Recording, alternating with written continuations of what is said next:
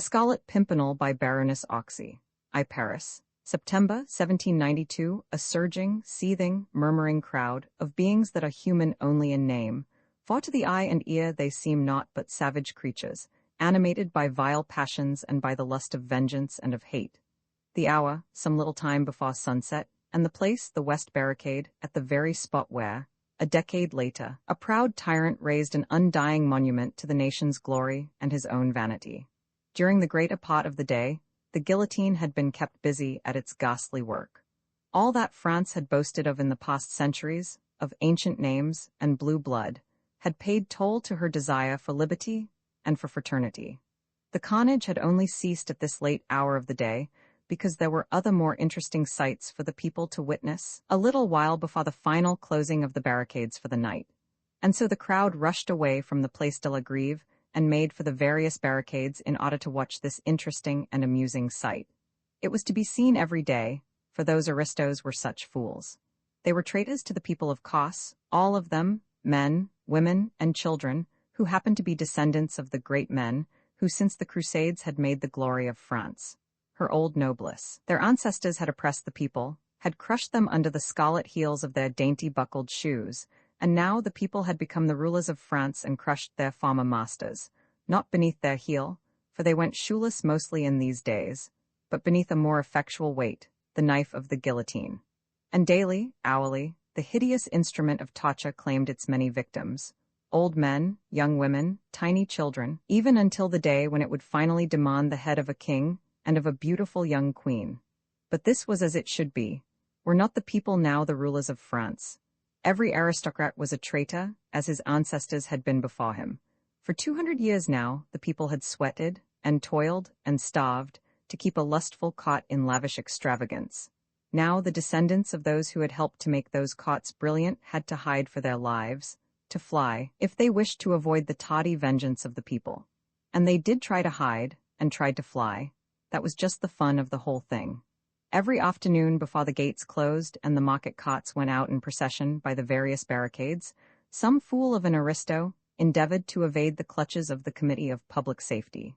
In various disguises, under various pretexts, they tried to slip through the barriers, which were so well guarded by citizen soldiers of the Republic. Men in women's clothes, women in male attire, children disguised in beggars' rags. There were some of all sorts, ci-devant counts, marquises, even dukes who wanted to fly from France, reach England or some other, equally accursed country, and that try to rouse foreign feelings against the glorious revolution, or to raise an army in order to liberate the wretched prisoners in the Temple, who had once called themselves sovereigns of France, but they were nearly always caught at the barricades. Sergeant Bibbot, especially at the West Gate, had a wonderful nose for scenting an aristo in the most perfect disguise. Then, of course, the fun began. Bibbot would look at his prey as a cat looks upon the mouse, play with him, sometimes for quite a quarter of an hour, pretend to be hoodwinked by the disguise, by the wigs and other bits of theatrical makeup, which hid the identity of a ci-devant noble marquise or count. Oh, Bibbot had a keen sense of humor, and it was well worth hanging round that West Barricade, in order to see him catch an aristo in the very act of trying to flee from the vengeance of the people. Sometimes Bibbot would let his prey actually out by the gates, allowing him to think for the space of 2 minutes at least that he really had escaped out of Paris, and might even manage to reach the coast of England in safety. But Bibbot would let the unfortunate wretch walk about 10 meters towards the open country. Then he would send 2 men after him and bring him back, stripped of his disguise. Oh, that was extremely funny, for as often as not the fugitive would prove to be a woman, some proud marchioness, who looked terribly comical when she found herself in Bibbot's clutches after all, and knew that a summary trial would await her the next day, and after that, the fond embrace of Madame la Guillotine. No wonder that on this fine afternoon in September, the crowd round Bibbot's gate was eager and excited. The lust of blood grows with its satisfaction. There is no satiety. The crowd had seen 100 noble heads fall beneath the guillotine today. It wanted to make sure that it would see another 100 fall on the morrow. Bibbot was sitting on an overturned and empty cask close by the gate of the barricade. A small detachment of citoyen soldiers was under his command. The work had been very hot lately. Those cursed aristos were becoming terrified and tried their hottest to slip out of Paris. Men, women, and children, whose ancestors, even in remote ages, had served those traitorous Bourbons, were all traitors themselves and right food for the guillotine. Every day, Bibbot had had the satisfaction of unmasking some fugitive royalists and sending them back to be tried by the Committee of Public Safety, presided over by that good patriot, Citoyen Fauquier-Tinville. Robespierre and Danton both had commended Bibbot for his zeal, and Bibbot was proud of the fact that he on his own initiative had sent at least 50 aristos to the guillotine. But today, all the sergeants in command at the various barricades had had special orders. Recently, a very great number of aristos had succeeded in escaping out of France and in reaching England safely. There were curious rumors about these escapes. They had become very frequent and singularly daring. The people's minds were becoming strangely excited about it all. Sergeant Grospierre had been sent to the guillotine for allowing a whole family of aristos to slip out of the North Gate under his very nose. It was asserted that these escapes were organized by a band of Englishmen, whose daring seemed to be unparalleled, and who, from sheer desire to meddle in what did not concern them, spent their spare time in snatching away lawful victims destined for Madame la Guillotine. These rumors soon grew in extravagance. There was no doubt that this band of meddlesome Englishmen did exist. Moreover, they seemed to be under the leadership of a man whose pluck and audacity were almost fabulous. Strange stories were afloat of how he and those aristos whom he rescued became suddenly invisible as they reached the barricades and escaped out of the gates by sheer supernatural agency. No one had seen these mysterious Englishmen.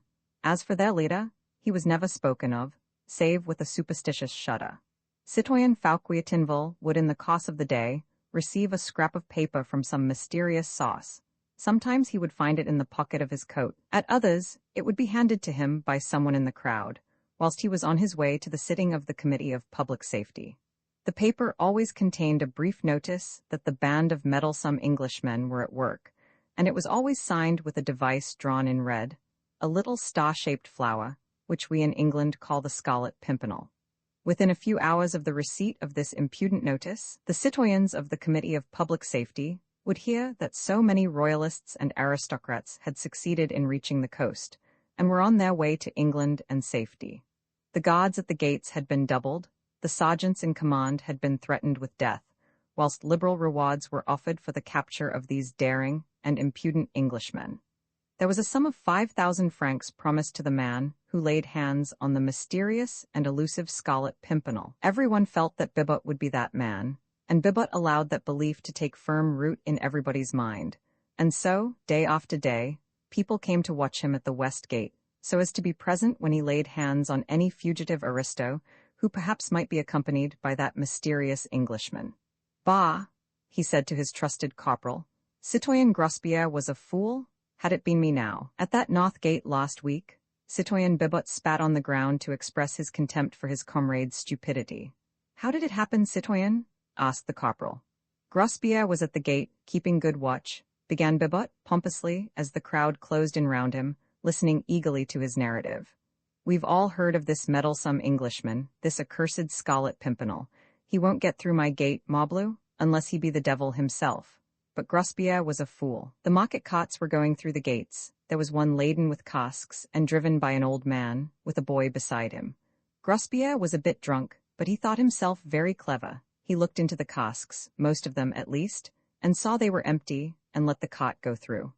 A murmur of wrath and contempt went round the group of ill-clad wretches who crowded round Citoyen Bibbot. Half an hour later, continued the sergeant, up comes a captain of the guard with a squad of some dozen soldiers with him. "Has a cart gone through?" he asks of Grospierre, breathlessly. "Yes," says Grospierre, "not half an hour ago." "And you have let them escape?" shouts the captain furiously. "You'll go to the guillotine for this, citoyen sergeant. That cart held concealed the ci-devant Duc de Charlies and all his family?" "What?" thunders Grospierre, aghast. "Aye, and the driver was none other than that cursed Englishman, the Scarlet Pimpernel." A howl of execration greeted this tale. Citoyen Grospierre had paid for his blunder on the guillotine, but what a fool! Oh, what a fool! Bibbot was laughing so much at his own tale that it was some time before he could continue. "After them, my men," shouts the captain, he said after a while. "Remember the reward, after them, they cannot have gone far," and with that he rushes through the gate followed by his dozen soldiers. "But it was too late," shouted the crowd, excitedly. "They never got them. Curse that Grospierre for his folly. He deserved his fate, Fancy not examining those casks properly. But these sallies seemed to amuse Citoyen Bibot exceedingly. He laughed until his sides ached and the tears streamed down his cheeks. Nay, nay, he said at last. Those aristos weren't in the cot. The driver was not the Scarlet Pimpernel. What? No, the captain of the guard was that damned Englishman in disguise, and every one of his soldiers aristos. The crowd this time said nothing. The story certainly savored of the supernatural, and though the Republic had abolished God, it had not quite succeeded in killing the fear of the supernatural in the hearts of the people. Truly that Englishman must be the devil himself. The sun was sinking low down in the west. Bibot prepared himself to close the gates. En avant the cots, he said. Some dozen covered cots were drawn up in a row, ready to leave town, in order to fetch the produce from the country close by, for market the next morning. They were mostly well known to Bibot, as they went through his gate twice every day on their way to and from the town. He spoke to one or two of their drivers, mostly women, and was at great pains to examine the inside of the cots. You never know, he would say, and I'm not going to be caught like that fool Grospierre. The women who drove the cots usually spent their day on the Place de la Grève, beneath the platform of the guillotine, knitting and gossiping, whilst they watched the rows of tumbrils arriving with the victims the reign of terror claimed every day. It was great fun to see the aristos arriving for the reception of Madame la Guillotine, and the places close by the platform were very much sought after. Bibot, during the day, had been on duty on the place. He recognized most of the old hats, tricotuses, as they were called, who sat there and knitted, whilst head after head fell beneath the knife, and they themselves got quite bespattered with the blood of those cursed aristos. Hey, Lamia, said Bibot to one of these horrible hags, what have you got there? He had seen her earlier in the day, with her knitting and the whip of her cot close beside her. Now she had fastened a row of curly locks to the whip handle, all colors, from gold to silver, fair to dark, and she stroked them with her huge, bony fingers as she laughed at Bibot. I made friends with Madame Guillotine's lover, she said with a coarse laugh. He cut these off for me from the heads as they rolled down. He has promised me some more tomorrow, but I don't know if I shall be at my usual place. Ah, how is that, Lamia? Asked Bibot, who, hardened soldier that he was, could not help shuddering at the awful loathsomeness of this semblance of a woman with her ghastly trophy on the handle of her whip. My grandson has got the smallpox, she said with a jerk of her thumb towards the inside of her cot. Some say it's the plague. If it is, I shan't be allowed to come into Paris tomorrow. At the first mention of the word smallpox, Bibot had stepped hastily backwards, and when the old hag spoke of the plague, he retreated from her as fast as he could. Curse you, he muttered, whilst the whole crowd hastily avoided the cot, leaving it standing all alone in the midst of the place. The old hag laughed. Curse you, citoyen, for being a coward, she said. Bah, what a man to be afraid of sickness. Morbleu, the plague? Everyone was awestruck and silent, filled with horror for the loathsome malady, the one thing which still had the power to arouse terror and disgust in these savage, brutalized creatures. Get out with you and with your plague-stricken brood? Shouted Bibot, hoarsely. And with another rough laugh and coarse jest, the old hag whipped up her lean nag and drove her cot out of the gate. This incident had spoilt the afternoon. The people were terrified of these two horrible curses, the two maladies which nothing could cure, and which were the precursors of an awful and lonely death. They hung about the barricades, silent and sullen for a while, eyeing one another suspiciously, avoiding each other as if by instinct, lest the plague lurked already in their midst. Presently, as in the case of Grospierre, a captain of the guard appeared suddenly. But he was known to Bibot, and there was no fear of his turning out to be a sly Englishman in disguise. A cot? He shouted breathlessly, even before he had reached the gates. What cot? Asked Bibot roughly.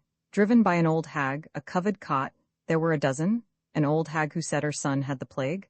Yes, you have not let them go. Morbleu, said Bibot, whose purple cheeks had suddenly become white with fear. The cot contained the ci-devant Comtesse de Tournay and her two children, all of them traitors and condemned to death. And their driver? Muttered Bibot, as a superstitious shudder ran down his spine. Sacré tonnerre, said the captain, but it is feared that it was that accursed Englishman himself, the Scarlet Pimpernel. In the opera box, it was one of the gala nights at Covent Garden Theatre, the first of the autumn season in this memorable year of grace, 1792. The house was packed, both in the smart orchestra boxes and in the pit, as well as in the more plebeian balconies and galleries above.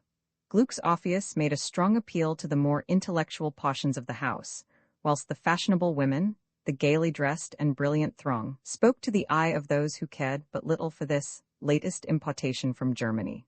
Selina's stories had been duly applauded after her grand aria by her numerous admirers. Benjamin Incledon, the acknowledged favorite of the ladies, had received special gracious recognition from the royal box. And now the curtain came down after the glorious finale to the second act, and the audience, which had hung spellbound on the magic strains of the great maestro, seemed collectively to breathe a long sigh of satisfaction, previous to letting loose its hundreds of waggish and frivolous tongues. In the smart orchestra boxes, many well-known faces were to be seen. Mr. Pitt, overweighted with cares of state, was finding brief relaxation in tonight's musical treat. The Prince of Wales, jovial, rotund, somewhat coarse and commonplace in appearance, moved about from box to box, spending brief quarters of an hour with those of his more intimate friends. In Lord Grenville's box, too, a curious, interesting personality attracted everyone's attention. A thin, small figure with shrewd, sarcastic face and deep-set eyes, attentive to the music, keenly critical of the audience, dressed in immaculate black, with dark hair free from any powder. Lord Grenville, Foreign Secretary of State, paid him mocked, though frigid deference. Here and there, dotted about among distinctly English types of beauty, one or two foreign faces stood out in marked contrast. The haughty aristocratic cast of countenance of the many French royalist émigrés who, persecuted by the relentless, revolutionary faction of their country, had found a peaceful refuge in England. On these faces, sorrow and care were deeply writ. The women especially paid but little heed, either to the music or to the brilliant audience. No doubt their thoughts were far away with husband, brother, son maybe, still in peril, or lately succumbed to a cruel fate. Among these, the Comtesse de Tournay de Basserive, but lately arrived from France, was a most conspicuous figure. Dressed in deep, heavy black silk, with only a white lace kerchief to relieve the aspect of mourning about her person, she sat beside Lady Pottalls, who was vainly trying by witty sallies and somewhat broad jokes to bring a smile to the Comtesse's sad mouth. Behind her sat little Suzanne and the Vicomte, both silent and somewhat shy among so many strangers. Suzanne's eyes seemed wistful. When she first entered the crowded house, she had looked eagerly all around, scanning every face, scrutinized every box. Evidently the one face she wished to see was not there, for she settled herself quietly behind her mother, listened apathetically to the music, and took no further interest in the audience itself. "Ah, Lord Grenville," said Lady Pottalls, as following a discreet knock, the clever, interesting head of the Secretary of State appeared in the doorway of the box. "You could not arrive more apropos. Here is Madame la Comtesse de Tournay positively dying to hear the latest news from France." The distinguished diplomat had come forward and was shaking hands with the ladies. "Alas," he said sadly, "it is of the very worst. The massacres continue, Paris literally reeks with blood, and the guillotine claims 100 victims a day." Pale and tearful, the Comtesse was leaning back in her chair, listening horror-struck to this brief and graphic account of what went on in her own misguided country. "Ah, monsieur," she said in broken English, "it is dreadful to hear all that, and my poor husband still in that awful country. It is terrible for me to be sitting here, in a theatre, all safe and in peace whilst he is in such peril." "Lud, madam," said honest, bluff Lady Pottalls, "your sitting in a convent won't make your husband safe, and you have your children to consider. They are too young to be dosed with anxiety and premature mourning." The Comtesse smiled through her tears at the vehemence of her friend. Lady Pottalls, whose voice and manner would not have misfitted a jockey, had a heart of gold, and hid the most genuine sympathy and most gentle kindliness beneath the somewhat coarse manners affected by some ladies at that time. "Besides which, madam," added Lord Grenville, "did you not tell me yesterday that the League of the Scarlet Pimpernel had pledged their honor to bring him, Leconte, safely across the Channel?" "Ah, yes," replied the Comtesse, "and that is my only hope. I saw Lord Hastings yesterday, he reassured me again. Then I am sure you need have no fear. What the League have sworn, that they surely will accomplish. Ah," added the old diplomat with a sigh, "if I were but a few years younger." "La man," interrupted honest Lady Pottalls, "you are still young enough to turn your back on that French scarecrow that sits enthroned in your box tonight. I wish I could, but your ladyship must remember that in serving our country, we must put prejudices aside. M. Chauvelin is the accredited agent of his government. Odds fish, man," she retorted, "you don't call those bloodthirsty ruffians over there a government, do you?" "It has not been thought advisable as yet," said the minister, guardedly, "for England to break off diplomatic relations with France, and we cannot therefore refuse to receive with courtesy the agent she wishes to send to us. Diplomatic relations be demmed, my lord. That sly little fox over there is nothing but a spy, I'll warrant, and you'll find, and I'm much mistaken, that he'll concern himself little with such diplomacy, beyond trying to do mischief to royalist refugees, to our heroic Scarlet Pimpernel, and to the members of that brave little league. I am sure, said the Comtesse, pursing up her thin lips, that if this Chauvelin wishes to do us mischief, he will find a faithful ally in Lady Blakeney. Bless the woman, ejaculated Lady Potals, did ever anyone see such perversity? My Lord Grenville, you have the gift of gab. Will you please explain to Madame la Comtesse that she is acting like a fool? In your position here in England, madam, she added, turning a wrathful and resolute face towards the Comtesse, you cannot afford to put on the hoity-toity airs you French aristocrats are so fond of. Lady Blakeney may or may not be in sympathy with those ruffians in France. She may or may not have had anything to do with the arrest and condemnation of Saint Cyr, or whatever the man's name is, but she is the leader of fashion in this country. Sir Percy Blakeney has more money than any half-dozen other men put together. He is hand and glove with royalty, and your trying to snub Lady Blakeney will not harm her, but will make you look a fool. Isn't that so, my lord? But what Lord Grenville thought of this matter, or to what reflections this comely tirade of Lady Potals led the Comtesse de Tournay, remained unspoken, for the curtain had just risen on the third act of Orpheus, and admonishments to silence came from every part of the house. Lord Grenville took a hasty farewell of the ladies and slipped back into his box, where M. Chauvelin had sat through this entr'acte, with his eternal snuff-box in his hand, and with his keen, pale eyes intently fixed upon a box opposite him, where, with much frou-frou of silken skirts, much laughter and general stir of curiosity amongst the audience, Marguerite Blakeney had just entered, accompanied by her husband, and looking divinely pretty beneath the wealth of her golden, reddish curls, slightly besprinkled with powder, and tied back at the nape of her graceful neck with a gigantic black bow. Always dressed in the very latest vagary of fashion, Marguerite alone among the ladies that night had discarded the crossover fichu and broad-lapelled overdress, which had been in fashion for the last 2 or 3 years. She wore the short-waisted classical-shaped gown, which so soon was to become the approved mode in every country in Europe. It suited her graceful, regal figure to perfection, composed as it was of shimmering stuff which seemed a mass of rich gold embroidery. As she entered, she leant for a moment out of the box, taking stock of all those present whom she knew. Many bowed to her as she did so, and from the royal box there came also a quick and gracious salute. Chauvelin watched her intently all through the commencement of the third act, as she sat enthralled with the music, her exquisite little hand toying with a small jeweled fan, her regal head, her throat, arms and neck covered with magnificent diamonds and rare gems, the gift of the adoring husband who sprawled leisurely by her side. Marguerite was passionately fond of music. Orpheus charmed her tonight. The very joy of living was writ plainly upon the sweet young face. It sparkled out of the merry blue eyes and lit up the smile that lurked around the lips. She was after all but 25, in the heyday of youth, the darling of a brilliant throng, adored, fêted, petted, cherished.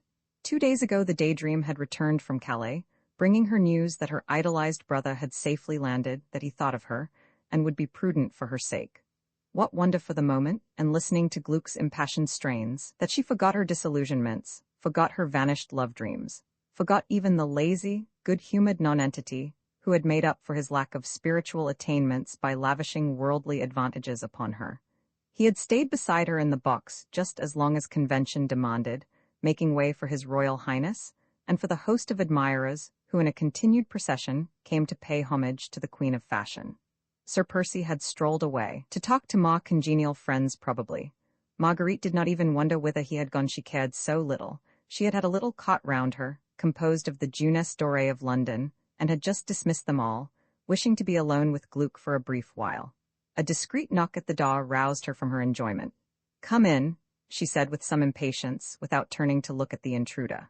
Chauvelin, waiting for his opportunity, noted that she was alone, and now, without pausing for that impatient come-in, he quietly slipped into the box, and the next moment was standing behind Marguerite's chair. "A word with you, citoyenne," he said quietly. Marguerite turned quickly, in alarm, which was not altogether feigned. "Lud, man, you frightened me," she said with a false little laugh. "Your presence is entirely inopportune. I want to listen to Gluck and have no mind for talking. But this is my only opportunity, he said, as quietly and without waiting for permission, he drew a chair close behind her, so close that he could whisper in her ear, without disturbing the audience, and without being seen, in the dark background of the box. This is my only opportunity, he repeated, as she vouchsafed him no reply. Lady Blakeney is always so surrounded, so fêted by her cot, that a mere old friend has but very little chance. Faith, man, she said impatiently, you must seek for another opportunity then. I am going to Lord Grenville's ball tonight after the opera. So are you, probably? I'll give you 5 minutes then. 3 minutes in the privacy of this box are quite sufficient for me, he rejoined placidly, and I think that you will be wise to listen to me, citoyenne Saint-Just. Marguerite instinctively shivered. Chauvelin had not raised his voice above a whisper. He was now quietly taking a pinch of snuff, yet there was something in his attitude, something in those pale, foxy eyes, which seemed to freeze the blood in her veins, as with the sight of some deadly hitherto unguessed peril.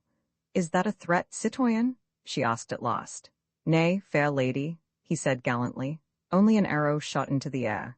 He paused a moment, like a cat which sees a mouse running heedlessly by, ready to spring, yet waiting with that feline sense of enjoyment of mischief about to be done. Then he said quietly, Your brother Saint-Just is in peril. Not a muscle moved in the beautiful face before him. He could only see it in profile, for Marguerite seemed to be watching the stage intently, but Chauvelin was a keen observer. He noticed the sudden rigidity of the eyes, the hardening of the mouth, the sharp, almost paralyzed tension of the beautiful, graceful figure. Lud, then, she said with affected merriment, since 'tis one of your imaginary plots, you'd best go back to your own seat and leave me enjoy the music. And with her hand, she began to beat time nervously against the cushion of the box. Selina Storrace was singing the Chi Pharaoh to an audience that hung spellbound upon the prima donna's lips. Chauvelin did not move from his seat. He quietly watched that tiny, nervous hand, the only indication that his shaft had indeed struck home. Well, she said suddenly and irrelevantly, and with the same feigned unconcern. Well, citoyenne, he rejoined placidly. About my brother? I have news of him for you which I think will interest you, but first let me explain. May I? The question was unnecessary. He felt, though Marguerite still held her head steadily averted from him, that her every nerve was strained to hear what he had to say. The other day, citoyenne, he said, I asked for your help. France needed it, and I thought I could rely on you, but you gave me your answer. Since then, the exigencies of my own affairs and your own social duties have kept us apart, although many things have happened. To the point, I pray you, citoyenne, she said lightly. The music is entrancing, and the audience will get impatient of your talk. One moment, citoyenne. The day on which I had the honor of meeting you at Dover, and less than an hour after I had your final answer, I obtained possession of some papers, which revealed another of those subtle schemes for the escape of a batch of French aristocrats, that traitor de Tournay amongst others, all organized by that arch-meddler, the Scarlet Pimpernel. Some of the threads, too, of this mysterious organization have come into my hands, but not all, and I want you, nay, you must help me to gather them together. Marguerite seemed to have listened to him with mocked impatience. She now shrugged her shoulders and said gaily, Bah, man, have I not already told you that I care not about your schemes or about the Scarlet Pimpernel? And had you not spoken about my brother? A little patience, I entreat, citoyenne, he continued imperturbably. 2 gentlemen, Lord Antony Dewhurst and Sir Andrew F. Ffoulkes, were at the Fisherman's Rest at Dover that same night. I know, I saw them there. They were already known to my spies as members of that accursed league. It was Sir Andrew F. Ffoulkes who escorted the Comtesse de Tournay and her children across the Channel. When the 2 young men were alone, my spies forced their way into the coffee-room of the inn, gagged and pinioned the 2 gallants, seized their papers, and brought them to me. In a moment she had guessed the danger. Papers? Had Armand been imprudent? The very thought struck her with nameless terror. Still she would not let this man see that she feared. She laughed gaily and lightly. Faith, and your impudence passes belief, she said merrily. Robbery and violence in England? In a crowded inn? Your men might have been caught in the act. What if they had? They are children of France and have been trained by your humble servant. Had they been caught, they would have gone to jail, or even to the gallows, without a word of protest or indiscretion. At any rate, it was well worth the risk. A crowded inn is safer for these little operations than you think, and my men have experience. Well, and those papers? She asked carelessly. Unfortunately, though they have given me cognizance of certain names, certain movements, enough, I think, to thwart their projected coup for the moment, It would only be for the moment and still leaves me in ignorance of the identity of the Scarlet Pimpernel. La, my friend, she said, with the same assumed flippancy of manner, then you are where you were before, aren't you? And you can let me enjoy the last strophe of the aria. Faith, she added, ostentatiously smothering an imaginary yawn, had you not spoken about my brother? I am coming to him now, citoyenne. Among the papers there was a letter to Sir Andrew F. Ffoulkes, written by your brother, sent just, well, and that letter shows him to be not only in sympathy with the enemies of France, but actually a helper, if not a member, of the League of the Scarlet Pimpernel. The blow had been struck at last. All along, Marguerite had been expecting it. She would not show fear. She was determined to seem unconcerned, flippant even. She wished, when the shock came, to be prepared for it, to have all her wits about her, those wits which had been nicknamed the keenest in Europe. Even now she did not flinch. She knew that Chauvelin had spoken the truth. The man was too earnest, too blindly devoted to the misguided cause he had at heart, too proud of his countrymen, of those makers of revolutions, to stoop to low, purposeless falsehoods. That letter of Armand's, foolish, imprudent Armand, was in Chauvelin's hands. Marguerite knew that as if she had seen the letter with her own eyes, and Chauvelin would hold that letter for purposes of his own, until it suited him to destroy it or to make use of it against Armand. All that she knew, and yet she continued to laugh more gaily, more loudly than she had done before. "La man," she said, speaking over her shoulder and looking him full and squarely in the face, "did I not say it was some imaginary plot? Armand in league with that enigmatic Scarlet Pimpernel? Armand busy helping those French aristocrats whom he despises? Faith, the tale does infinite credit to your imagination. Let me make my point clear, citoyenne," said Chauvelin, with the same unruffled calm. "I must assure you that Saint just is compromised beyond the slightest hope of pardon." Inside the orchestra box all was silent for a moment or two. Marguerite sat straight upright, rigid and inert, trying to think, trying to face the situation, to realize what had best be done. In the house Storace had finished the aria, and was even now bowing in her classic garb, but in approved 18th-century fashion, to the enthusiastic audience who cheered her to the echo. "Chauvelin," said Marguerite Blakeney at last, quietly, and without that touch of bravado which had characterized her attitude all along. "Chauvelin, my friend, shall we try to understand one another? It seems that my wits have become rusty by contact with this damp climate. Now, tell me, you are very anxious to discover the identity of the Scarlet Pimpernel, isn't that so? France's most bitter enemy, citoyenne, all the more dangerous as he works in the dark. All the more noble, you mean. Well, and you would now force me to do some spying work for you in exchange for my brother Armand's safety? Is that it?" "Fie, two very ugly words, fair lady," protested Chauvelin urbanely. "There can be no question of force, and the service which I would ask of you, in the name of France, could never be called by the shocking name of spying. At any rate, that is what it is called over here," she said dryly. "That is your intention, is it not? My intention is that you yourself win the free pardon for Armand Saint, just by doing me a small service. What is it? Only watch for me tonight, citoyen Saint, just," he said eagerly. "Listen, among the papers which were found about the person of Sir Andrew F. Ffoulkes there was a tiny note. See," he added, taking a tiny scrap of paper from his pocketbook and handing it to her. It was the same scrap of paper which, 4 days ago, the two young men had been in the act of reading, at the very moment when they were attacked by Chauvelin's minions.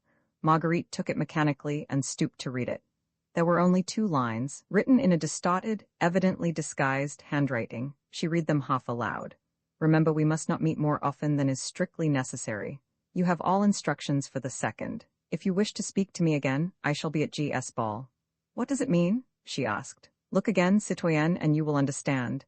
There is a device here in the corner, a small red flower. Yes, the Scarlet Pimpernel," she said eagerly. "And G.S. Ball means Grenville's ball. He will be at my Lord Grenville's ball tonight.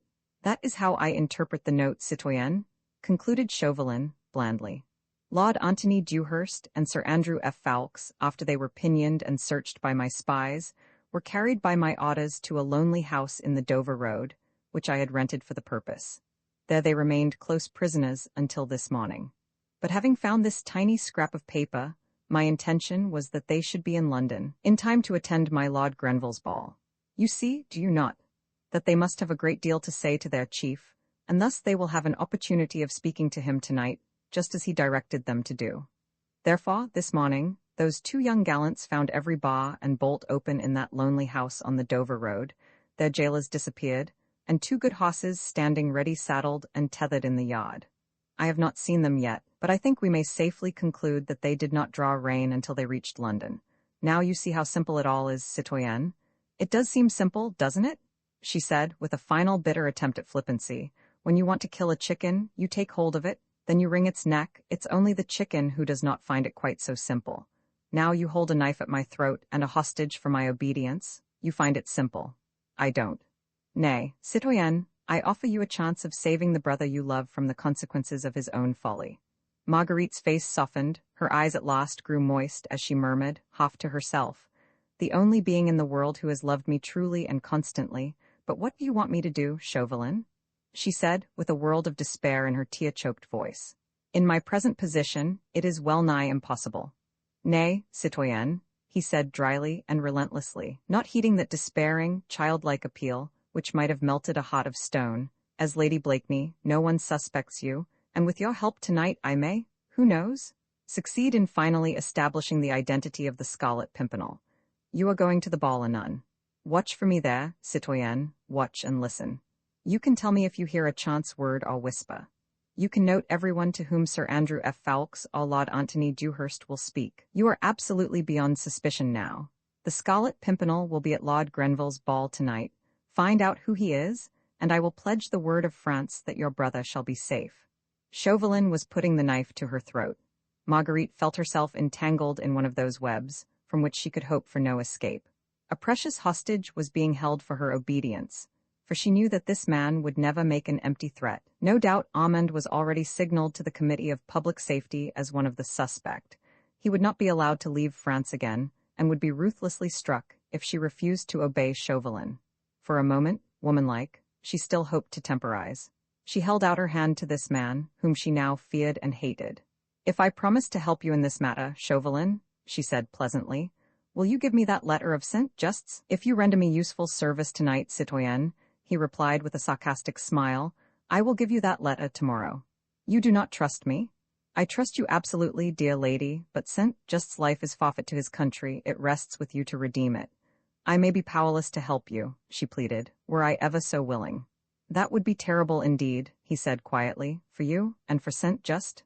Marguerite shuddered. She felt that from this man she could expect no mercy. All-powerful, he held the beloved life in the hollow of his hand. She knew him too well not to know that, if he failed in gaining his own ends, he would be pitiless.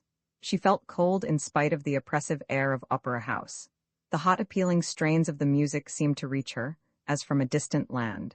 She drew her costly lace scarf up around her shoulders and sat silently watching the brilliant scene, as if in a dream. For a moment her thoughts wandered away from the loved one who was in danger, to that other man who also had a claim on her confidence and her affection.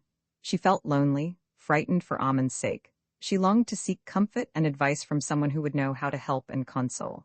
Sir Percy Blakeney had loved her once. He was her husband.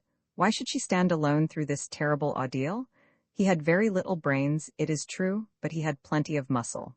Surely, if she provided the thought, and he the manly energy and pluck, together they could outwit the astute diplomatist and save the hostage from his vengeful hands, without imperiling the life of the noble leader of that gallant little band of heroes. Sir Percy knew Saint Just well. He seemed attached to him. She was sure that he could help. Chauvelin was taking no further heed of her. He had said his cruel either, or, and left her to decide. He, in his turn now, appeared to be absorbed in the soul-stirring melodies of Orpheus, and was beating time to the music with his sharp, ferret-like head.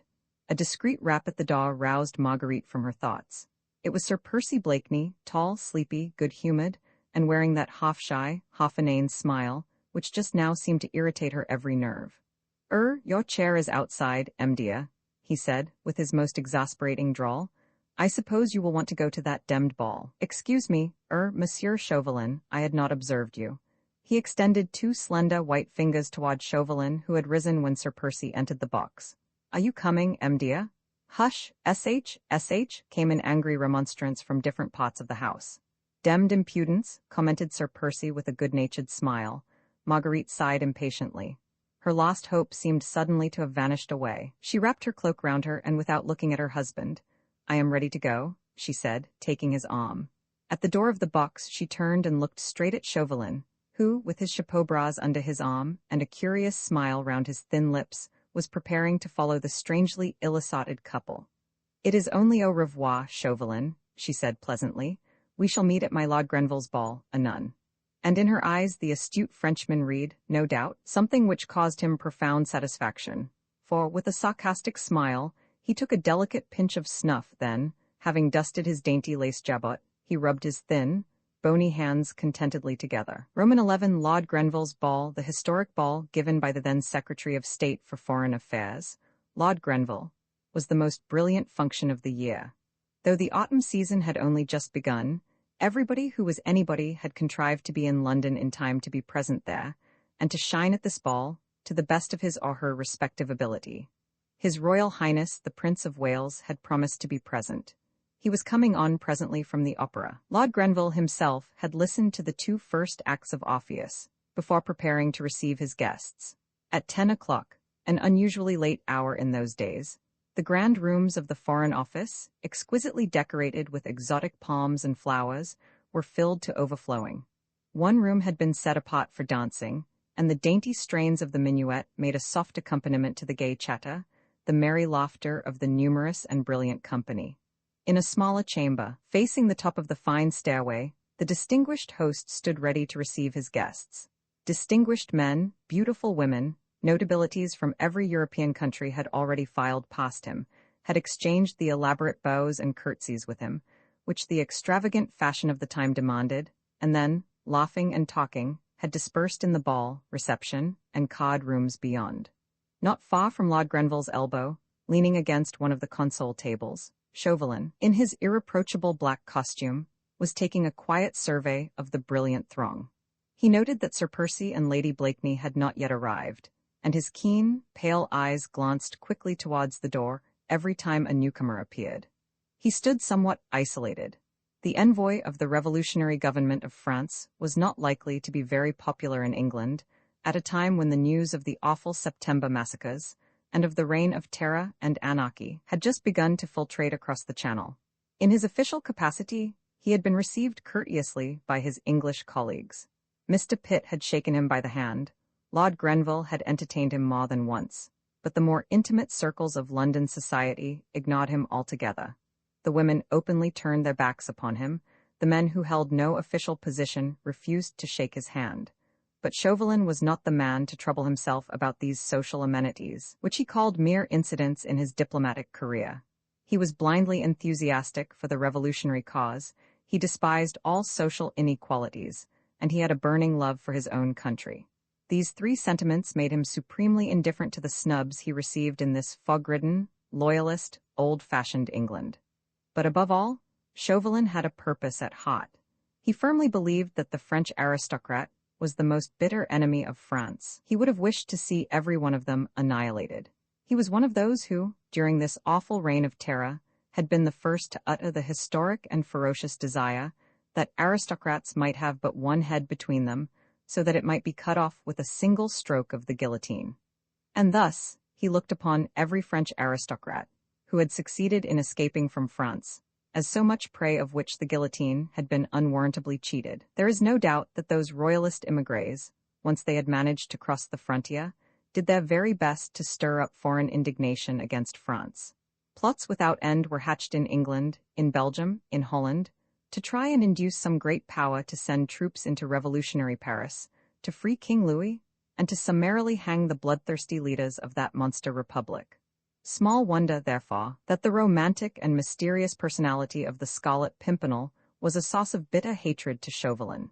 He and the few young jackanapes under his command, well furnished with money, armed with boundless daring, and acute cunning, had succeeded in rescuing hundreds of aristocrats from France. 9/10 of the émigrés, who were feted at the English court, owed their safety to that man and to his league. Chauvelin had sworn to his colleagues in Paris that he would discover the identity of that meddlesome Englishman, entice him over to France, and then, Chauvelin drew a deep breath of satisfaction at the very thought of seeing that enigmatic head falling under the knife of the guillotine, as easily as that of any other man. Suddenly, there was a great stir on the handsome staircase. All conversation stopped for a moment as the majordomo's voice outside announced, His Royal Highness the Prince of Wales and suite, Sir Percy Blakeney, Lady Blakeney. Lord Grenville went quickly to the door to receive his exalted guest. The Prince of Wales, dressed in a magnificent cot suit of salmon-colored velvet richly embroidered with gold, entered with Marguerite Blakeney on his arm, and on his left Sir Percy, in gorgeous shimmering cream satin, cut in the extravagant, incroyable style, his fair hair free from powder, priceless lace at his neck and wrists, and the flat chapeau bras under his arm. After the few conventional words of deferential greeting, Lord Grenville said to his royal guest, "Will your Highness permit me to introduce M. Chauvelin, the accredited agent of the French government?" Chauvelin, immediately the prince entered, had stepped forward, expecting this introduction. He bowed very low, whilst the prince returned his salute with a curt nod of the head. "Monsieur," said his royal highness coldly, "we will try to forget the government that sent you, and look upon you merely as our guest, a private gentleman from France. As such you are welcome, monsieur." "Monseigneur," rejoined Chauvelin, bowing once again. "Madame," he added, bowing ceremoniously before Marguerite. "Ah, my little Chauvelin," she said with unconcerned gaiety and extending her tiny hand to him. "Monsieur and I are old friends, your royal highness." "Ah, then," said the prince, this time very graciously, "you are doubly welcome, monsieur." "There is someone else I would crave permission to present to your royal highness," here interposed Lord Grenville. "Ah, who is it?" asked the prince. "Madame la Comtesse de Tournay de Basserive and her family, who have but recently come from France." "By all means, they are among the lucky ones then." Lord Grenville turned in search of the Comtesse, who sat at the further end of the room. "Lud love me," whispered his royal highness to Marguerite as soon as he had caught sight of the rigid figure of the old lady. "Lud love me, she looks very virtuous and very melancholy." "Faith, your royal highness," she rejoined with a smile, "virtue is like precious odors, most fragrant when it is crushed." "Virtue, alas," sighed the prince, "is mostly unbecoming to your charming sex, madame." "Madame la Comtesse de Tournay de Basserive," said Lord Grenville, introducing the lady. "This is a pleasure, madame. My royal father, as you know, is ever glad to welcome those of your compatriots whom France has driven from her shores." "Your royal highness is ever gracious," replied the Comtesse with becoming dignity.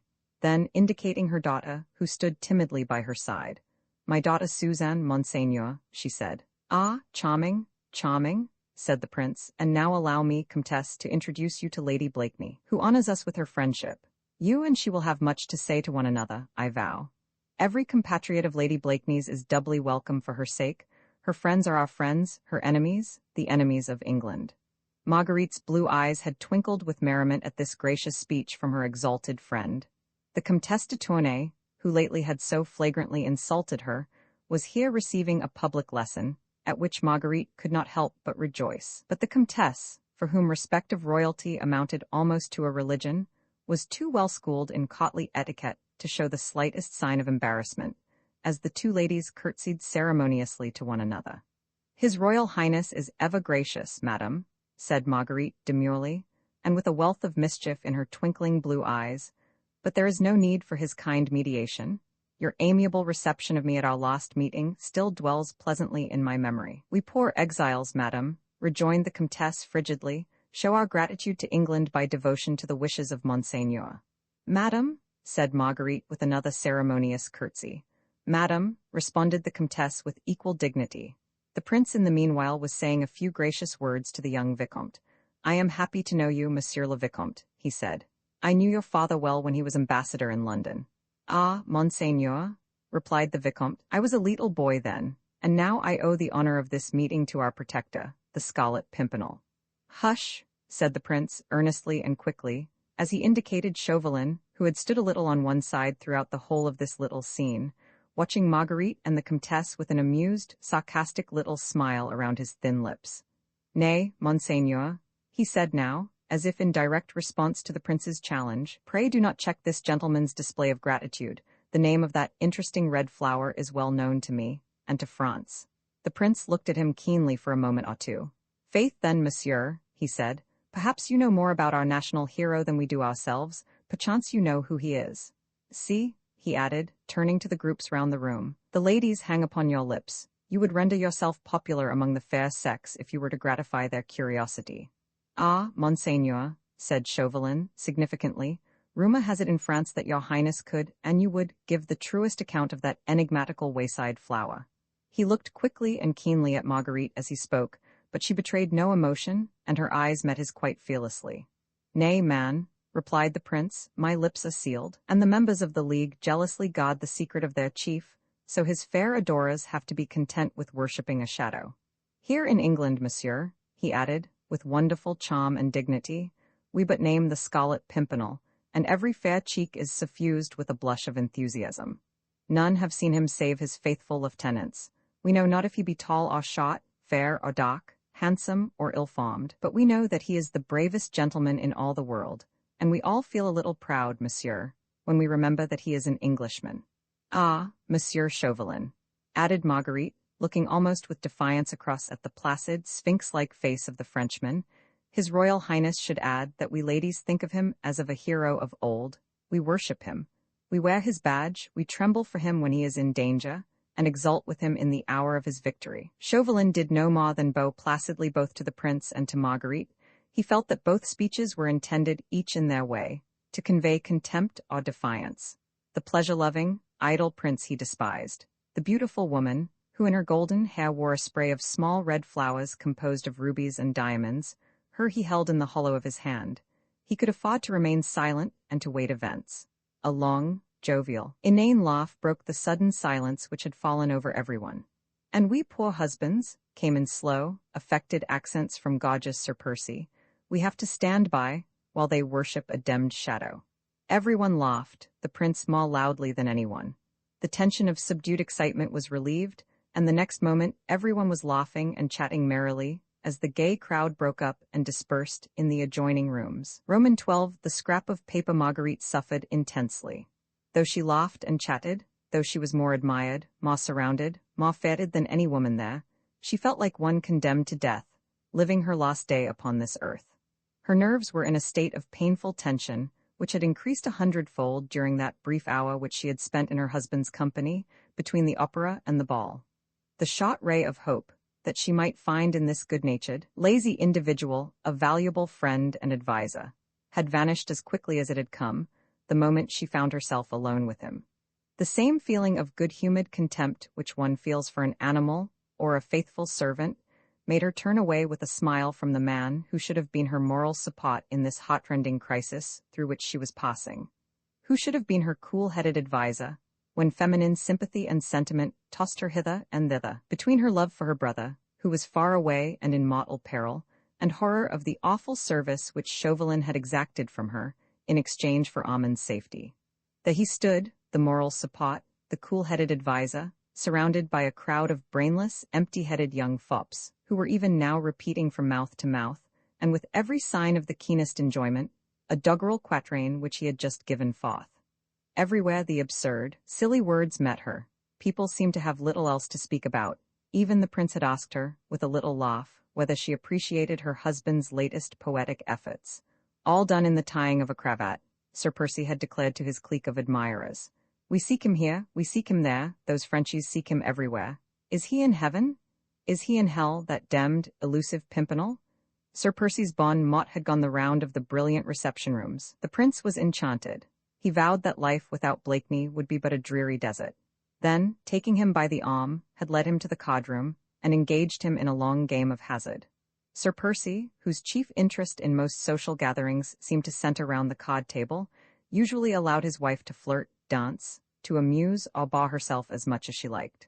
And tonight, having delivered himself of his bon mot, he had left Marguerite surrounded by a crowd of admirers of all ages, all anxious and willing to help her to forget that somewhere in the spacious reception rooms there was a long, lazy being who had been fool enough to suppose that the cleverest woman in Europe would settle down to the prosaic bonds of English matrimony.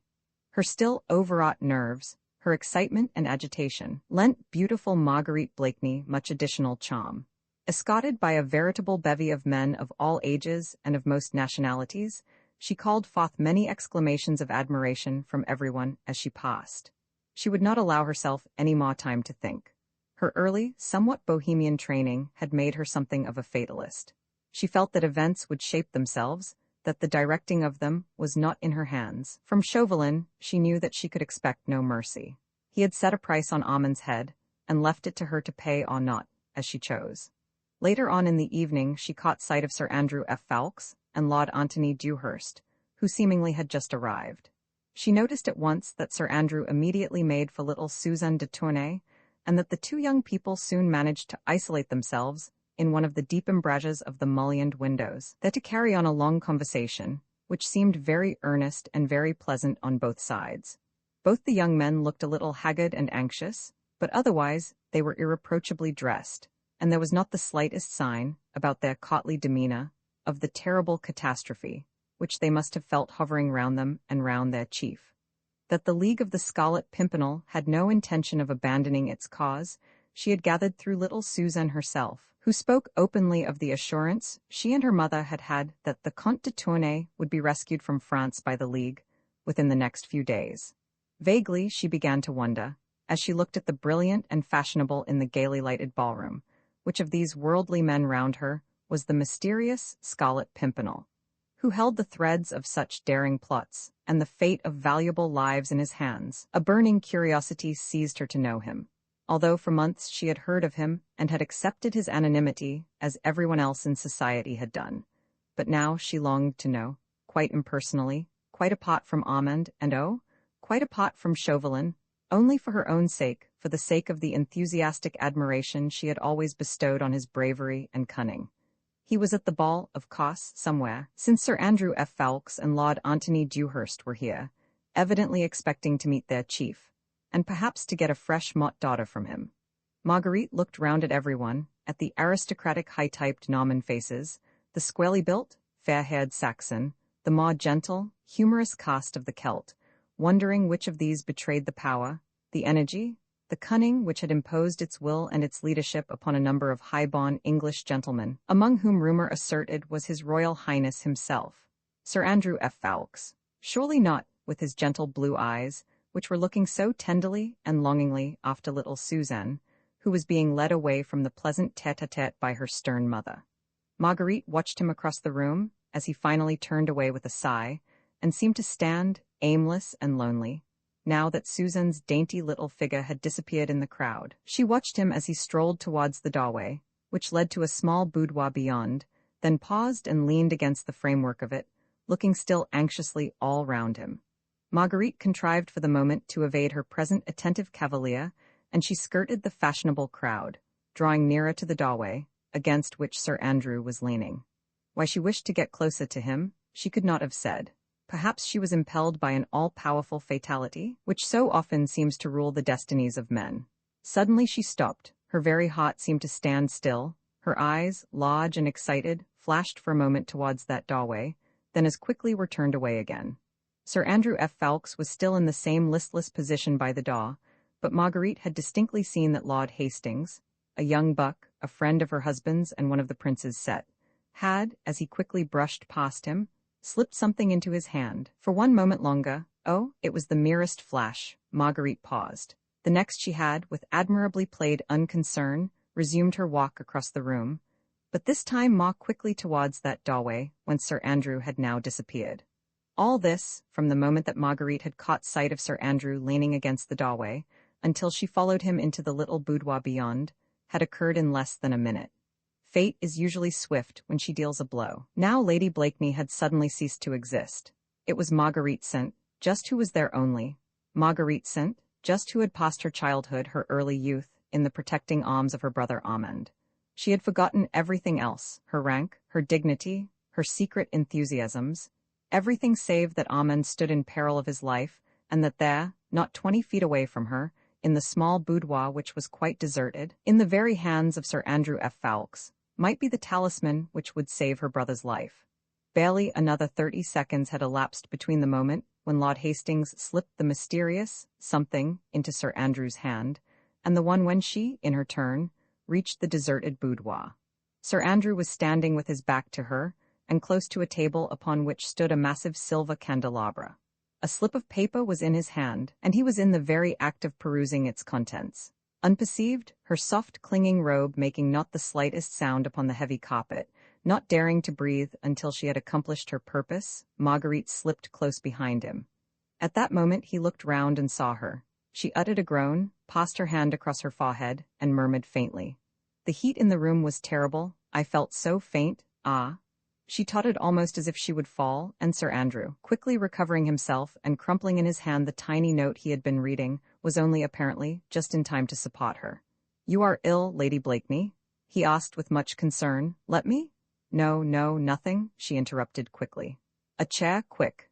She sank into a chair close to the table and, throwing back her head, closed her eyes. "There," she murmured, still faintly. "The giddiness is passing off.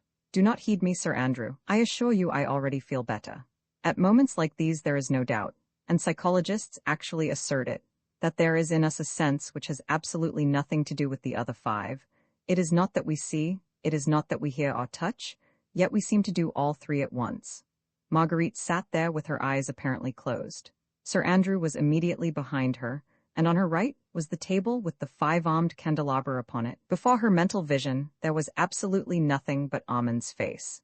Armand, whose life was in the most imminent danger, and who seemed to be looking at her from a background upon which were dimly painted the seething crowd of Paris, the bare walls of the Tribunal of Public Safety, with Fouquier Tinville, the public prosecutor, demanding Armand's life in the name of the people of France, and the lurid guillotine with its stained knife waiting for another victim, Armand. For one moment there was dead silence in the little boudoir. Beyond, from the brilliant ballroom, the sweet notes of the gavotte, the frou-frou of rich dresses, the talk and laughter of a large and merry crowd, came as a strange, weird accompaniment to the drama which was being enacted here. Sir Andrew had not uttered another word. Then it was that extra sense became potent in Marguerite Blakeney. She could not see, for her two eyes were closed; she could not hear, for the noise from the ballroom drowned the soft rustle of that momentous scrap of paper. Nevertheless she knew, as if she had both seen and heard, that Sir Andrew was even now holding the paper to the flame of one of the candles. At the exact moment that it began to catch fire, she opened her eyes, raised her hand, and with two dainty fingers had taken the burning scrap of paper from the young man's hand. Then she blew out the flame, and held the paper to her nostril with perfect unconcern. "How thoughtful of you, Sir Andrew," she said gaily. "Surely 'twas your grandmother who taught you that the smell of burnt paper was a sovereign remedy against giddiness." She sighed with satisfaction, holding the paper tightly between her jeweled fingers, that talisman which perhaps would save her brother Armand's life. Sir Andrew was staring at her, too dazed for the moment to realize what had actually happened. He had been taken so completely by surprise that he seemed quite unable to grasp the fact that the slip of paper, which she held in her dainty hand, was one perhaps on which the life of his comrade might depend. Marguerite burst into a long, merry peal of laughter. "Why do you stare at me like that?" she said playfully.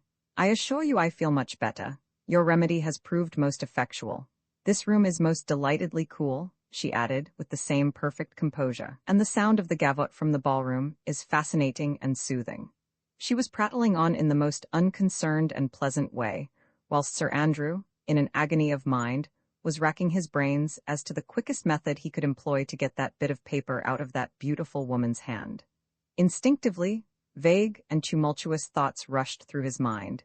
He suddenly remembered her nationality, and worst of all, recollected that horrible tale anent the Marquis de Saint-Cyr, which in England no one had credited, for the sake of Sir Percy, as well as for her own. "What, still dreaming and staring?" she said with a merry laugh. "You are most ungallant, Sir Andrew, and now I come to think of it, you seemed more startled than pleased when you saw me just now. I do believe, after all, that it was not concern for my health, nor yet a remedy taught you by your grandmother that caused you to burn this tiny scrap of paper. I vow it must have been your lady love's last cruel epistle you were trying to destroy.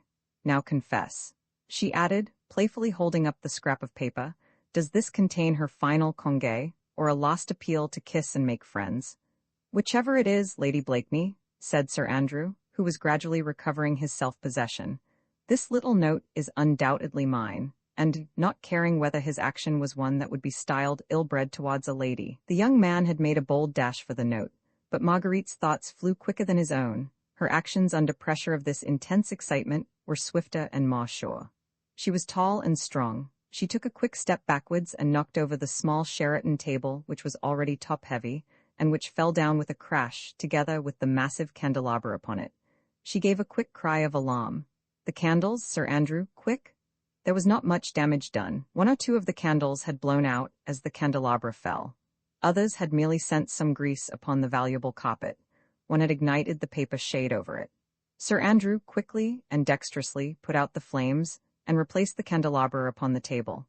But this had taken him a few seconds to do, and those seconds had been all that Marguerite needed to cast a quick glance at the paper and to note its contents. A dozen words in the same distorted handwriting she had seen before, and bearing the same device, a star-shaped flower drawn in red ink. When Sir Andrew once more looked at her, he only saw upon her face alarm at the untoward accident and relief at its happy issue, whilst the tiny and momentous note had apparently fluttered to the ground. Eagerly the young man picked it up, and his face looked much relieved, as his fingers closed tightly over it. "For shame, Sir Andrew," she said, shaking her head with a playful sigh, "making havoc in the heart of some impressionable duchess, whilst conquering the affections of my sweet little Suzanne. Well, well? I do believe it was Cupid himself who stood by you, and threatened the entire Foreign Office with destruction by fire, just on purpose to make me drop love's message, before it had been polluted by my indiscreet eyes. To think that, a moment longer, and I might have known the secrets of an erring duchess." "You will forgive me, Lady Blakeney," said Sir Andrew, now as calm as she was herself, "if I resume the interesting occupation which you have interrupted." "By all means, Sir Andrew. How should I venture to thwart the love god again?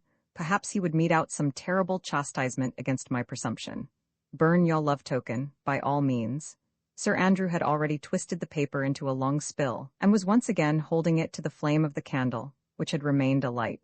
He did not notice the strange smile on the face of his fair vis-a-vis, so intent was he on the work of destruction. Perhaps had he done so, the look of relief would have faded from his face. He watched the fateful note as it curled under the flame. Soon the last fragment fell on the floor, and he placed his heel upon the ashes. "And now, Sir Andrew," said Marguerite Blakeney, with the pretty nonchalance peculiar to herself, and with the most winning of smiles, "will you venture to excite the jealousy of your fair lady by asking me to dance the minuet?" Roman 13 either. The few words which Marguerite Blakeney had managed to read on the half-scotched piece of paper seemed literally to be the words of fate. "Stop myself tomorrow." This she had read quite distinctly. Then came a blur caused by the smoke of the candle, which obliterated the next few words. But right at the bottom, there was another sentence, like letters of fire, before her mental vision. "If you wish to speak to me again, I shall be in the supper-room at 1 o'clock precisely." The whole was signed with the hastily scrawled little device, a tiny star-shaped flower, which had become so familiar to her. 1 o'clock precisely? It was now close upon 11, the last minuet was being danced, with Sir Andrew F. Ffoulkes and beautiful Lady Blakeney leading the couples, through its delicate and intricate figures. Close upon 11, the hands of the handsome Louis Roman 15 clock upon its ormolu bracket seemed to move along with maddening rapidity. 2 hours more, and her fate and that of Armand would be sealed. In 2 hours she must make up her mind whether she will keep the knowledge so cunningly gained to herself, and leave her brother to his fate, or whether she will wilfully betray a brave man, whose life was devoted to his fellow men, who was noble, generous, and above all, unsuspecting. It seemed a horrible thing to do. But then there was Armand. Armand, too, was noble and brave. Armand, too, was unsuspecting. And Armand loved her, would have willingly trusted his life in her hands, and now, when she could save him from death, she hesitated. Oh, it was monstrous. Her brother's kind, gentle face, so full of love for her, seemed to be looking reproachfully at her. "You might have saved me, Margot," he seemed to say to her, "and you chose the life of a stranger, a man you do not know, whom you have never seen, and preferred that he should be safe, whilst you sent me to the guillotine." All these conflicting thoughts raged through Marguerite's brain, while with a smile upon her lips she glided through the graceful mazes of the minuet. She noted, with that acute sense of hers, that she had succeeded in completely allaying Sir Andrew's fears. Her self-control had been absolutely perfect. She was a finer actress at this moment, and throughout the whole of this minuet, than she had ever been upon the boards of the Comédie Française. But then, a beloved brother's life had not depended upon her histrionic powers. She was too clever to overdo her part, and made no further allusions to the supposed billet doux, which had caused Sir Andrew F. Ffoulkes such an agonizing 5 minutes. She watched his anxiety melting away under her sunny smile, and soon perceived that, whatever doubt may have crossed his mind at the moment, she had, by the time the last bars of the minuet had been played, succeeded in completely dispelling it. He never realized in what a fever of excitement she was, what effort it cost her to keep up a constant ripple of banal conversation. When the minuet was over, she asked Sir Andrew to take her into the next room. I have promised to go down to supper with His Royal Highness, she said. But before we part, tell me, am I forgiven? Forgiven? Yes, confess I gave you a fright just now. But remember, I am not an English woman, and I do not look upon the exchanging of billet doux as a crime, and I vow I'll not tell my little Suzanne. But now, tell me, shall I welcome you at my water party on Wednesday? I am not sure, Lady Blakeney, he replied evasively. I may have to leave London tomorrow. I would not do that if I were you, she said earnestly. Then seeing the anxious look reappearing in his eyes, she added gaily, No one can throw a ball better than you can, Sir Andrew. We should so miss you on the bowling green. He had led her across the room, to one beyond, where already His Royal Highness was waiting for the beautiful Lady Blakeney. Madam, supper awaits us, said the prince, offering his arm to Marguerite, and I am full of hope. The goddess Fortune has frowned so persistently on me at hazard that I look with confidence for the smiles of the goddess of beauty. Your Highness has been unfortunate at the card tables? Asked Marguerite as she took the prince's arm. I, most unfortunate. Blakeney, not content with being the richest among my father's subjects, has also the most outrageous luck. By the way, where is that inimitable wit? I vow, madam, that this life would be but a dreary desert without your smiles and his sallies. Roman 14 1 o'clock precisely. Supper had been extremely gay. All those present declared that never had Lady Blakeney been more adorable, nor that demmed idiot Sir Percy more amusing. His Royal Highness had laughed until the tears streamed down his cheeks at Blakeney's foolish yet funny repartees. His doggerel verse, "We seek him here, we seek him there," etc., was sung to the tune of Ho, Merry Britons, and to the accompaniment of glasses knocked loudly against the table. Lord Grenville, moreover, had a most perfect cook. Some wags asserted that he was a scion of the old French noblesse, who, having lost his fortune, had come to seek it in the cuisine of the Foreign Office.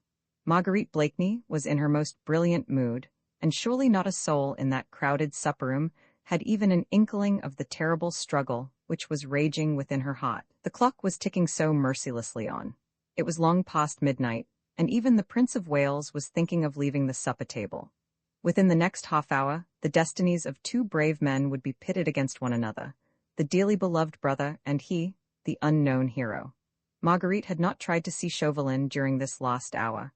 She knew that his keen, fox-like eyes would terrify her at once, and incline the balance of her decision towards Armand. Whilst she did not see him, there still lingered in her heart of hearts a vague, undefined hope that something would occur, something big, enormous, epoch-making, which would shift from her young, weak shoulders this terrible burden of responsibility, of having to choose between two such cruel alternatives. But the minutes ticked on with that dull monotony which they invariably seem to assume when our very nerves ache with their incessant ticking. After supper, dancing was resumed. His Royal Highness had left, and there was general talk of departing among the older guests. The young were indefatigable, and had started on a new gavotte, which would fill the next quarter of an hour. Marguerite did not feel equal to another dance. There is a limit to the most enduring of self-control. Escorted by a cabinet minister, she had once more found her way to the tiny boudoir, still the most deserted among all the rooms. She knew that Chauvelin must be lying in wait for her somewhere, ready to seize the first possible opportunity for a tête-à-tête. His eyes had met hers for a moment after the faux-supper minuet, and she knew that the keen diplomat, with those searching pale eyes of his, had divined that her work was accomplished. Fate had willed it so. Marguerite, torn by the most terrible conflict heart of woman can ever know, had resigned herself to its decrees. But Armand must be saved at any cost. He, first of all, for he was her brother, had been mother, father, friend to her ever since she, a tiny babe, had lost both her parents. To think of Armand dying a traitor's death on the guillotine was too horrible even to dwell upon, impossible in fact. That could never be, never. As for the stranger, the hero, well, there, let fate decide. Marguerite would redeem her brother's life at the hands of the relentless enemy, then let that cunning Scarlet Pimpernel extricate himself after that. Perhaps, vaguely, Marguerite hoped that the daring plotter, who for so many months had baffled an army of spies, would still manage to evade Chauvelin and remain immune to the end. She thought of all this as she sat listening to the witty discourse of the cabinet minister, who, no doubt, felt that he had found in Lady Blakeney a most perfect listener. Suddenly she saw the keen, fox-like face of Chauvelin peeping through the curtained doorway. "Lord Fancourt," she said to the minister, "will you do me a service?"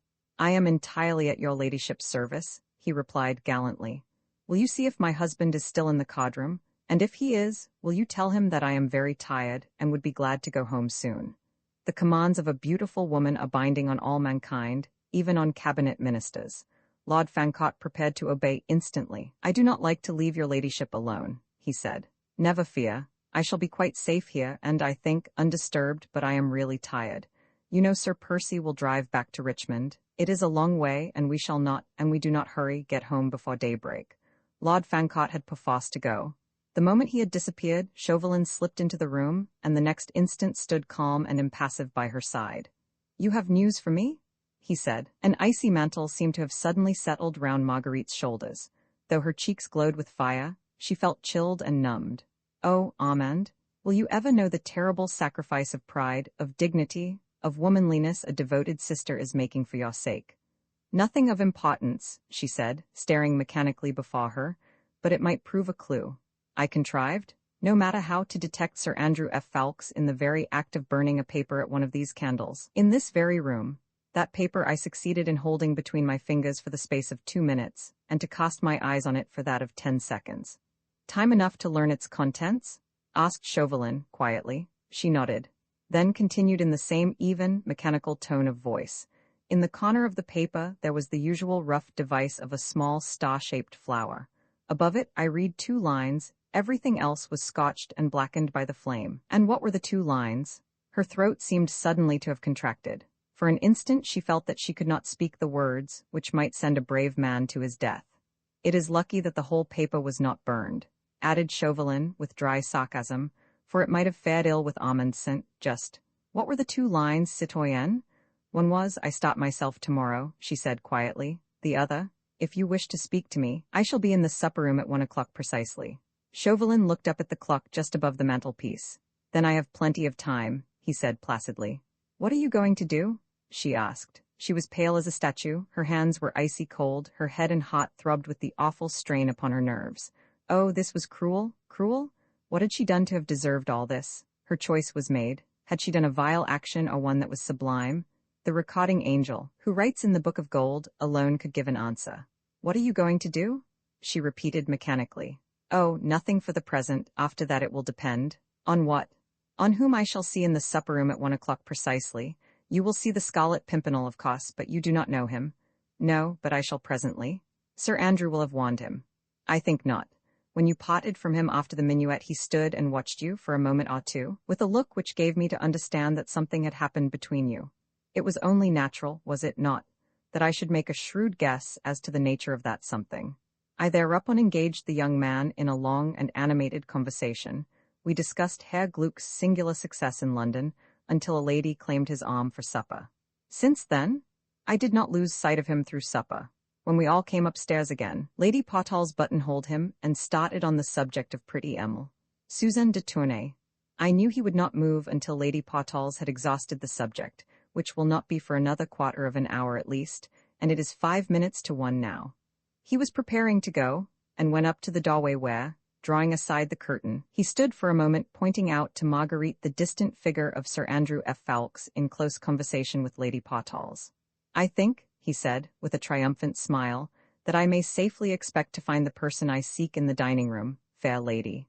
There may be more than one. Whoever is there, as the clock strikes 1, will be shadowed by one of my men. Of these, 1, or perhaps 2, or even 3, will leave for France tomorrow. One of these will be the Scarlet Pimpernel. Yes, and I also, fair lady, will leave for France tomorrow. The papers found at Dover upon the person of Sir Andrew F. Ffoulkes speak of the neighborhood of Calais, of an inn which I know well, called Le Chat Gris, of a lonely place somewhere on the coast, the Pierre Blanchard's hut, which I must endeavor to find. All these places are given as the point where this meddlesome Englishman has bidden the traitor de Tournay and others to meet his emissaries. But it seems that he has decided not to send his emissaries, that he will start himself tomorrow. Now, one of these persons whom I shall see anon in the supper-room will be journeying to Calais, and I shall follow that person until I have tracked him to where those fugitive aristocrats await him. For that person, fair lady, will be the man whom I have sought for nearly a year, the man whose energies has outdone me, whose ingenuity has baffled me, whose audacity has set me wondering. Yes, me, who have seen a trick or two in my time, the mysterious and elusive Scarlet Pimpernel. And Armand? She pleaded. Have I ever broken my word? I promise you that the day the Scarlet Pimpernel and I start for France, I will send you that imprudent letter of his by special courier. More than that, I will pledge you the word of France, that the day I lay hands on that meddlesome Englishman, St. Just will be here in England, safe in the arms of his charming sister. And with a deep and elaborate bow and another look at the clock, Chauvelin glided out of the room. It seemed to Marguerite that through all the noise, all the din of music, dancing, and laughter, she could hear his cat-like tread, gliding through the vast reception rooms, that she could hear him go down the massive staircase, reach the dining room and open the door. Fate had decided, had made her speak, had made her do a vile and abominable thing for the sake of the brother she loved. She lay back in her chair, passive and still, seeing the figure of her relentless enemy ever present before her aching eyes. When Chauvelin reached the supper-room, it was quite deserted.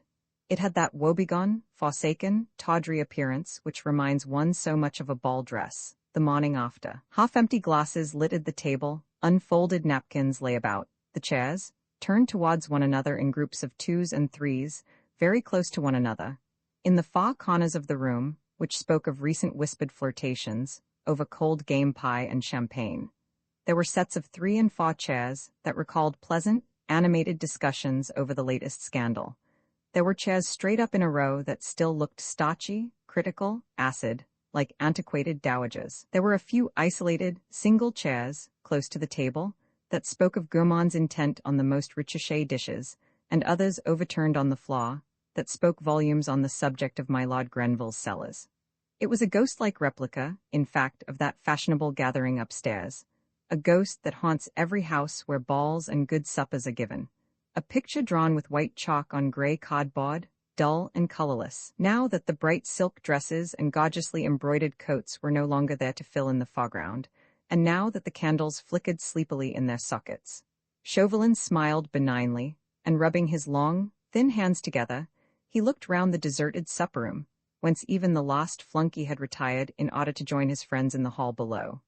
All was silence in the dimly lighted room, whilst the sound of the gavotte, the hum of distant talk and laughter, and the rumble of an occasional coach outside, only seemed to reach this palace of the sleeping beauty as the murmur of some flitting spooks far away.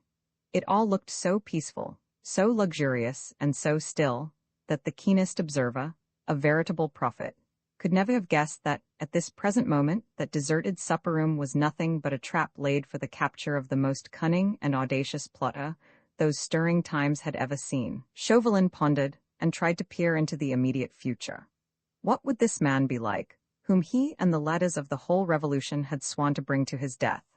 Everything about him was weird and mysterious. His personality, which he so cunningly concealed, the power he wielded over 19 English gentlemen who seemed to obey his every command blindly and enthusiastically, the passionate love and submission he had roused in his little trained band, and above all, his marvelous audacity, the boundless impudence which had caused him to beard his most implacable enemies within the very walls of Paris.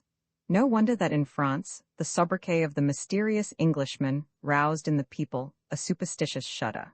Chauvelin himself, as he gazed round the deserted room, where presently the weird hero would appear, felt a strange feeling of awe creeping all down his spine. But his plans were well laid. He felt sure that the Scarlet Pimpernel had not been wanned, and felt equally sure that Marguerite Blakeney had not played him false. If she had, a cruel look that would have made her shudder gleamed in Chauvelin's keen, pale eyes. If she had played him a trick, Amundsen just would suffer the extreme penalty. But no, of course she had not played him false. Fortunately, the supper-room was deserted. This would make Chauvelin's task all the easier, when presently that unsuspecting enigma would enter it alone. No one was here now save Chauvelin himself. Stay?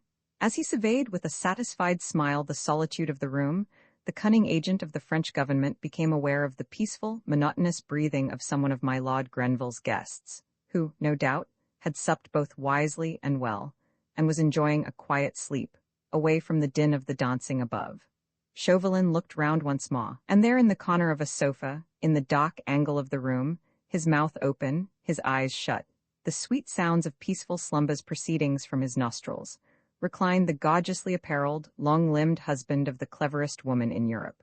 Chauvelin looked at him as he lay there, placid, unconscious, at peace with all the world and himself, after the best of suppers, and a smile, that was almost one of pity, softened for a moment the hard lines of the Frenchman's face and the sarcastic twinkle of his pale eyes. Evidently the slumberer, deep in dreamless sleep, would not interfere with Chauvelin's trap for catching that cunning Scarlet Pimpernel. Again he rubbed his hands together, and, following the example of Sir Percy Blakeney, he too stretched himself out in the corner of another sofa, shut his eyes, opened his mouth, gave forth sounds of peaceful breathing, and waited. Roman 15 doubt Marguerite Blakeney had watched the slight sable-clad figure of Chauvelin as he worked his way through the ballroom. Then perforce she had had to wait, while her nerves tingled with excitement.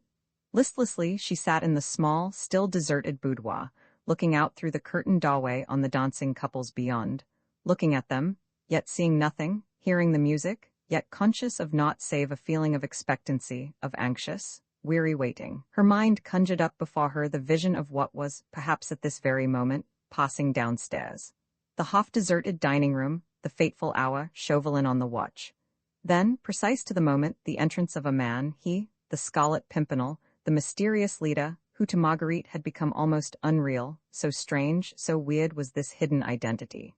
She wished she were in the supper-room, too, at this moment, watching him as he entered. She knew that her woman's penetration would at once recognize in the stranger's face, whoever he might be, that strong individuality which belongs to a leader of men, to a hero, to the mighty, high-soaring eagle, whose daring wings were becoming entangled in the ferret's trap.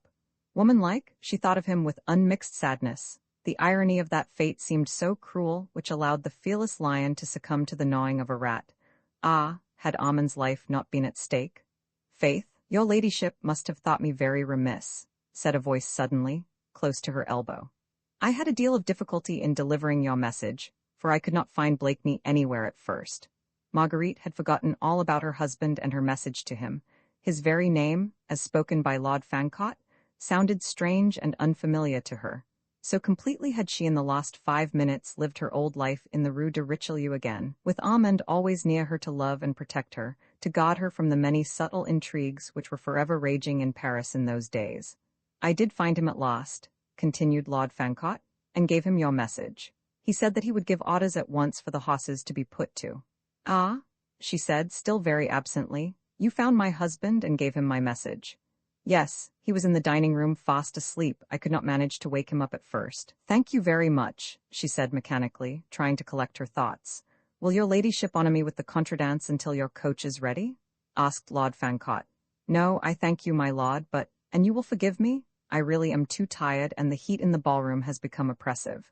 The conservatory is deliciously cool. Let me take you there, and then get you something. You seem ailing, Lady Blakeney. I am only very tired, she repeated wearily, as she allowed Lord Fancott to lead her, where subdued lights and green plants lent coolness to the air. He got her a chair, into which she sank. This long interval of waiting was intolerable. Why did not Chauvelin come and tell her the result of his watch? Lord Fancott was very attentive.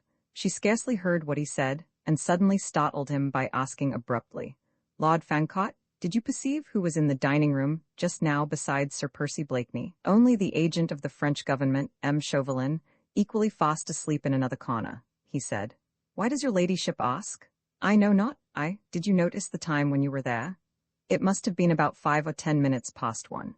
I wonder what your ladyship is thinking about, he added, for evidently the fair lady's thoughts were very far away, and she had not been listening to his intellectual conversation. But indeed her thoughts were not very far away.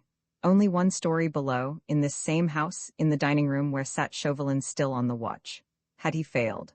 For one instant that possibility rose before as a hope, the hope that the Scarlet Pimpernel had been warned by Sir Andrew, and that Chauvelin's trap had failed to catch his bird, but that hope soon gave way to fear. Had he failed? But then, Armand, Lord Fancott had given up talking since he found that he had no listener. He wanted an opportunity for slipping away, for sitting opposite to a lady, however fair, who is evidently not heeding the most vigorous efforts made for her entertainment, is not exhilarating, even to a cabinet minister. Shall I find out if your ladyship's coach is ready? He said at last, tentatively. Oh, thank you, thank you. If you would be so kind, I fear I am but sorry company, but I am really tired, and perhaps would be best alone. She had been longing to be rid of him, for she hoped that, like the fox he so resembled, Chauvelin would be prowling round, thinking to find her alone. But Lord Fancott went, and still Chauvelin did not come. Oh, what had happened? She felt Amon's fate trembling in the balance. She feared, now with a deadly fear, that Chauvelin had failed, and that the mysterious Scarlet Pimpernel had proved elusive once more. Then she knew that she need hope for no pity, no mercy from him. He had pronounced his either, or, and nothing less would content him. He was very spiteful, and would affect the belief that she had willfully misled him, and having failed to trap the eagle once again, his revengeful mind would be content with the humble prey, Amand. Yet she had done her best, had strained every nerve for Amon's sake. She could not bear to think that all had failed. She could not sit still. She wanted to go and hear the worst at once. She wondered even that Chauvelin had not come yet, to vent his wrath and satire upon her. Lord Grenville himself came presently to tell her that her coach was ready, and that Sir Percy was already waiting for her, ribbons in hand. Marguerite said farewell to her distinguished host. Many of her friends stopped her, as she crossed the rooms, to talk to her, and exchange pleasant au revoirs. The minister only took final leave of beautiful Lady Blakeney on the top of the stairs. Below, on the landing, a veritable army of gallant gentlemen were waiting to bid goodbye to the Queen of Beauty and Fashion, whilst outside, under the massive portico, Sir Percy's magnificent bays were impatiently pawing the ground. At the top of the stairs, just after she had taken final leave of her host, she suddenly saw Chauvelin. He was coming up the stairs slowly, and rubbing his thin hands very softly together.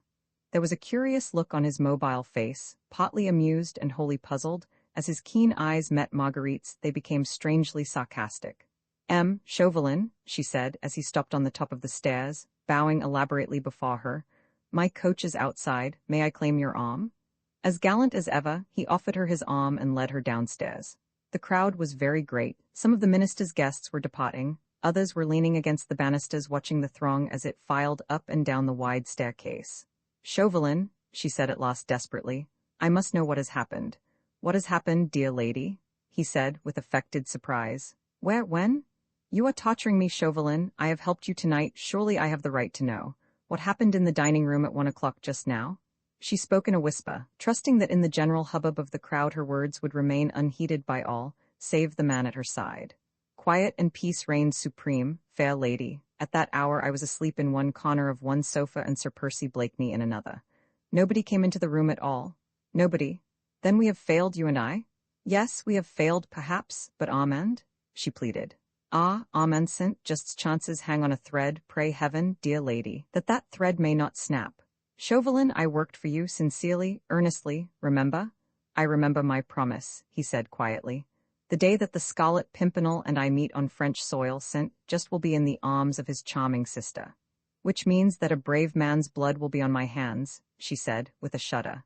His blood, or that of your brother. Surely at the present moment you must hope, as I do, that the enigmatical Scarlet Pimpernel will start for Calais today. I am only conscious of one hope, citoyen. And that is? That Satan, your master, will have need of you elsewhere, before the sun rises today. You flatter me, citoyen. She had detained him for a while, midway down the stairs, trying to get at the thoughts which lay beyond that thin, fox-like mask. But Chauvelin remained urbane, sarcastic, mysterious, not a line betrayed to the poor, anxious woman whether she need fear, or whether she dared to hope. Downstairs on the landing she was soon surrounded. Lady Blakeney never stepped from any house into her coach, without an escort of fluttering human moths around the dazzling light of her beauty. But before she finally turned away from Chauvelin, she held out a tiny hand to him, with that pretty gesture of childish appeal, which was essentially her own. Give me some hope, my little Chauvelin, she pleaded. With perfect gallantry, he bowed over that tiny hand, which looked so dainty and white through the delicately transparent black lace mitten, and kissing the tips of the rosy fingers. Pray heaven that the thread may not snap, he repeated with his enigmatic smile. And stepping aside, he allowed the moths to flutter more closely round the candle, and the brilliant throng of the Jeunesse dorée, eagerly attentive to Lady Blakeney's every movement, hid the keen, fox-like face from her view. Roman 16 Richmond, a few minutes later she was sitting, wrapped in cozy furs, near Sir Percy Blakeney on the box seat of his magnificent coach, and the splendid bays had thundered down the quiet street. The night was warm in spite of the gentle breeze, which fanned Marguerite's burning cheeks. Soon London houses were left behind, and rattling over Old Hammersmith Bridge, Sir Percy was driving his bays rapidly towards Richmond. The river wound in and out in its pretty delicate curves, looking like a silver serpent beneath the glittering rays of the moon. Long shadows from overhanging trees spread occasional deep palls right across the road. The bays were rushing along at breakneck speed, held but slightly back by Sir Percy's strong, unerring hands. These nightly drives after balls and suppers in London were a source of perpetual delight to Marguerite, and she appreciated her husband's eccentricity keenly, which caused him to adopt this mode of taking her home every night, to their beautiful home by the river, instead of living in a stuffy London house. He loved driving his spirited horses along the lonely, moonlit roads, and she loved to sit on the box seat, with the soft air of an English late summer's night fanning her face after the hot atmosphere of a ball or supper party. The drive was not a long one, less than an hour, sometimes, when the bays were very fresh, and Sir Percy gave them full rein. Tonight he seemed to have a very devil in his fingers, and the coach seemed to fly along the road, beside the river. As usual, he did not speak to her, but stared straight in front of him, the ribbons seeming to lie quite loosely in his slender, white hands. Marguerite looked at him tentatively once or twice. She could see his handsome profile, and one lazy eye, with its straight fine brow and drooping heavy lid. The face in the moonlight looked singularly earnest, and recalled to Marguerite's aching heart those happy days of courtship, before he had become the lazy nincompoop, the effete fop, whose life seemed spent in card and supper rooms. But now, in the moonlight, she could not catch the expression of the lazy blue eyes. She could only see the outline of the firm chin, the corner of the strong mouth, the well-cut massive shape of the forehead.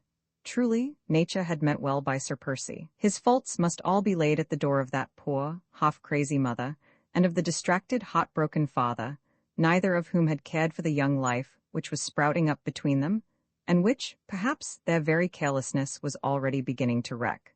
Marguerite suddenly felt intense sympathy for her husband. The moral crisis she had just gone through made her feel indulgent towards the faults, the delinquencies of others. How thoroughly a human being can be buffeted and overmastered by fate had been borne in upon her with appalling force. Had anyone told her a week ago that she would stoop to spy upon her friends, that she would betray a brave and unsuspecting man into the hands of a relentless enemy, she would have laughed the idea to scorn. Yet she had done these things. Anon, perhaps the death of that brave man would be at her door, just as 2 years ago the Marquis de Saint-Cyr had perished through a thoughtless word of hers, but in that case she was morally innocent, she had meant no serious harm, fate merely had stepped in. But this time she had done a thing that obviously was base, had done it deliberately, for a motive which, perhaps, high moralists would not even appreciate. As she felt her husband's strong arm beside her, she also felt how much more he would dislike and despise her, if he knew of this night's work. Thus human beings judge of one another, with but little reason and no charity. She despised her husband for his inanities and vulgar, unintellectual occupations, and he, she felt, would despise her still worse, because she had not been strong enough to do right for right's sake, and to sacrifice her brother to the dictates of her conscience. Buried in her thoughts, Marguerite had found this hour in the breezy summer night all too brief, and it was with a feeling of keen disappointment that she suddenly realized that the bays had turned into the massive gates of her beautiful English home. Sir Percy Blakeney's house on the river has become a historic one.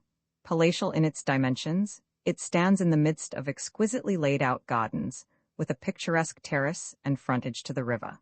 Built in Tudor days, the old red brick of the walls looks eminently picturesque in the midst of a bower of green, the beautiful lawn, with its old sundial, adding the true note of harmony to its foregrounds. And now, on this warm early autumn night, the leaves slightly turned to russets and gold, the old garden looked singularly poetic and peaceful in the moonlight. With unerring precision, Sir Percy had brought the four bays to a standstill immediately in front of the fine Elizabethan entrance hall. In spite of the late hour, an army of grooms seemed to have emerged from the very ground, as the coach had thundered up, and were standing respectfully round. Sir Percy jumped down quickly, then helped Marguerite to alight. She lingered outside a moment, whilst he gave a few orders to one of his men. She skirted the house and stepped onto the lawn, looking out dreamily into the silvery landscape. Nature seemed exquisitely at peace, in comparison with the tumultuous emotions she had gone through. She could faintly hear the ripple of the river, and the occasional soft and ghost-like fall of a dead leaf from a tree. All else was quiet round her. She had heard the horses prancing as they were being led away to their distant stables, the hurrying of servants' feet as they had all gone within to rest. The house also was quite still. In two separate suites of apartments, just above the magnificent reception rooms, lights were still burning. They were her rooms and his, well divided from each other by the whole width of the house, as far apart as their own lives had become. Involuntarily she sighed. At that moment she could really not have told why. She was suffering from unconquerable heartache. Deeply and achingly she was sorry for herself. Never had she felt so pitiably lonely, so bitterly in want of comfort and of sympathy. With another sigh she turned away from the river towards the house, vaguely wondering if, after such a night, she could ever find rest and sleep. Suddenly, before she reached the terrace, she heard a firm step upon the crisp gravel, and the next moment her husband's figure emerged out of the shadow.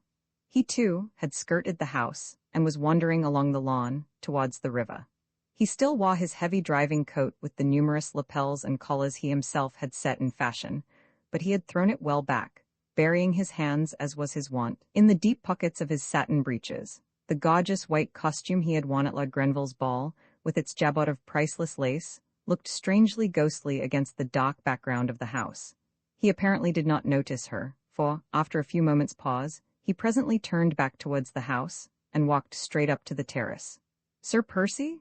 He already had one foot on the lowest of the terrace steps, but at her voice he started and paused, then looked searchingly into the shadows whence she had called to him.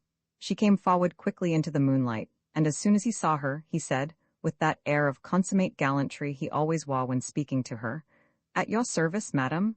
But his foot was still on the step, and in his whole attitude there was a remote suggestion, distinctly visible to her, that he wished to go, and had no desire for a midnight interview. "The air is deliciously cool," she said, "the moonlight peaceful and poetic, and the garden inviting.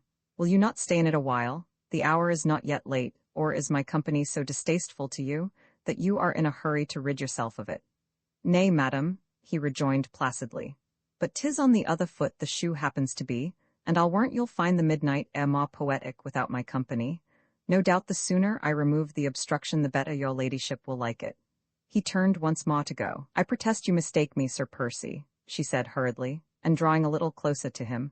"The estrangement which, alas, has arisen between us was none of my making, remember." "Begad, you must pardon me there, madam," he protested coldly. "My memory was always of the shortest." He looked her straight in the eyes with that lazy nonchalance which had become second nature to him. She returned his gaze for a moment, then her eyes softened, as she came up quite close to him, to the foot of the terrace steps. "Of the shortest, Sir Percy? Faith, how it must have altered.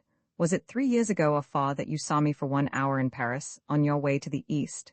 When you came back 2 years later, you had not forgotten me." She looked divinely pretty as she stood there in the moonlight, with the fur cloak sliding off her beautiful shoulders, the gold embroidery on her dress shimmering around her, her childlike blue eyes turned up fully at him.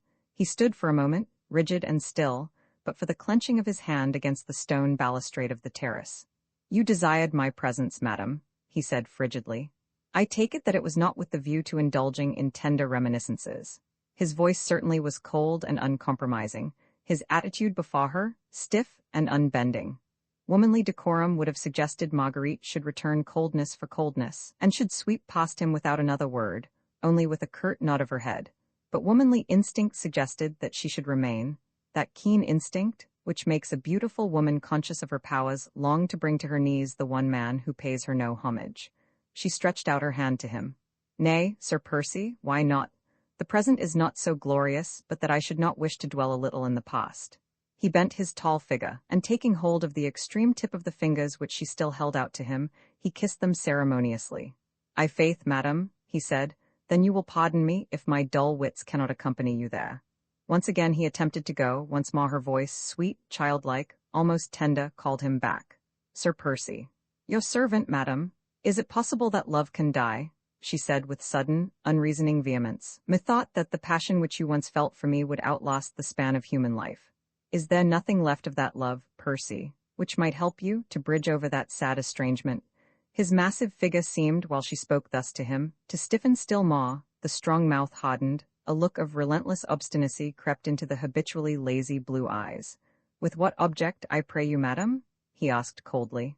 "I do not understand you." "Yet 'tis simple enough," he said with sudden bitterness, which seemed literally to surge through his words, though he was making visible efforts to suppress it. "I humbly put the question to you. For for my slow wits are unable to grasp the cause of this, your ladyship's sudden new mood. Is it that you have the taste to renew the devilish spot which you played so successfully last year? Do you wish to see me once more a lovesick suppliant at your feet, so that you might again have the pleasure of kicking me aside, like a troublesome lapdog? She had succeeded in rousing him for the moment, and again she looked straight at him, for it was thus she remembered him a year ago. "Percy, I entreat you," she whispered, "can we not bury the past? Pardon me, madam, but I understood you to say that your desire was to dwell in it." "Nay, I spoke not of that past, Percy," she said, while a tone of tenderness crept into her voice. "Rather did I speak of a time when you loved me still, and I was vain and frivolous. Your wealth and position allured me. I married you, hoping in my heart that your great love for me would beget in me a love for you. But alas!" The moon had sunk low down behind a bank of clouds. In the east a soft grey light was beginning to chase away the heavy mantle of the night. He could only see her graceful outline now, the small queenly head, with its wealth of reddish-golden curls, and the glittering gems forming the small, star-shaped, red flower which she wore as a diadem in her hair. 24 hours after our marriage, madam, the Marquis de Saint-Cyr and all his family perished on the guillotine, and the popular rumour reached me that it was the wife of Sir Percy Blakeney who helped to send them there. Nay, I myself told you the truth of that odious tale. Not till after it had been recounted to me by strangers, with all its horrible details. And you believed them then and there, she said with great vehemence, without a proof or question. You believed that I, whom you vowed you loved more than life, whom you professed you worshipped, that I could do a thing so base as these strangers chose to recount. You thought I meant to deceive you about it all, that I ought to have spoken before I married you. Yet, had you listened, I would have told you that up to the very morning on which St. Cyr went to the guillotine, I was straining every nerve, using every influence I possessed to save him and his family. But my pride sealed my lips when your love seemed to perish, as if under the knife of that same guillotine. Yet I would have told you how I was duped, I, whom that same popular rumour had endowed with the sharpest wits in France. I was tricked into doing this thing by men who knew how to play upon my love for an only brother, and my desire for revenge. Was it unnatural? Her voice became choked with tears. She paused for a moment or two, trying to regain some sort of composure. She looked appealingly at him, almost as if he were her judge. He had allowed her to speak on in her own vehement, impassioned way, offering no comment, no word of sympathy. And now, while she paused, trying to swallow down the hot tears that gushed to her eyes, he waited, impassive and still. The dim, grey light of early dawn seemed to make his tall form look taller and more rigid. The lazy, good-natured face looked strangely altered. Marguerite, excited as she was, could see that the eyes were no longer languid, the mouth no longer good-humoured and inane. A curious look of intense passion seemed to glow from beneath his drooping lids. The mouth was tightly closed, the lips compressed, as if the will alone held that surging passion in check. Marguerite Blakeney was, above all, a woman with all a woman's fascinating foibles, all a woman's most lovable sins. She knew in a moment that for the past few months she had been mistaken. That this man who stood here before her, cold as a statue, when her musical voice struck upon his ear, loved her as he had loved her a year ago. That his passion might have been dormant, but that it was there, as strong, as intense, as overwhelming, as when first her lips met his in one long, maddening kiss. Pride had kept him from her, and woman-like, she meant to win back that conquest which had been hers before. Suddenly it seemed to her that the only happiness life could ever hold for her again would be in feeling that man's kiss once more upon her lips. "Listen to the tale, Sir Percy," she said, and her voice was low, sweet, infinitely tender. "Armand was all in all to me. We had no parents and brought one another up. He was my little father, and I, his tiny mother, we loved one another so. Then one day, do you mind me, Sir Percy? The Marquis de Saint-Cyr had my brother Armand thrashed by his lackeys, that brother whom I loved better than all the world. And his offence? That he, a plebeian, had dared to love the daughter of the aristocrat. For that he was waylaid and thrashed like a dog within an inch of his life. Oh, how I suffered! His humiliation had eaten into my very soul. When the opportunity occurred, and I was able to take my revenge, I took it. But I only thought to bring that proud Marquis to trouble and humiliation. He plotted with Austria against his own country. Chance gave me knowledge of this. I spoke of it, but I did not know. How could I guess? They trapped and duped me. When I realized what I had done, it was too late. It is perhaps a little difficult, madam, said Sir Percy, after a moment of silence between them, to go back over the past. I have confessed to you that my memory is shot, but the thought certainly lingered in my mind that, at the time of the Marquis' death, I entreated you for an explanation of those same noisome popular rumors. If that same memory does not, even now, play me a trick, I fancy that you refused me all explanation then, and demanded of my love a humiliating allegiance it was not prepared to give. I wished to test your love for me, and it did not bear the test. You used to tell me that you drew the very breath of life but for me, and for love of me. And to probe that love, you demanded that I should forfeit mine honor, he said, whilst gradually his impassiveness seemed to leave him, his rigidity to relax. That I should accept without murmur or question, as a dumb and submissive slave, every action of my mistress. My heart overflowing with love and passion, I asked for no explanation. I waited for one, not doubting, only hoping. Had you spoken but one word, from you, I would have accepted any explanation and believed it. But you left me without a word, beyond a bald confession of the actual horrible facts. Proudly you returned to your brother's house and left me alone, for weeks, not knowing, now, in whom to believe, since the shrine, which contained my one illusion, lay shattered to earth at my feet. She need not complain now that he was cold and impassive. His very voice shook with an intensity of passion, which he was making superhuman efforts to keep in check. The madness of my pride, she said sadly. Hardly had I gone, already I had repented. But when I returned I found you, oh, so altered, wearing already that mask of somnolent indifference which you have never laid aside until now. She was so close to him that her soft, loose hair was wafted against his cheek. Her eyes, glowing with tears, maddened him. The music in her voice sent fire through his veins. But he would not yield to the magic charm of this woman whom he had so deeply loved, and at whose hands his pride had suffered so bitterly. He closed his eyes to shut out the dainty vision of that sweet face, of that snow-white neck and graceful figure, round which the faint rosy light of dawn was just beginning to hover playfully. "Nay, madam, it is no mask," he said icily. "I swore to you once that my life was yours. For months now it has been your plaything, it has served its purpose." But now she knew that the very coldness was a mask. The trouble, the sorrow she had gone through last night suddenly came back into her mind, but no longer with bitterness, rather with a feeling that this man who loved her would help her bear the burden. "Sir Percy," she said impulsively, "Heaven knows you have been at pains to make the task which I had set to myself difficult to accomplish. You spoke of my mood just now. Well, we will call it that if you will. I wished to speak to you because I was in trouble and had need of your sympathy." "It is yours to command, madam. How cold you are," she sighed. "Faith, I can scarce believe that but a few months ago one tear in my eye had set you well nigh crazy. Now I come to you with a half-broken heart, and I pray you, madam," he said, whilst his voice shook almost as much as hers, "in what way can I serve you?" "Percy, Armand is in deadly danger. A letter of his, rash, impetuous as were all his actions, and written to Sir Andrew F. Ffoulkes, has fallen into the hands of a fanatic. Armand is hopelessly compromised. Tomorrow, perhaps he will be arrested, after that the guillotine, unless, oh, it is horrible," she said with a sudden wail of anguish as all the events of the past night came rushing back to her mind. "Horrible, and you do not understand, you cannot, and I have no one to whom I can turn for help, or even for sympathy?" Tears now refused to be held back. All her trouble, her struggles, the awful uncertainty of Armand's fate overwhelmed her. She tottered, ready to fall, and leaning against the stone balustrade, she buried her face in her hands and sobbed bitterly. At first mention of Armand's just's name and of the peril in which he stood, Sir Percy's face had become a shade more pale, and the look of determination and obstinacy appeared more marked than ever between his eyes. However, he said nothing for the moment, but watched her, as her delicate frame was shaken with sobs, watched her until unconsciously his face softened, and what looked almost like tears seemed to glisten in his eyes. "And so," he said with bitter sarcasm, "the murderous dog of the Revolution is turning upon the very hands that fed it? Begad, madam," he added very gently, as Marguerite continued to sob hysterically, "will you dry your tears?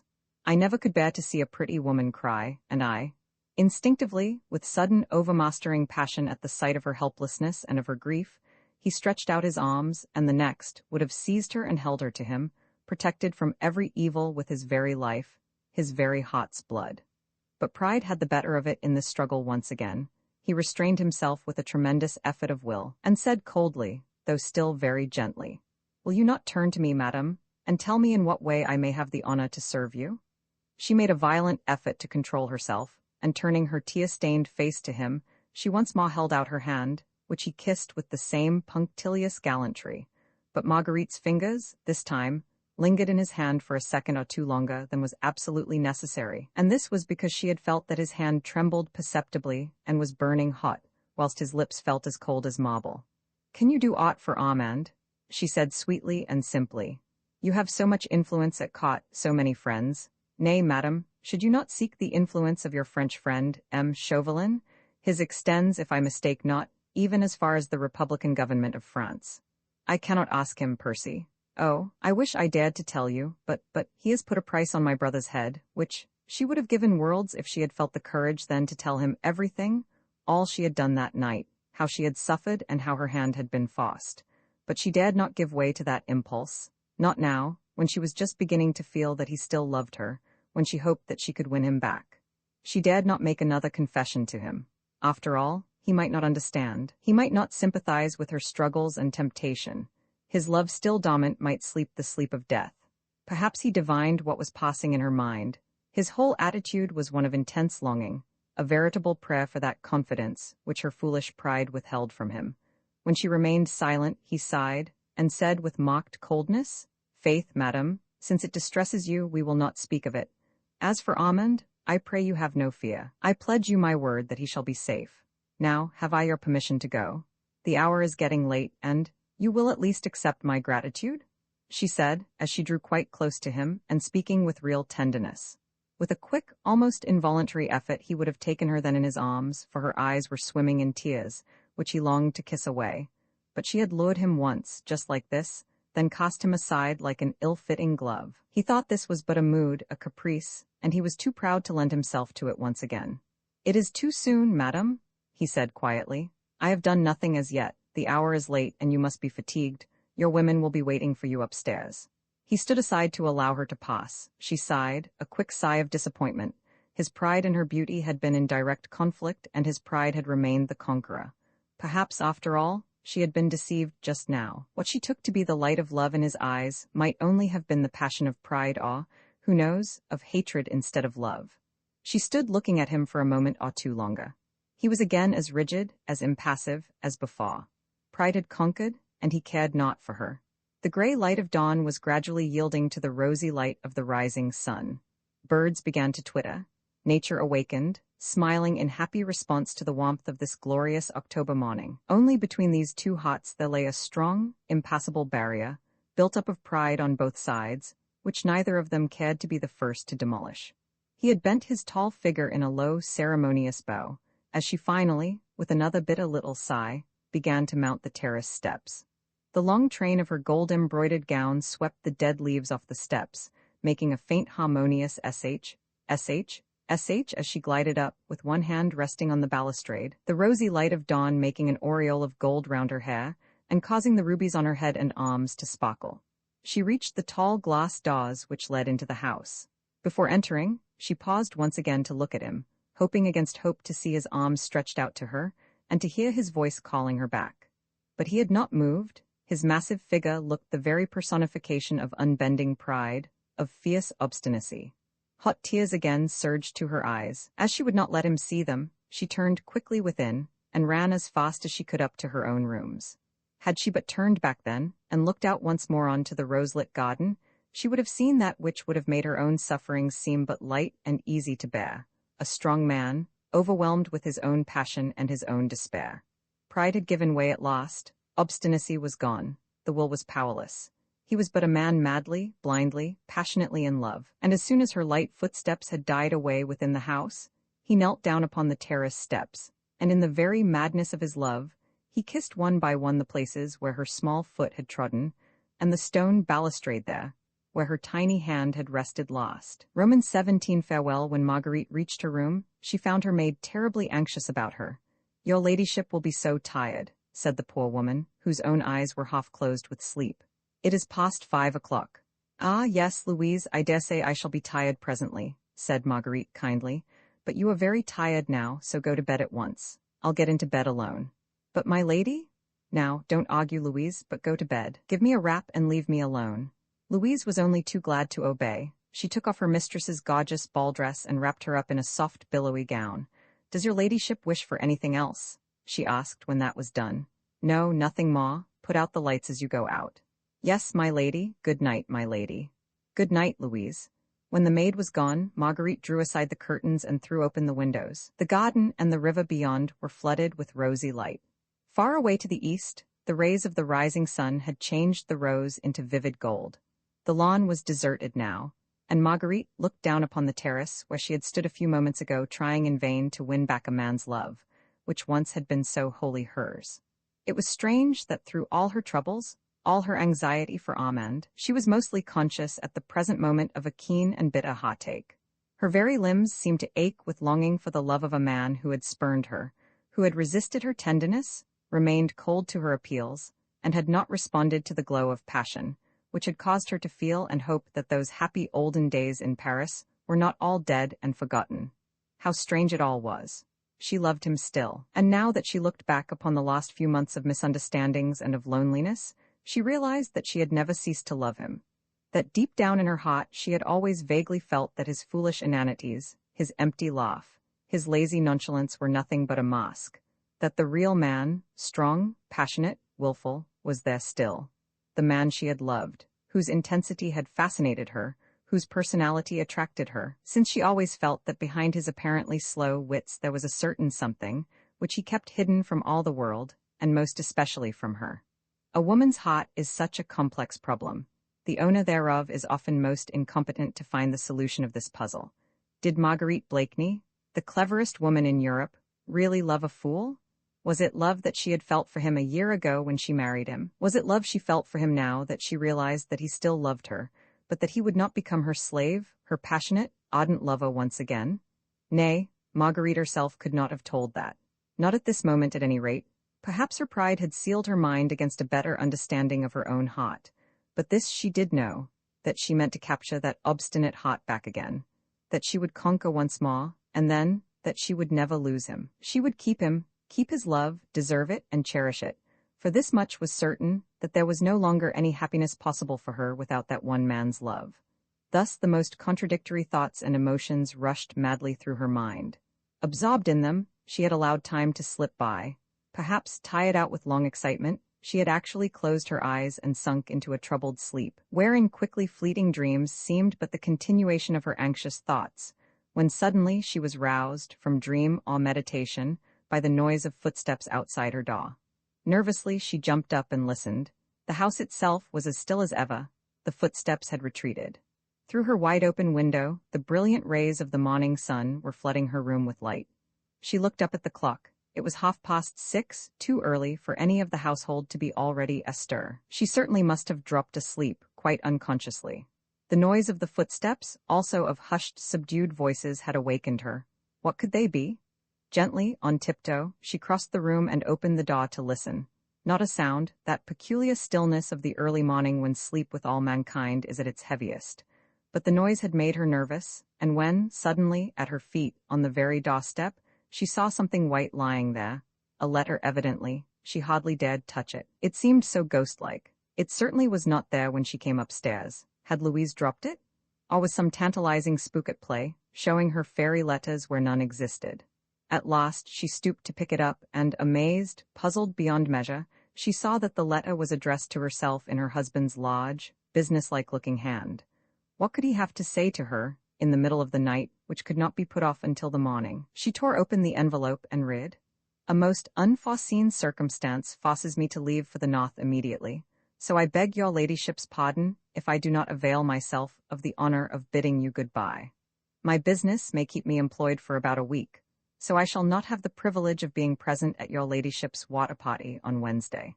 I remain your ladyship's most humble and most obedient servant, Percy Blakeney." Marguerite must suddenly have been imbued with her husband's slowness of intellect, for she had perforce to read the few simple lines over and over again before she could fully grasp their meaning.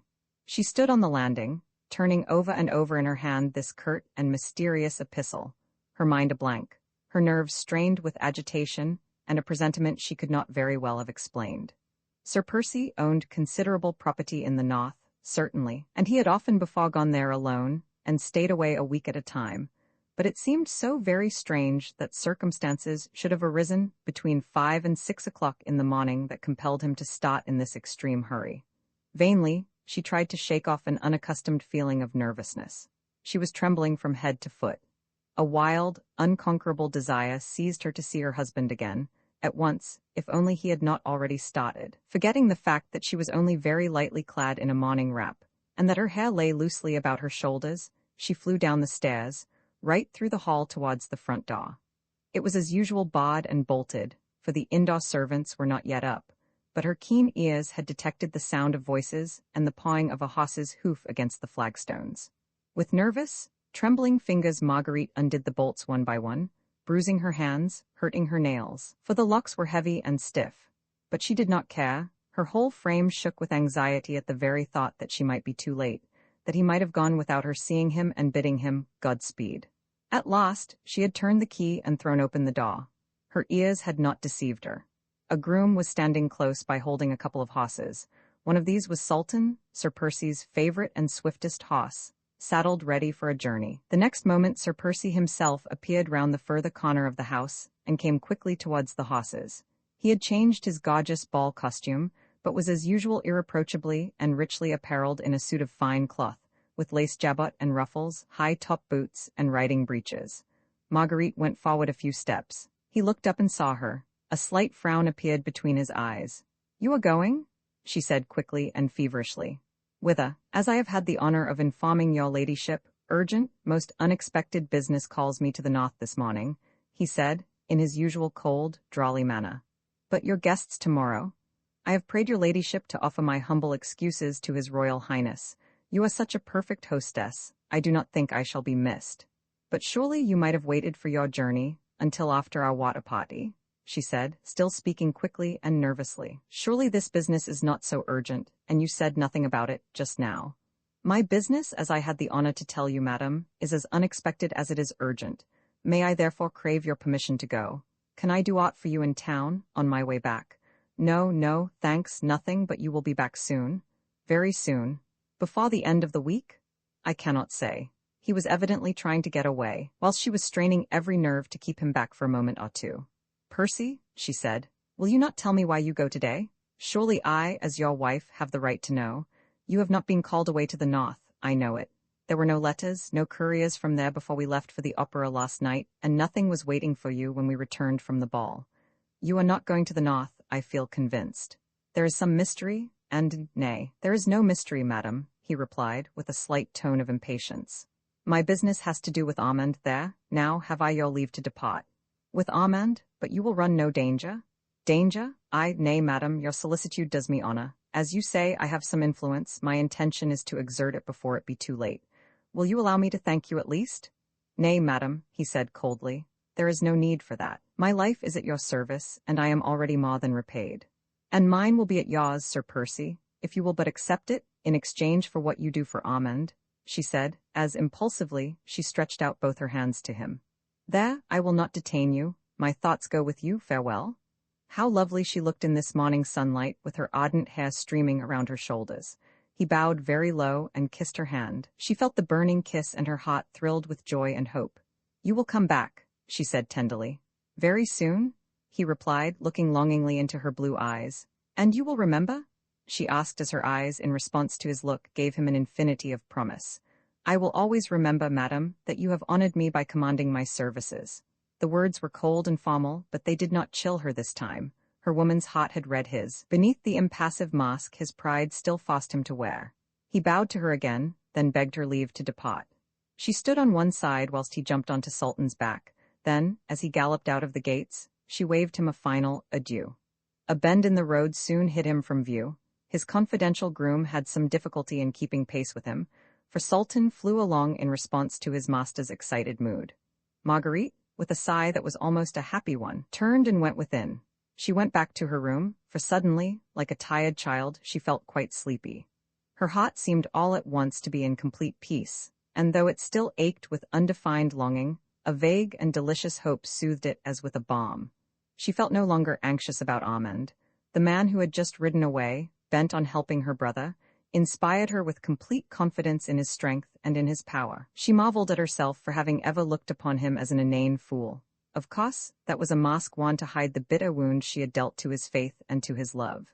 His passion would have overmastered him, and he would not let her see how much he still cared and how deeply he suffered. But now, all would be well. She would crush her own pride, humble it before him, tell him everything, trust him in everything, and those happy days would come back, when they used to wander off together in the forests of Fontainebleau, when they spoke little, for he was always a silent man, but when she felt that against that strong heart, she would always find rest and happiness. The more she thought of the events of the past night, the less fear had she of Chauvelin and his schemes.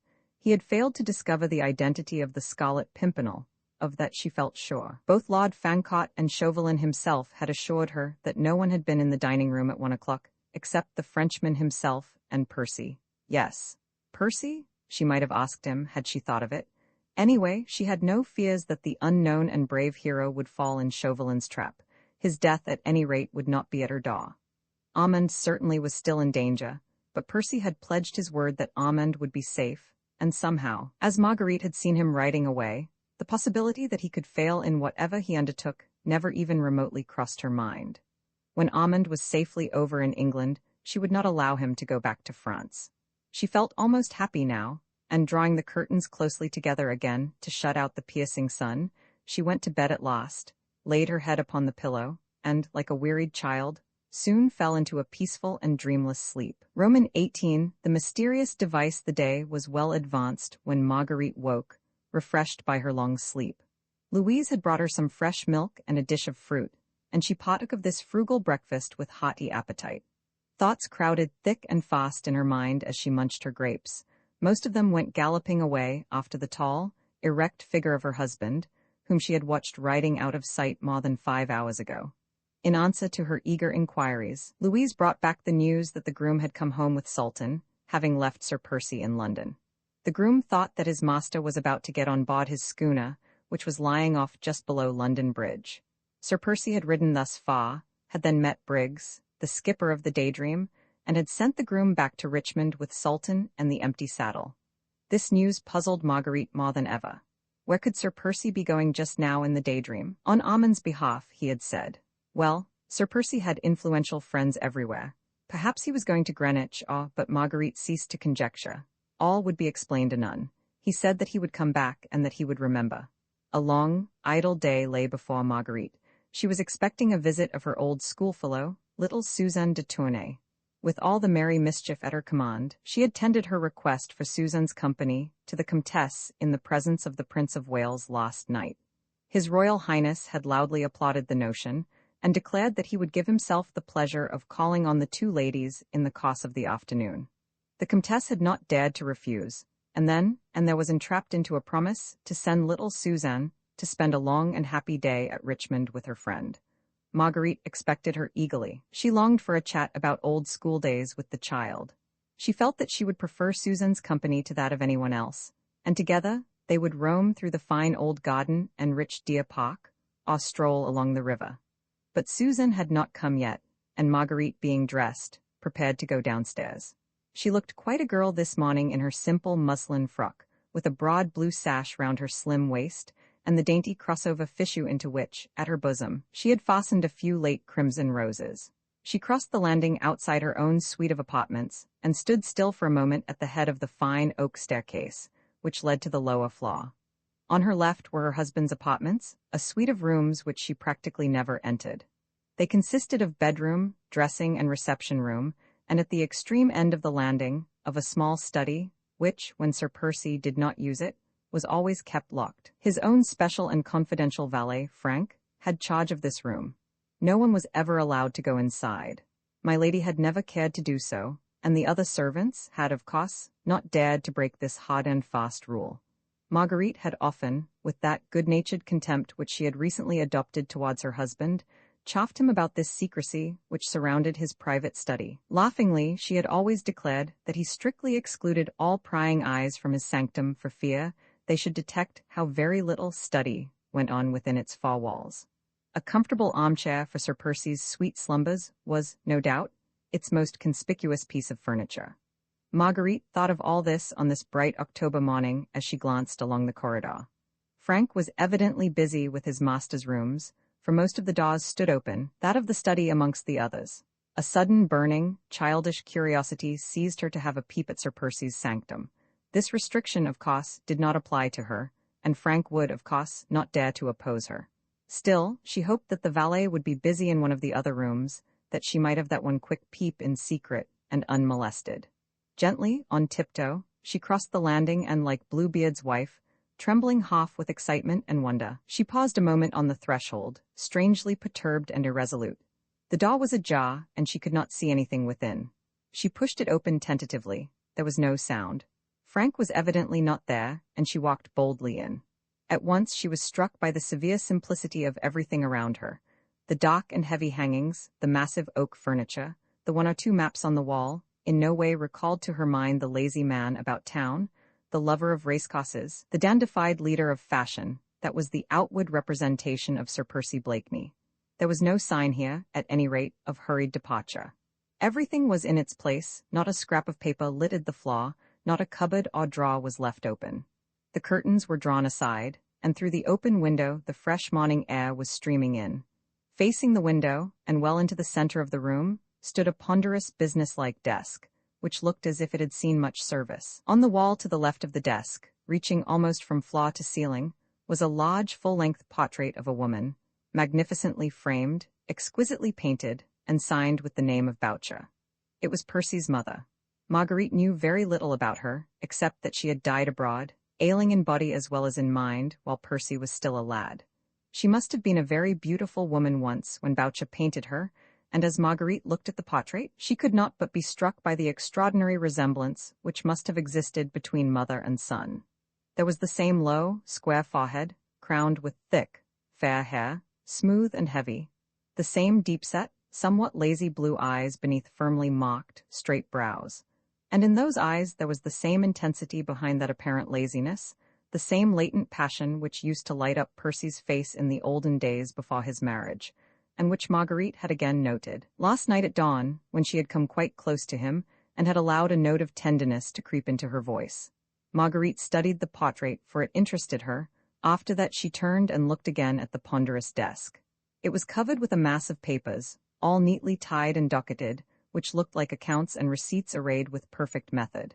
It had never before struck Marguerite, nor had she, alas, found it worthwhile to inquire, as to how Sir Percy, whom all the world had credited with a total lack of brains, administered the vast fortune which his father had left him.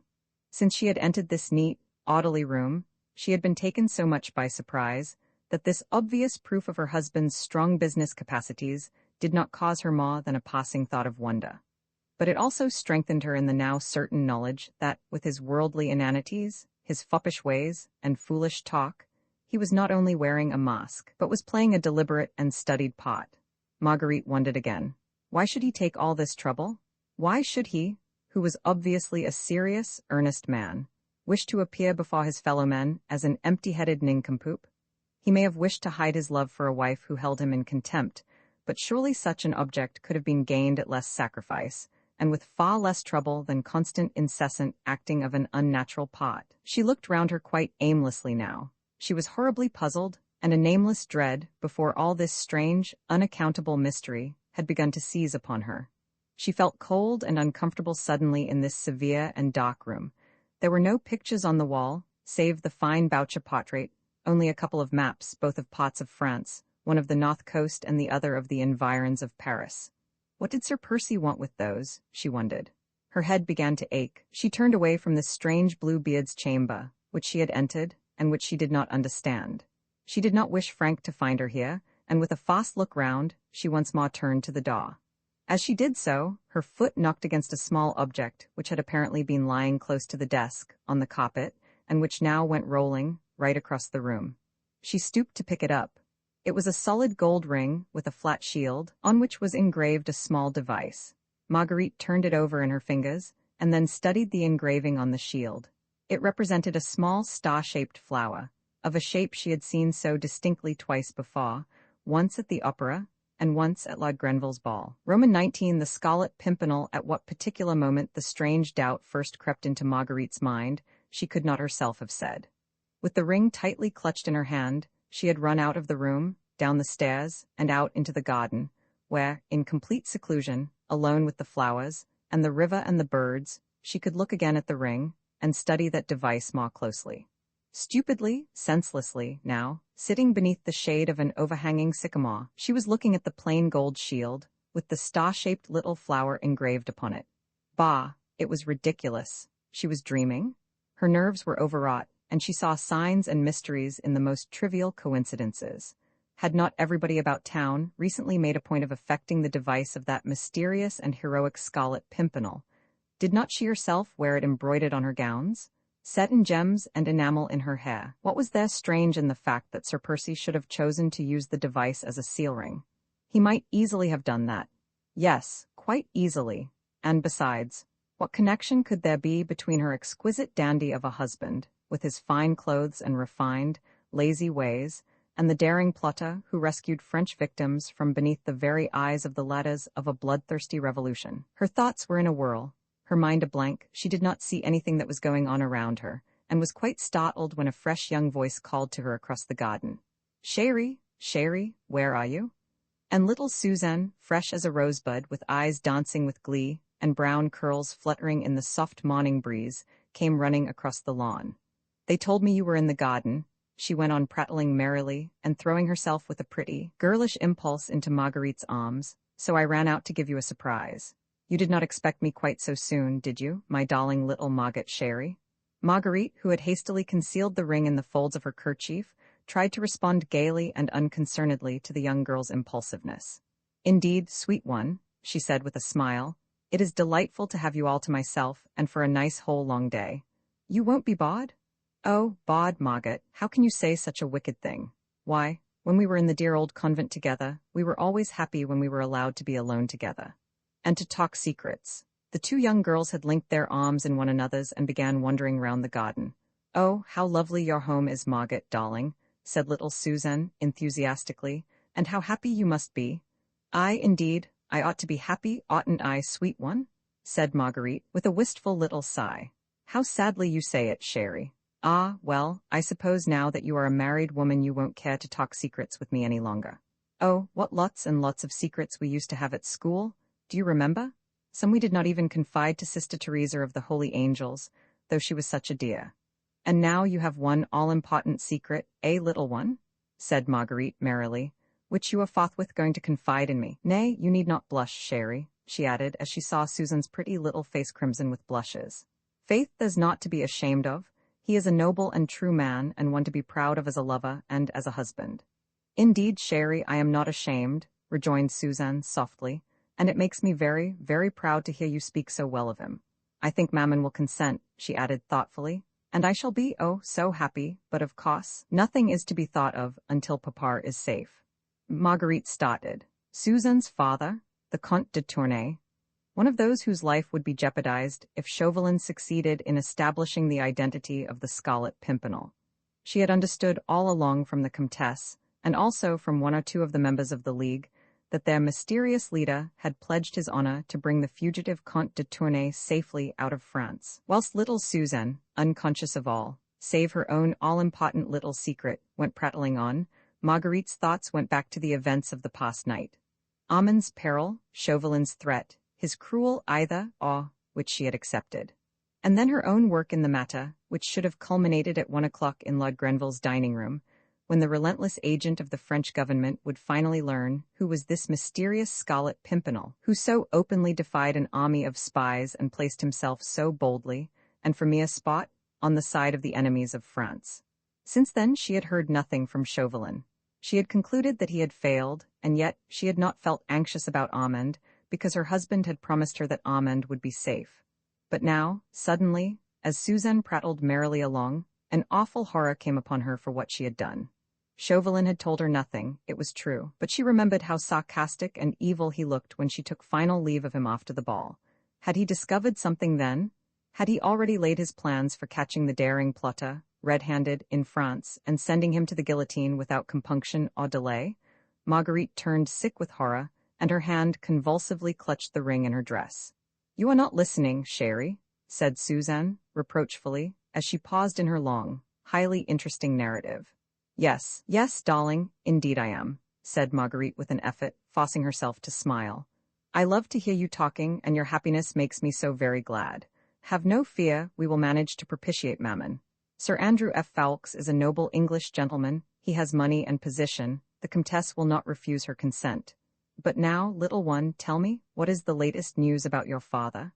Oh, said Suzanne with mad glee, the best we could possibly hear. My Lord Hastings came to see Mammon early this morning. He said that all is now well with dear papa, and we may safely expect him here in England in less than 4 days. Yes, said Marguerite, whose glowing eyes were fastened on Suzanne's lips as she continued merrily. Oh, we have no fear now. You don't know, chérie, that great and noble Scarlet Pimpernel himself has gone to save papa. He is gone, chérie, actually gone, added Suzanne excitedly. He was in London this morning. He will be in Calais, perhaps tomorrow, where he will meet papa, and then, the blow had fallen. She had expected it all along, though she had tried for the last half hour to delude herself and to cheat her fears. He had gone to Calais, had been in London this morning, he, the Scarlet Pimpernel, Percy Blakeney, her husband, whom she had betrayed last night to Chauvelin. Percy, her husband, the Scarlet Pimpernel. Oh, how could she have been so blind? She understood it all now, all at once. That part he played, the mask he wore, in order to throw dust in everybody's eyes, and all for the sheer sport and devilry of costs. Saving men, women and children from death as other men destroy and kill animals for the excitement, the love of the thing. The idle, rich man wanted some aim in life. He, and the few young bucks he enrolled under his banner, had amused themselves for months in risking their lives for the sake of an innocent few. Perhaps he had meant to tell her when they were first married. And then the story of the Marquis de Saint-Cyr had come to his ears, and he had suddenly turned from her, thinking, no doubt, that she might some day betray him and his comrades, who had sworn to follow him. And so he had tricked her, as he tricked all others, whilst hundreds now owed their lives to him, and many families owed him both life and happiness. The mask of an inane fop had been a good one, and the part consummately well played.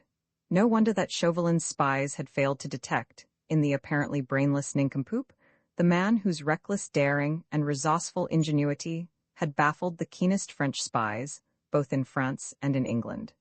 Even last night when Chauvelin went to Lord Grenville's dining room to seek that daring Scarlet Pimpernel, he only saw that inane Sir Percy Blakeney fast asleep in a corner of the sofa.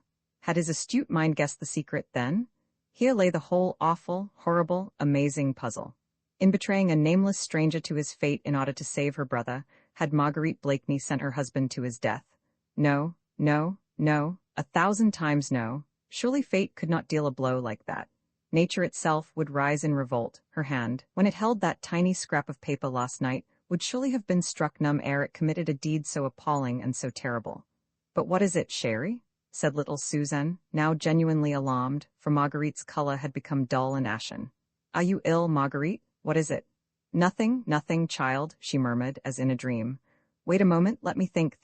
You said the Scarlet Pimpernel had gone today? Marguerite, chérie, what is it? You frighten me. It is nothing, child, I tell you. Nothing. I must be alone a minute, and, dear one, I may have to curtail our time together today. I may have to go away, you'll understand? I understand that something has happened, chérie, and that you want to be alone. I won't be a hindrance to you. Don't think of me. My maid, Lucille, has not yet gone. We will go back together. Don't think of me. She threw her arms impulsively round Marguerite. Child as she was, she felt the poignancy of her friend's grief, and with the infinite tact of her girlish tenderness, she did not try to pry into it, but was ready to efface herself. She kissed Marguerite again and again, then walked sadly back across the lawn. Marguerite did not move. She remained there, thinking, wondering what was to be done. Just as little Suzanne was about to mount the terrace steps, a groom came running round the house towards his mistress. He carried a sealed letter in his hand. Susan instinctively turned back. Her heart told her that here perhaps was further ill news for her friend, and she felt that poor Margot was not in a fit state to bear any more. The groom stood respectfully beside his mistress, then he handed her the sealed letter. "What is that?" asked Marguerite. "Just come by runner, my lady." Marguerite took the letter mechanically and turned it over in her trembling fingers. "Who sent it?" she said. "The runner said, my lady," replied the groom, "that his orders were to deliver this, and that your ladyship would understand from whom it came." Marguerite tore open the envelope. Already her instinct told her what it contained, and her eyes only glanced at it mechanically. It was a letter by Armand St. just to Sir Andrew F. Ffoulkes, the letter which Chauvelin's spies had stolen at the Fisherman's Rest, and which Chauvelin had held as a rod over her to enforce her obedience. Now he had kept his word. He had sent her back St. Just's compromising letter, for he was on the track of the Scarlet Pimpernel. Marguerite's senses reeled, her very soul seemed to be leaving her body. She tottered, and would have fallen but for Suzanne's arm round her waist. With superhuman effort she regained control over herself. There was yet much to be done.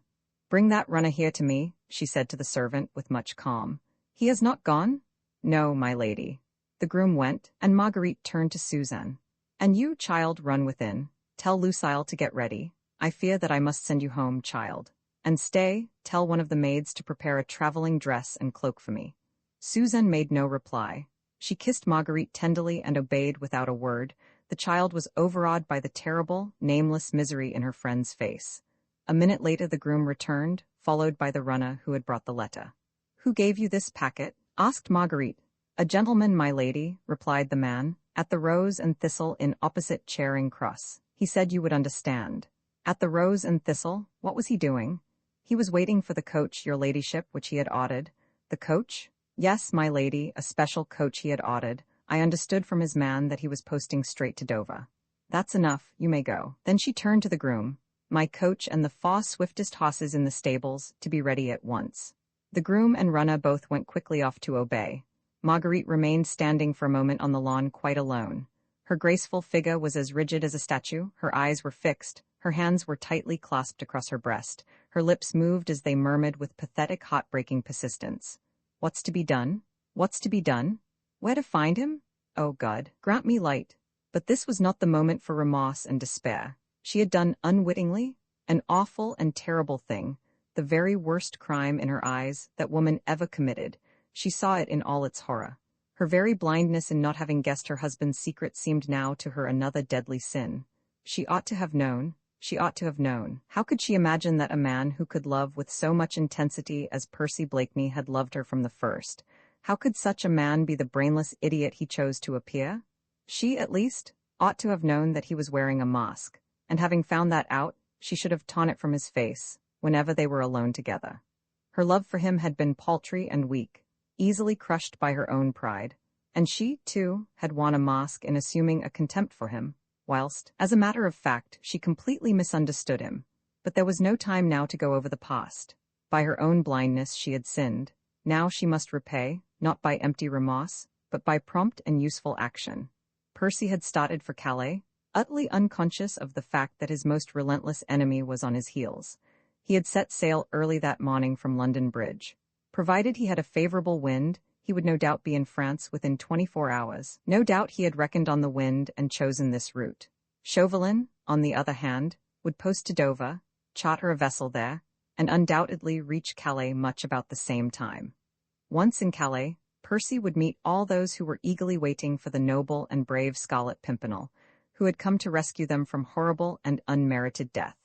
With Chauvelin's eyes now fixed upon his every movement, Percy would thus not only be endangering his own life, but that of Suzanne's father, the old Comte de Tournay, and of those other fugitives who were waiting for him and trusting in him. There was also Armand, who had gone to meet de Tournay, secure in the knowledge that the Scarlet Pimpernel was watching over his safety. All these lives and that of her husband lay in Marguerite's hands. These she must save, if human pluck and ingenuity were equal to the task. Unfortunately, she could not do all this quite alone. Once in Calais, she would not know where to find her husband, whilst Chauvelin, in stealing the papers at Dover, had obtained the whole itinerary. Above everything, she wished to warn Percy. She knew enough about him by now to understand that he would never abandon those who trusted in him, that he would not turn his back from danger, and leave the Comte de Tournay to fall into the bloodthirsty hands that knew of no mercy. But if he were warned, he might form new plans, be more wary, more prudent. Unconsciously, he might fall into a cunning trap, but, once warned, he might yet succeed. And if he failed, if indeed fate and Chauvelin, with all the resources at his command, proved too strong for the daring plotter after all, then at least she would be there by his side to comfort, love, and cherish, to cheat death perhaps at the last by making it seem sweet if they died both together, locked in each other's arms, with the supreme happiness of knowing that passion had responded to passion, and that all misunderstandings were at an end. Her whole body stiffened as with a great and firm resolution. This she meant to do, if God gave her wits and strength. Her eyes lost their fixed look. They glowed with inward fire at the thought of meeting him again so soon, in the very midst of most deadly perils. They sparkled with the joy of sharing these dangers with him, of helping him perhaps, of being with him at the last, if she failed. The childlike sweet face had become hard and set, the curved mouth was closed tightly over her clenched teeth. She meant to do or die with him and for his sake. A frown, which spoke of an iron will and unbending resolution, appeared between the two straight brows. Already her plans were formed. She would go and find Sir Andrew F. Ffoulkes first. He was Percy's best friend, and Marguerite remembered with a thrill, with what blind enthusiasm the young man always spoke of his mysterious leader. He would help her where she needed help. Her coach was ready. A change of raiment and a farewell to little Suzanne, and she could be on her way. Without haste, but without hesitation, she walked quietly into the house. Roman 2 Dover. The fisherman's rest in the kitchen. Sally was extremely busy. Saucepans and frying pans were standing in rows on the gigantic hearth. The huge stockpot stood in a corner, and the jack turned with slow deliberation, and presented alternately to the glow every side of a noble sirloin of beef. The two little kitchen maids bustled around, eager to help, hot and panting, with cotton sleeves well tucked up above the dimpled elbows, and giggling over some private jokes of their own, whenever Miss Sally's back was turned for a moment. And old Jemima, stolid in temper and solid in bulk, kept up a long and subdued grumble, while she stirred the stockpot methodically over the fire. "What ho, Sally?" came in cheerful if none too melodious accents from the coffee-room close by. "Lud bless my soul," exclaimed Sally with a good-humoured laugh. "What be they all wanting now, I wonder?" "Beer, of course," grumbled Jemima. "You don't expect Jimmy Pitkin to ave done with one tankard, do ye?" "Mr. Awry, looked uncommon thirsty too," simpered Martha, one of the little kitchen maids, and her beady black eyes twinkled as they met those of her companion, whereupon both started on a round of shot and suppressed giggles. Sally looked cross for a moment, and thoughtfully rubbed her hands against her shapely hips. Her palms were itching, evidently, to come in contact with Martha's rosy cheeks, but inherent good humor prevailed, and with a pout and a shrug of the shoulders, she turned her attention to the fried potatoes. "What ho, Sally? Hey, Sally?" And a chorus of pewter mugs tapped with impatient hands against the oak tables of the coffee-room accompanied the shouts from mine host's buxom daughter. "Sally," shouted a more persistent voice, "are ye going to be all night with that there beer?" "I do think father might get the beer for them," muttered Sally, as Jemima, stolidly and without further comment, took a couple of foam-crowned jugs from the shelf, and began filling a number of pewter tankards with some of that home-brewed ale for which the Fisherman's Rest had been famous since the days of King Charles. Knows how busy we are in air. Your father is too busy discussing politics with Mr. Impseed to worry yourself about you and the kitchen," grumbled Jemima under her breath. Sally had gone to the small mirror which hung in a corner of the kitchen, and was hastily smoothing her hair and setting her frilled cap at its most becoming angle over her dark curls. Then she took up the tankards by their handles, 3 in each strong, brown hand, and laughing, grumbling, blushing, carried them through into the coffee-room. There was certainly no sign of that bustle and activity which kept far women busy and hot in the glowing kitchen beyond. The coffee-room of the Fisherman's Rest is a show place now at the beginning of the 20th century. At the end of the 18th, in the year of grace 1792, it had not yet gained the notoriety and importance which 100 additional years and the craze of the age have since bestowed upon it.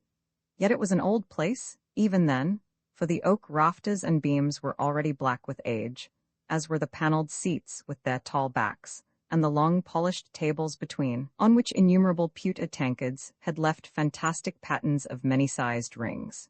In the leaded window, high up, a row of pots of scarlet geraniums and blue larkspur gave the bright note of color against the dull background of the oak.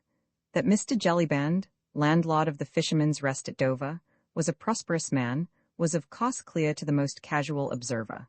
The pewter on the fine old dresses, the brass above the gigantic hearth, shone like silver and gold. The red-tiled floor was as brilliant as the scarlet geranium on the window-sill. This meant that his servants were good and plentiful, that the custom was constant, and of that order which necessitated the keeping up of the coffee-room to a high standard of elegance and order. As Sally came in, laughing through her frowns and displaying a row of dazzling white teeth, she was greeted with shouts and chorus of applause. "Why, here's Sally," What ho, Sally? Hurrah for pretty Sally. I thought you'd grown deaf in that kitchen of yours, muttered Jimmy Pitkin, as he passed the back of his hand across his very dry lips. All rye, laughed Sally as she deposited the freshly filled tankards upon the tables. Why, what a 'urry to be sure. And is your grandmother a dyin' and you wantin' to see the poor soul afore she'm gone? I never seed such a mighty Russian. A chorus of good-humored laughter greeted this witticism, which gave the company their present food for many jokes, for some considerable time. Sally now seemed in less of a hurry to get back to her pots and pans. A young man with fair curly hair and eager, bright blue eyes was engaging most of her attention and the whole of her time, whilst broad witticisms ain't Jimmy Pitkin's fictitious grandmother flew from mouth to mouth, mixed with heavy puffs of pungent tobacco smoke. Facing the hearth, his legs wide apart, a long clay pipe in his mouth, stood mine host himself, worthy Mr. Jellyband, landlord of the Fisherman's Rest, as his father had before him, aye, and his grandfather and great-grandfather too, for that matter. Portly in build, jovial in countenance and somewhat bald of pate, Mr. Jellyband was indeed a typical rural John Bull of those days. The days when our prejudiced insularity was at its height, when to an Englishman, be he lord, yeoman, or peasant, the whole of the continent of Europe was a den of immorality and the rest of the world an unexploited land of savages and cannibals.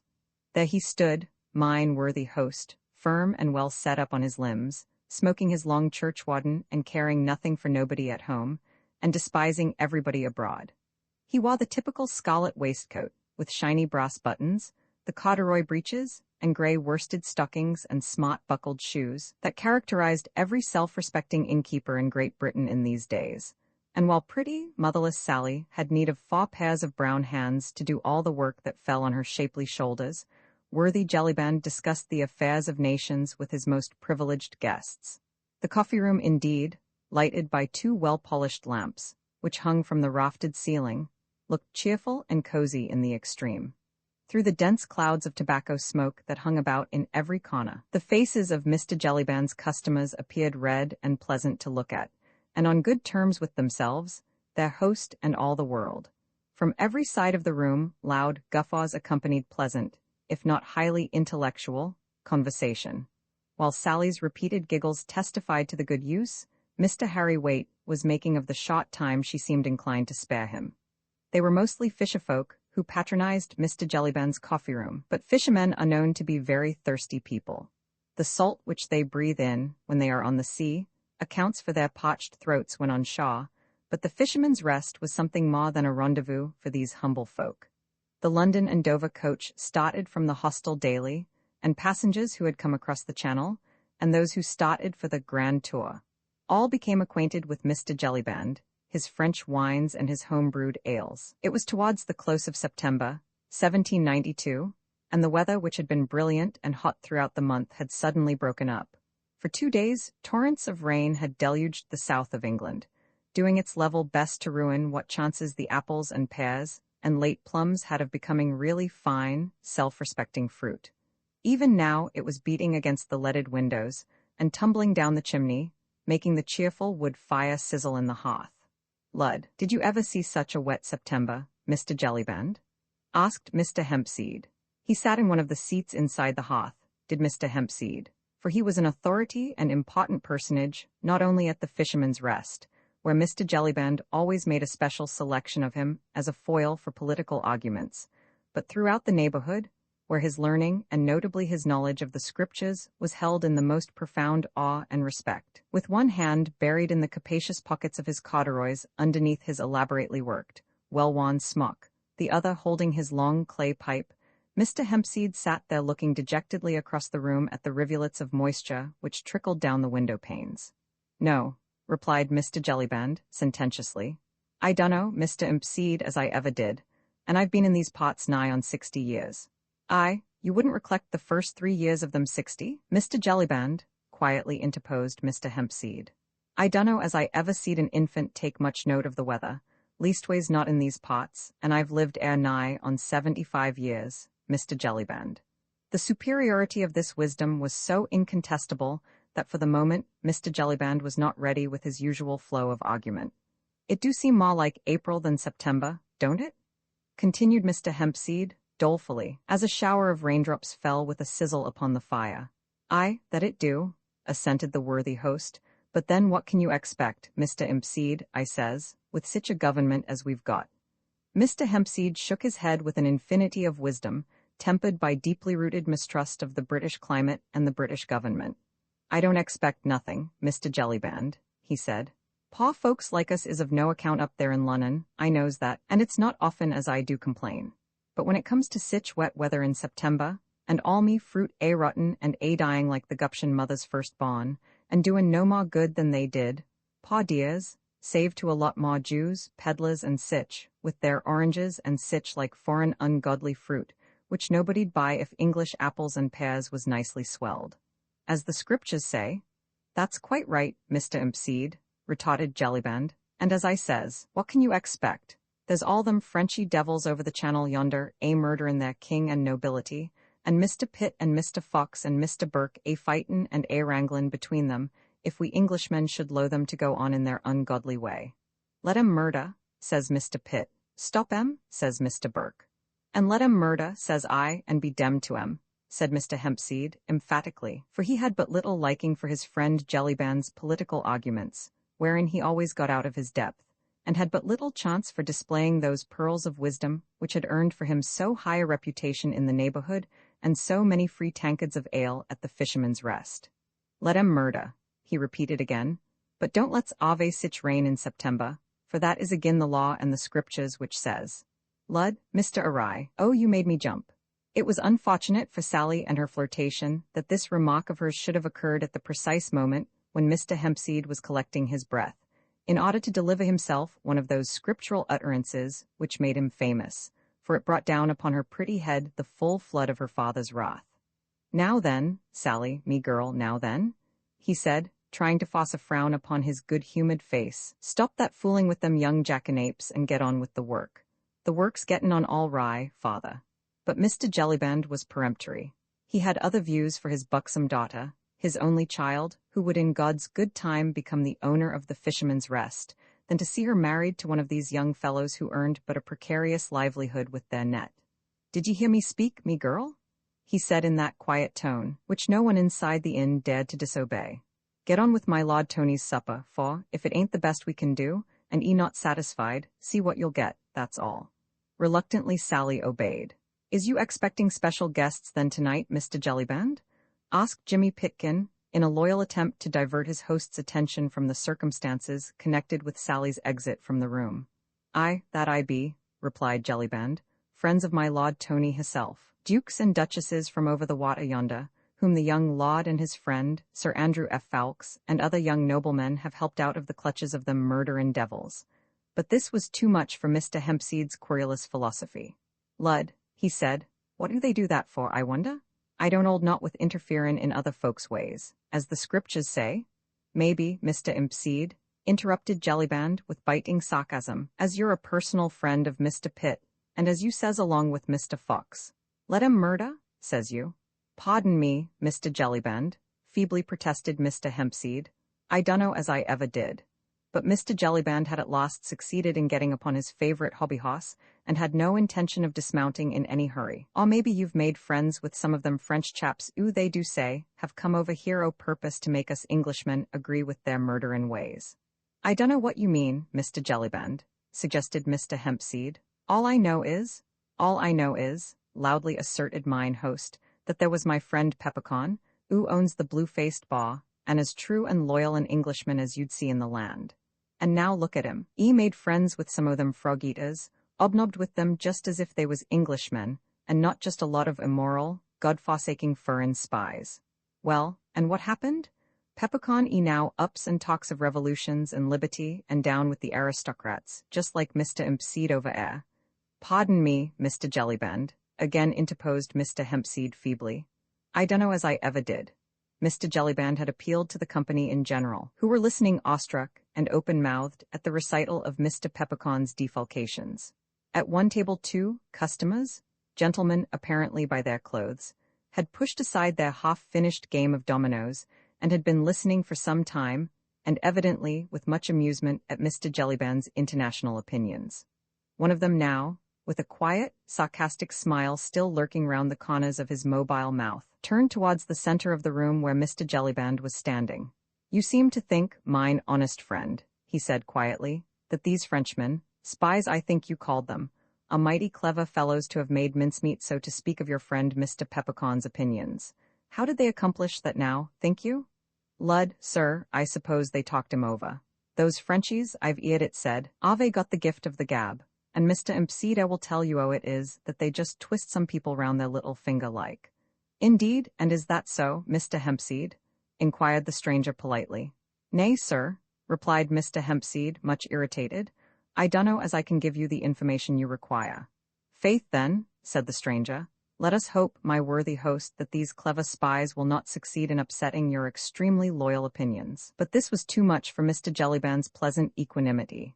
He burst into an uproarious fit of laughter, which was soon echoed by those who happened to be in his debt. "Ha ha ha, ho ho ho, ha ha." He laughed in every key, did my worthy host, and laughed until his sides ached and his eyes streamed.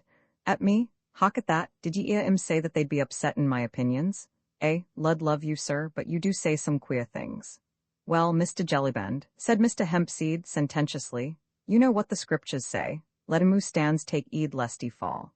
"But then hark ye, Mr. Impseed," retorted Jellyband, still holding his sides with laughter, "the scriptures didn't know me. Why, I wouldn't so much as drink a glass of ale with one o' them murderin' Frenchmen, and nothin' de make me change my opinions. Why, I've 'eard it said that them frog-eaters can't even speak the king's English, so, of course, if any of 'em tried to speak their god-forsaken lingo to me, why, I should spot them directly, see? And forewarned is forearmed, as the saying goes." "Aye, my honest friend," assented the stranger cheerfully, "I see that you are much too sharp and a match for any 20 Frenchmen, and here's to your very good health, my worthy host, if you'll do me the honor to finish this bottle of mine with me." "I am sure you're very polite, sir," said Mr. Jellyband, wiping his eyes which were still streaming with the abundance of his laughter, "and I don't mind if I do." The stranger poured out a couple of tankards full of wine, and having offered one to mine host, he took the other himself.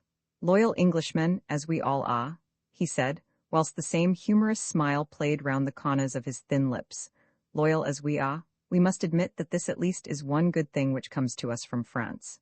"Aye, will none of us deny that, sir," assented mine host. "And here's to the best landlord in England, our worthy host, Mr. Jellyband," said the stranger in a loud tone of voice. "Hip, hip, hurrah!" retorted the whole company present. Then there was a loud clapping of hands, and mugs and tankards made a rattling music upon the tables to the accompaniment of loud laughter at nothing in particular, and of Mr. Jellyband's muttered exclamations. "Just fancy me bane talked over by any god-forsaken foreigner. What? Lud love you, sir, but you do say some queer things." To which obvious fact the stranger heartily assented. It was certainly a preposterous suggestion that anyone could ever upset Mr. Jellyband's firmly rooted opinions, ain't the utter worthlessness of the inhabitants of the whole continent of Europe. Roman 20. The friend less than half an hour later, Marguerite, buried in thoughts, sat inside her coach, which was bearing her swiftly to London. She had taken an affectionate farewell of little Suzanne, and seen the child safely started with her maid, and in her own coach, back to town. She had sent one courier with a respectful letter of excuse to His Royal Highness, begging for a postponement of the August visit on account of pressing and urgent business, and another on ahead to bespeak a fresh relay of horses at Faversham. Then she had changed her muslin frock for a dark travelling costume and mantle, had provided herself with money, which her husband's lavishness always placed fully at her disposal, and had started on her way. She did not attempt to delude herself with any vain and futile hopes. The safety of her brother Armand was to have been conditional on the imminent capture of the Scarlet Pimpernel. As Chauvelin had sent her back Armand's compromising letter, there was no doubt that he was quite satisfied in his own mind that Percy Blakeney was the man whose death he had sworn to bring about. No, there was no room for any fond delusions. Percy, the husband whom she loved with all the ardor which her admiration for his bravery had kindled, was in immediate, deadly peril through her hand. She had betrayed him to his enemy, unwittingly 'tis true, but she had betrayed him, and if Chauvelin succeeded in trapping him, who so far was unaware of his danger, then his death would be at her door. His death, when with her very heart's blood she would have defended him and given willingly her life for his. She had ordered her coach to drive her to the Crown Inn. Once there, she told her coachman to give the horses food and rest. Then she ordered a chair, and had herself carried to the house in Pall Mall, where Sir Andrew F. Ffoulkes lived. Among all Percy's friends who were enrolled under his daring banner, she felt that she would prefer to confide in Sir Andrew F. Ffoulkes.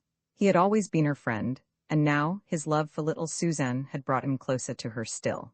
Had he been away from home, gone on the mad errand with Percy, perhaps then she would have called on Lord Hastings or Lord Tony, for she wanted the help of one of these young men, or she would indeed be powerless to save her husband. Sir Andrew F. Ffoulkes, however, was at home, and his servant introduced her ladyship immediately. She went upstairs to the young man's comfortable bachelor's chambers, and was shown into a small, though luxuriously furnished, dining room. A moment or two later Sir Andrew himself appeared.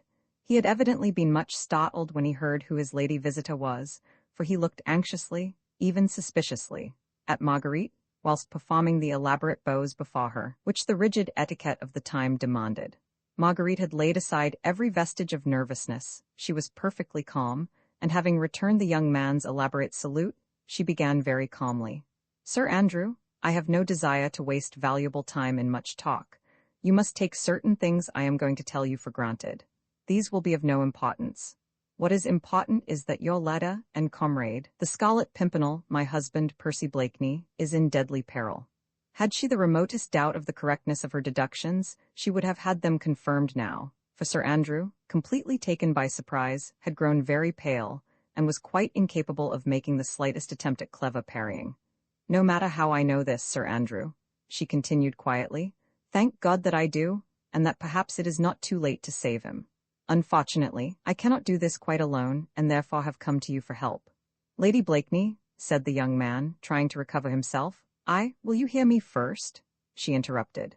"This is how the matter stands.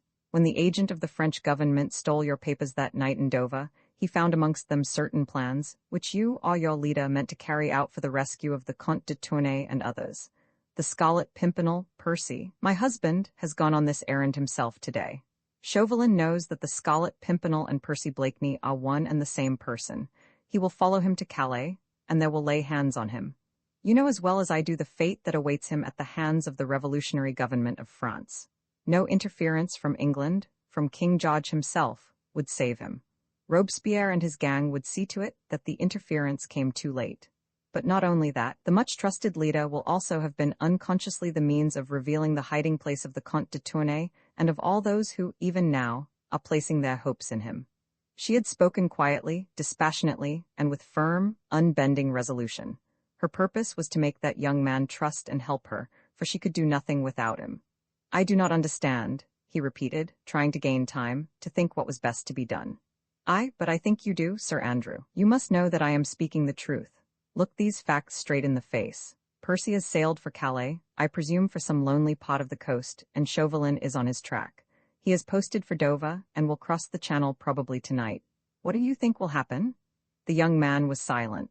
"Percy will arrive at his destination. Unconscious of being followed, he will seek out de Tournay and the others. Among these is Armand Saint, just my brother. He will seek them out, one after another, probably, not knowing that the sharpest eyes in the world are watching his every movement. When he has thus unconsciously betrayed those who blindly trust in him, when nothing can be gained from him, and he is ready to come back to England, with those whom he has gone so bravely to save, the doors of the trap will close upon him, and he will be sent to end his noble life upon the guillotine." Still Sir Andrew was silent. "You do not trust me," she said passionately. "Oh God, cannot you see that I am in deadly earnest? Man," she added, while, with her tiny hands she seized the young man suddenly by the shoulders, forcing him to look straight at her. "Tell me, do I look like that vilest thing on earth, a woman who would betray her own husband?" "God forbid, Lady Blakeney," said the young man at last, "that I should attribute such evil motives to you, but what? Tell me. Quick, man, the very seconds are precious. Will you tell me?" he asked resolutely, and looking searchingly into her blue eyes, "whose hand helped to guide him, Chauvelin, to the knowledge which you say he possesses?" "Mine," she said quietly. "I own it. I will not lie to you, for I wish you to trust me absolutely. But I had no idea, how could I have? Of the identity of the Scarlet Pimpernel, and my brother's safety was to be my prize if I succeeded." "In helping Chauvelin to track the Scarlet Pimpernel?" She nodded. "It is no use telling you how he forced my hand. Armand is more than a brother to me, and how could I guess? But we waste time, Sir Andrew. Every second is precious in the name of God. My husband is in peril, your friend, your comrade, help me to save him. Sir Andrew felt his position to be a very awkward one. The oath he had taken before his leader and comrade was one of obedience and secrecy, and yet the beautiful woman, who was asking him to trust her, was undoubtedly in earnest. His friend and leader was equally undoubtedly in imminent danger, and, Lady Blakeney, he said at last, God knows you have perplexed me so that I do not know which way my duty lies. Tell me what you wish me to do. There are 19 of us ready to lay down our lives for the Scarlet Pimpernel if he is in danger. There is no need for lives just now, my friend, she said dryly. My wits and far swift horses will serve the necessary purpose, but I must know where to find him.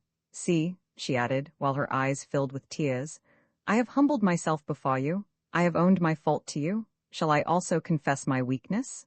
My husband and I have been estranged because he did not trust me, and because I was too blind to understand. You must confess that the bandage which he put over my eyes was a very thick one. Is it small wonder that I did not see through it? But last night, after I led him unwittingly into such deadly peril, it suddenly fell from my eyes. If you will not help me, Sir Andrew, I would still strive to save my husband. I would still exert every faculty I possess for his sake, but I might be powerless, for I might arrive too late, and nothing would be left for you but lifelong remorse, and to end for me, a broken heart.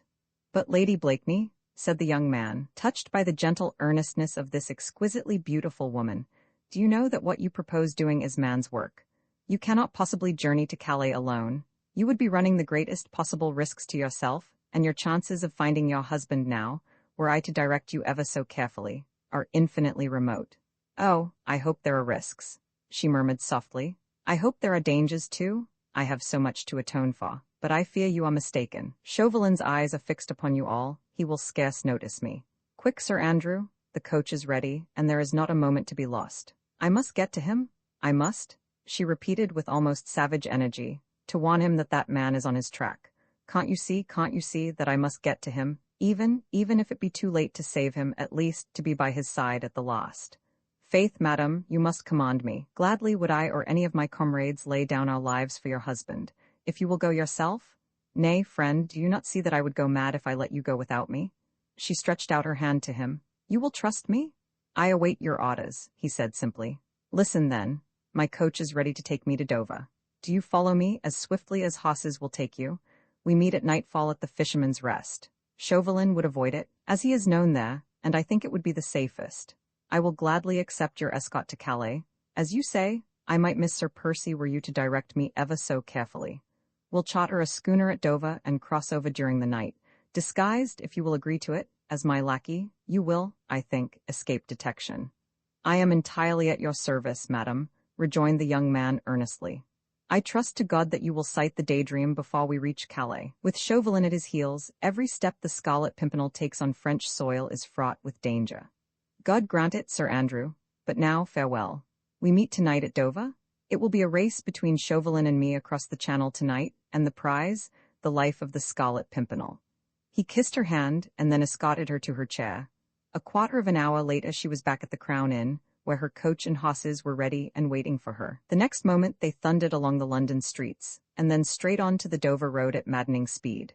She had no time for despair now. She was up and doing, and had no leisure to think. With Sir Andrew F. Ffoulkes as her companion and ally, hope had once again revived in her heart. God would be merciful. He would not allow so appalling a crime to be committed as the death of a brave man, through the hand of a woman who loved him and worshipped him, and who would gladly have died for his sake. Marguerite's thoughts flew back to him, the mysterious hero, whom she had always unconsciously loved, when his identity was still unknown to her. Laughingly, in the olden days, she used to call him the shadowy king of her heart, and now she had suddenly found that this enigmatic personality whom she had worshipped, and the man who loved her so passionately, were one and the same. What wonder that one or two happier visions began to force their way before her mind. She vaguely wondered what she would say to him when first they would stand face to face. She had had so many anxieties, so much excitement during the past few hours, that she allowed herself the luxury of nursing these few more hopeful, brighter thoughts. Gradually the rumble of the coach wheels, with its incessant monotony, acted soothingly on her nerves. Her eyes, aching with fatigue and many shed and unshed tears, closed involuntarily, and she fell into a troubled sleep. Roman 21 Suspense. It was late into the night when she at last reached the Fisherman's Rest. She had done the whole journey in less than 8 hours, thanks to innumerable changes of horses at the various coaching stations, for which she always paid lavishly, thus obtaining the very best and swiftest that could be had. Her coachman, too, had been indefatigable. The promise of special and rich reward had no doubt helped to keep him up, and he had literally burned the ground beneath his mistress' coach wheels. The arrival of Lady Blakeney in the middle of the night caused a considerable flutter at the Fisherman's Rest. Sally jumped hastily out of bed, and Mr. Jellyband was at great pains how to make his important guest comfortable.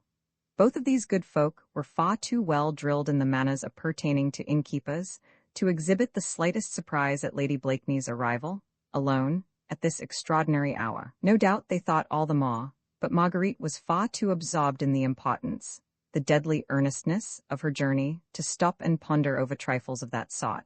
The coffee-room, the scene lately of the dastardly outrage on 2 English gentlemen, was quite deserted.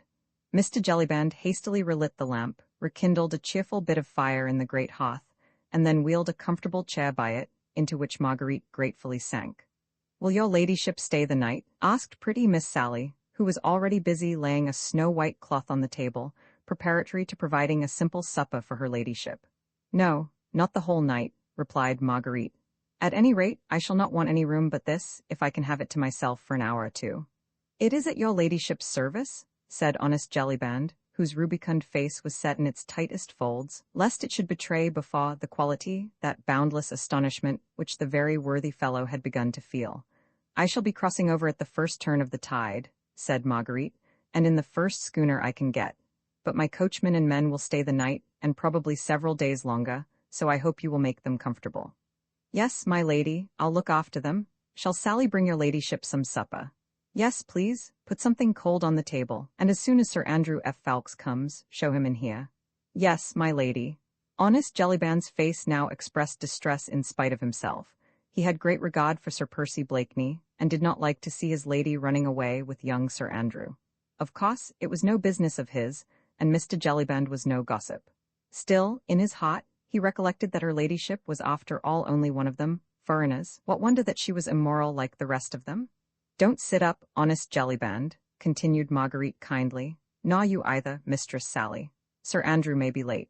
Jellyband was only too willing that Sally should go to bed. He was beginning not to like these goings-on at all. Still, Lady Blakeney would pay handsomely for the accommodation, and it certainly was no business of his. Sally arranged a simple supper of cold meat, wine, and fruit on the table. Then with a respectful curtsy, she retired, wondering in her little mind why her ladyship looked so serious when she was about to elope with her gallant. Then commenced a period of weary waiting for Marguerite. She knew that Sir Andrew, who would have to provide himself with clothes befitting a lackey, could not possibly reach Dover for at least a couple of hours. He was a splendid horseman of course, and would make light in such an emergency of the 70-odd miles between London and Dover. He would, too, literally burn the ground beneath his horse's hoofs, but he might not always get very good remounts, and in any case, he could not have started from London until at least an hour after she did. She had seen nothing of Chauvelin on the road. Her coachman, whom she questioned, had not seen anyone answering the description his mistress gave him of the wizened figure of the little Frenchman. Evidently, therefore, he had been ahead of her all the time. She had not dared to question the people at the various inns where they had stopped to change horses. She feared that Chauvelin had spies all along the route, who might overhear her questions, then outdistance her and warn her enemy of her approach. Now she wondered at what inn he might be stopping, or whether he had had the good luck of chartering a vessel already, and was now himself on the way to France. That thought gripped her at the heart as with an iron vice. If indeed she should not be too late already. The loneliness of the room overwhelmed her. Everything within was so horribly still. The ticking of the grandfather's clock, dreadfully slow and measured, was the only sound which broke this awful loneliness. Marguerite had need of all her energy, all her steadfastness of purpose, to keep up her courage through this weary midnight waiting. Everyone else in the house but herself must have been asleep. She had heard Sally go upstairs. Mr. Jellyband had gone to see to her coachman and men, and then had returned and taken up a position under the porch outside, just where Marguerite had first met Chauvelin about a week ago. He evidently meant to wait up for Sir Andrew F. Ffoulkes, but was soon overcome by sweet slumbers, for presently, in addition to the slow ticking of the clock, Marguerite could hear the monotonous and dulcet tones of the worthy fellow's breathing. For some time now, she had realized that the beautiful warm October's day, so happily begun, had turned into a rough and cold night. She had felt very chilly, and was glad of the cheerful blaze in the hearth. But gradually, as time wore on, the weather became more rough, and the sound of the great breakers against the Admiralty Pier, though some distance from the inn, came to her as the noise of muffled thunder. The wind was becoming boisterous, rattling the leaded windows and the massive doors of the old-fashioned house. It shook the trees outside and roared down the vast chimney. Marguerite wondered if the wind would be favorable for her journey. She had no fear of the storm, and would have braved worse risks sooner than delay the crossing by an hour. A sudden commotion outside roused her from her meditations. Evidently it was Sir Andrew F. Ffoulkes, just arrived in mad haste, for she heard his horse's hoofs thundering on the flagstones outside, then Mr. Jellyband's sleepy, yet cheerful tones bidding him welcome. For a moment then, the awkwardness of her position struck Marguerite. Alone at this hour, in a place where she was well known, and having made an assignation with a young cavalier equally well known, and who arrived in disguise. What food for gossip to those mischievously inclined? The idea struck Marguerite chiefly from its humorous side. There was such quaint contrast between the seriousness of her errand and the construction which would naturally be put on her actions by honest Mr. Jellyband, that, for the first time since many hours, a little smile began playing round the corners of her childlike mouth. And when, presently, Sir Andrew, almost unrecognizable in his lackey-like garb, entered the coffee-room, she was able to greet him with quite a merry laugh. "Faith, monsieur my lackey," she said, "I am satisfied with your appearance." Mr. Jellyband had followed Sir Andrew, looking strangely perplexed. The young gallant's disguise had confirmed his worst suspicions. Without a smile upon his jovial face, he drew the cork from the bottle of wine, set the chairs ready, and prepared to wait. "Thanks, honest friend," said Marguerite, who was still smiling at the thought of what the worthy fellow must be thinking at that very moment. "We shall require nothing more, and here's for all the trouble you have been put to on our account." She handed 2 or 3 gold pieces to Jellyband, who took them respectfully, and with becoming gratitude. "Stay, Lady Blakeney," interposed Sir Andrew, as Jellyband was about to retire. "I am afraid we shall require something more of my friend Jelly's hospitality. I am sorry to say we cannot cross over tonight." "Not cross over tonight?" she repeated in amazement. "But we must, Sir Andrew, we must. There can be no question of cannot, and whatever it may cost, we must get a vessel tonight." But the young man shook his head sadly. "I am afraid it is not a question of cost, Lady Blakeney. There is a nasty storm blowing from France, the wind is dead against us, we cannot possibly sail until it has changed." Marguerite became deadly pale. She had not foreseen this. Nature herself was playing her a horrible, cruel trick. Percy was in danger, and she could not go to him, because the wind happened to blow from the coast of France. "But we must go, we must," she repeated with strange, persistent energy. "You know we must go, can't you find a way?" "I have been down to the shore already," he said, "and had a talk to 1 or 2 skippers. It is quite impossible to set sail tonight, so every sailor assured me. No one," he added, looking significantly at Marguerite, "no one could possibly put out of Dover tonight." Marguerite at once understood what he meant. No one included Chauvelin as well as herself. She nodded pleasantly to Jellyband. "Well then, I must resign myself," she said to him. "Have you a room for me?" "Oh yes, your ladyship, a nice, bright, airy room. I'll see to it at once. And there is another one for Sir Andrew, both quite ready." "That's brave now, mine honest Jelly," said Sir Andrew, gaily, and clapping his worth host vigorously on the back. "You unlock both those rooms and leave our candles here on the dresser. I vow you are dead with sleep, and her ladyship must have some supper before she retires. There, have no fear, friend of the rueful countenance. Her ladyship's visit, though at this unusual hour, is a great honour to thy house, and Sir Percy Blakeney will reward thee doubly, if thou seest well to her privacy and comfort."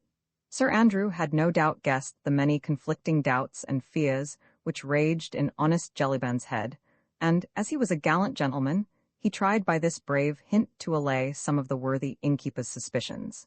He had the satisfaction of seeing that he had partially succeeded. Jellyband's rubicund countenance brightened somewhat at the mention of Sir Percy's name. "I'll go and see to it at once, sir," he said with alacrity, and with less frigidity in his manner. "Has her ladyship everything she wants for supper?" "Everything, thanks, honest friend, and as I am famished and dead with fatigue, I pray you see to the rooms." Now tell me, she said eagerly, as soon as Jellyband had gone from the room, tell me all your news. There is nothing else much to tell you, Lady Blakeney, replied the young man. The storm makes it quite impossible for any vessel to put out of Dover this tide. But what seems to you at first a terrible calamity is really a blessing in disguise. If we cannot cross over to France tonight, Chauvelin is in the same quandary. He may have left before the storm broke out. God grant he may, said Sir Andrew, merrily, for very likely then he'll have been driven out of his course. Who knows? He may now even be lying at the bottom of the sea, for there is a furious storm raging, and it will fare ill with all small craft which happen to be out. But I fear me we cannot build our hopes upon the shipwreck of that cunning devil, and of all his murderous plans. The sailors I spoke to, all assured me that no schooner had put out of Dover for several hours. On the other hand, I ascertained that a stranger had arrived by coach this afternoon, and had, like myself, made some inquiries about crossing over to France. Then Chauvelin is still in Dover, undoubtedly. Shall I go waylay him and run my sword through him? That were indeed the quickest way out of the difficulty. Nay, Sir Andrew, do not jest. Alas, I have often since last night caught myself wishing for that fiend's death. But what you suggest is impossible. The laws of this country do not permit of murder. It is only in our beautiful France that wholesale slaughter is done lawfully, in the name of liberty and of brotherly love. Sir Andrew had persuaded her to sit down to the table, to partake of some supper, and to drink a little wine. This enforced rest of at least 12 hours, until the next tide, was sure to be terribly difficult to bear in the state of intense excitement in which she was. Obedient in these small matters like a child, Marguerite tried to eat and drink. Sir Andrew, with that profound sympathy born in all those who are in love, made her almost happy by talking to her about her husband. He recounted to her some of the daring escapes the brave Scarlet Pimpernel had contrived for the poor French fugitives, whom a relentless and bloody revolution was driving out of their country. He made her eyes glow with enthusiasm by telling her of his bravery, his ingenuity, his resourcefulness, when it meant snatching the lives of men, women, and even children from beneath the very edge of that murderous, ever-ready guillotine. He even made her smile quite merrily by telling her of the Scarlet Pimpernel's quaint and many disguises, through which he had baffled the strictest watch set against him at the barricades of Paris. This last time, the escape of the Comtesse de Tournay and her children had been a veritable masterpiece. Blakeney disguised as a hideous old market woman, in filthy cap and straggling grey locks, was a sight fit to make the gods laugh. Marguerite laughed heartily as Sir Andrew tried to describe Blakeney's appearance, whose gravest difficulty always consisted in his great height, which in France made disguise doubly difficult. Thus an hour wore on. There were many more to spend in enforced inactivity in Dover. Marguerite rose from the table with an impatient sigh. She looked forward with dread to the night in the bed upstairs, with terribly anxious thoughts to keep her company, and the howling of the storm to help chase sleep away. She wondered where Percy was now. The Daydream was a strong, well-built, sea-going yacht. Sir Andrew had expressed the opinion that no doubt she had got in the lee of the wind before the storm broke out, or else perhaps had not ventured into the open at all, but was lying quietly at Gravesend. Briggs was an expert skipper, and Sir Percy handled a schooner as well as any master mariner. There was no danger for them from the storm. It was long past midnight when at last Marguerite retired to rest. As she had feared, sleep sedulously avoided her eyes. Her thoughts were of the blackest during these long, weary hours, whilst that incessant storm raged which was keeping her away from Percy. The sound of the distant breakers made her heart ache with melancholy. She was in the mood when the sea has a saddening effect upon the nerves. It is only when we are very happy that we can bear to gaze merrily upon the vast and limitless expanse of water, rolling on and on with such persistent, irritating monotony, to the accompaniment of our thoughts, whether grave or gay. When they are gay, the waves echo their gaiety, but when they are sad, then every breaker, as it rolls, seems to bring additional sadness, and to speak to us of hopelessness and of the pettiness of all our joys. Roman 22, Calais the weariest nights, the longest days, sooner or later must perforce come to an end. Marguerite had spent over 15 hours in such acute mental torture as well-nigh drove her crazy. After a sleepless night, she rose early, wild with excitement, dying to start on her journey, terrified lest further obstacles lay in her way. She rose before anyone else in the house was astir, so frightened was she, lest she should miss the one golden opportunity of making a start. When she came downstairs, she found Sir Andrew F. Ffoulkes sitting in the coffee-room. He had been out half an hour earlier, and had gone to the Admiralty Pier, only to find that neither the French packet nor any privately chartered vessel could put out of Dover yet. The storm was then at its fullest, and the tide was on the turn. If the wind did not abate or change, they would perforce have to wait another 10 or 12 hours until the next tide, before a start could be made. And the storm had not abated, the wind had not changed, and the tide was rapidly drawing out. Marguerite felt the sickness of despair when she heard this melancholy news. Only the most firm resolution kept her from totally breaking down, and thus adding to the young man's anxiety, which evidently had become very keen. Though he tried to hide it, Marguerite could see that Sir Andrew was just as anxious as she was to reach his comrade and friend. This enforced inactivity was terrible to them both. How they spent that wearisome day at Dover, Marguerite could never afterwards say. She was in terror of showing herself, lest Chauvelin's spies happened to be about, so she had a private sitting room, and she and Sir Andrew sat there hour after hour, trying to take, at long intervals, some perfunctory meals, which little Sally would bring them, with nothing to do but to think, to conjecture, and only occasionally to hope. The storm had abated just too late. The tide was by then too far out to allow a vessel to put off to sea. The wind had changed, and was settling down to a comfortable northwesterly breeze, a veritable godsend for a speedy passage across to France. And there those two waited, wondering if the hour would ever come when they could finally make a start. There had been one happy interval in this long, weary day, and that was when Sir Andrew went down once again to the pier, and presently came back to tell Marguerite that he had chartered a quick schooner, whose skipper was ready to put to sea the moment the tide was favorable. From that moment, the hours seemed less wearisome. There was less hopelessness in the waiting, and at last, at 5 o'clock in the afternoon, Marguerite, closely veiled and followed by Sir Andrew F. Ffoulkes, who, in the guise of her lackey, was carrying a number of impedimenta, found her way down to the pier. Once on board, the keen, fresh sea air revived her. The breeze was just strong enough to nicely swell the sails of the foam crest, as she cut her way merrily towards the open. The sunset was glorious after the storm, and Marguerite, as she watched the white cliffs of Dover gradually disappearing from view, felt more at peace and once more almost hopeful. Sir Andrew was full of kind attentions, and she felt how lucky she had been to have him by her side in this, her great trouble. Gradually, the grey coast of France began to emerge from the fast-gathering evening mists. 1 or 2 lights could be seen flickering, and the spires of several churches to rise out of the surrounding haze. Half an hour later Marguerite had landed upon French shore. She was back in that country where at this very moment men slaughtered their fellow creatures by the hundreds, and sent innocent women and children in thousands to the block. The very aspect of the country and its people, even in this remote seacoast town, spoke of that seething revolution, 300 miles away, in beautiful Paris, now rendered hideous by the constant flow of the blood of her noblest sons, by the wailing of the widows, and the cries of fatherless children. The men all wore red caps in various stages of cleanliness, but all with the tricolour cockade pinned on the left side. Marguerite noticed with a shudder that, instead of the laughing, merry countenance habitual to her own countrymen, their faces now invariably wore a look of sly distrust. Every man nowadays was a spy upon his fellows. The most innocent word uttered in jest might at any time be brought up as a proof of aristocratic tendencies, or of treachery against the people. Even the women went about with a curious look of fear and of hate lurking in their brown eyes, and all watched Marguerite as she stepped on shore, followed by Sir Andrew, and murmured as she passed along, "Sacrés aristos," or else "Sacrés Anglais." Otherwise their presence excited no further comment.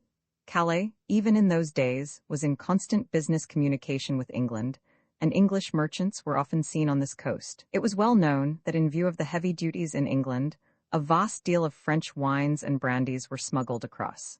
This pleased the French bourgeois immensely. He liked to see the English government and the English king, both of whom he hated, cheated out of their revenues. And an English smuggler was always a welcome guest at the tumble-down taverns of Calais and Boulogne. So, perhaps, as Sir Andrew gradually directed Marguerite through the tortuous streets of Calais, many of the population, who turned with an oath to look at the strangers clad in English fashion, thought that they were bent on purchasing dutiable articles for their own fog-ridden country, and gave them no more than a passing thought.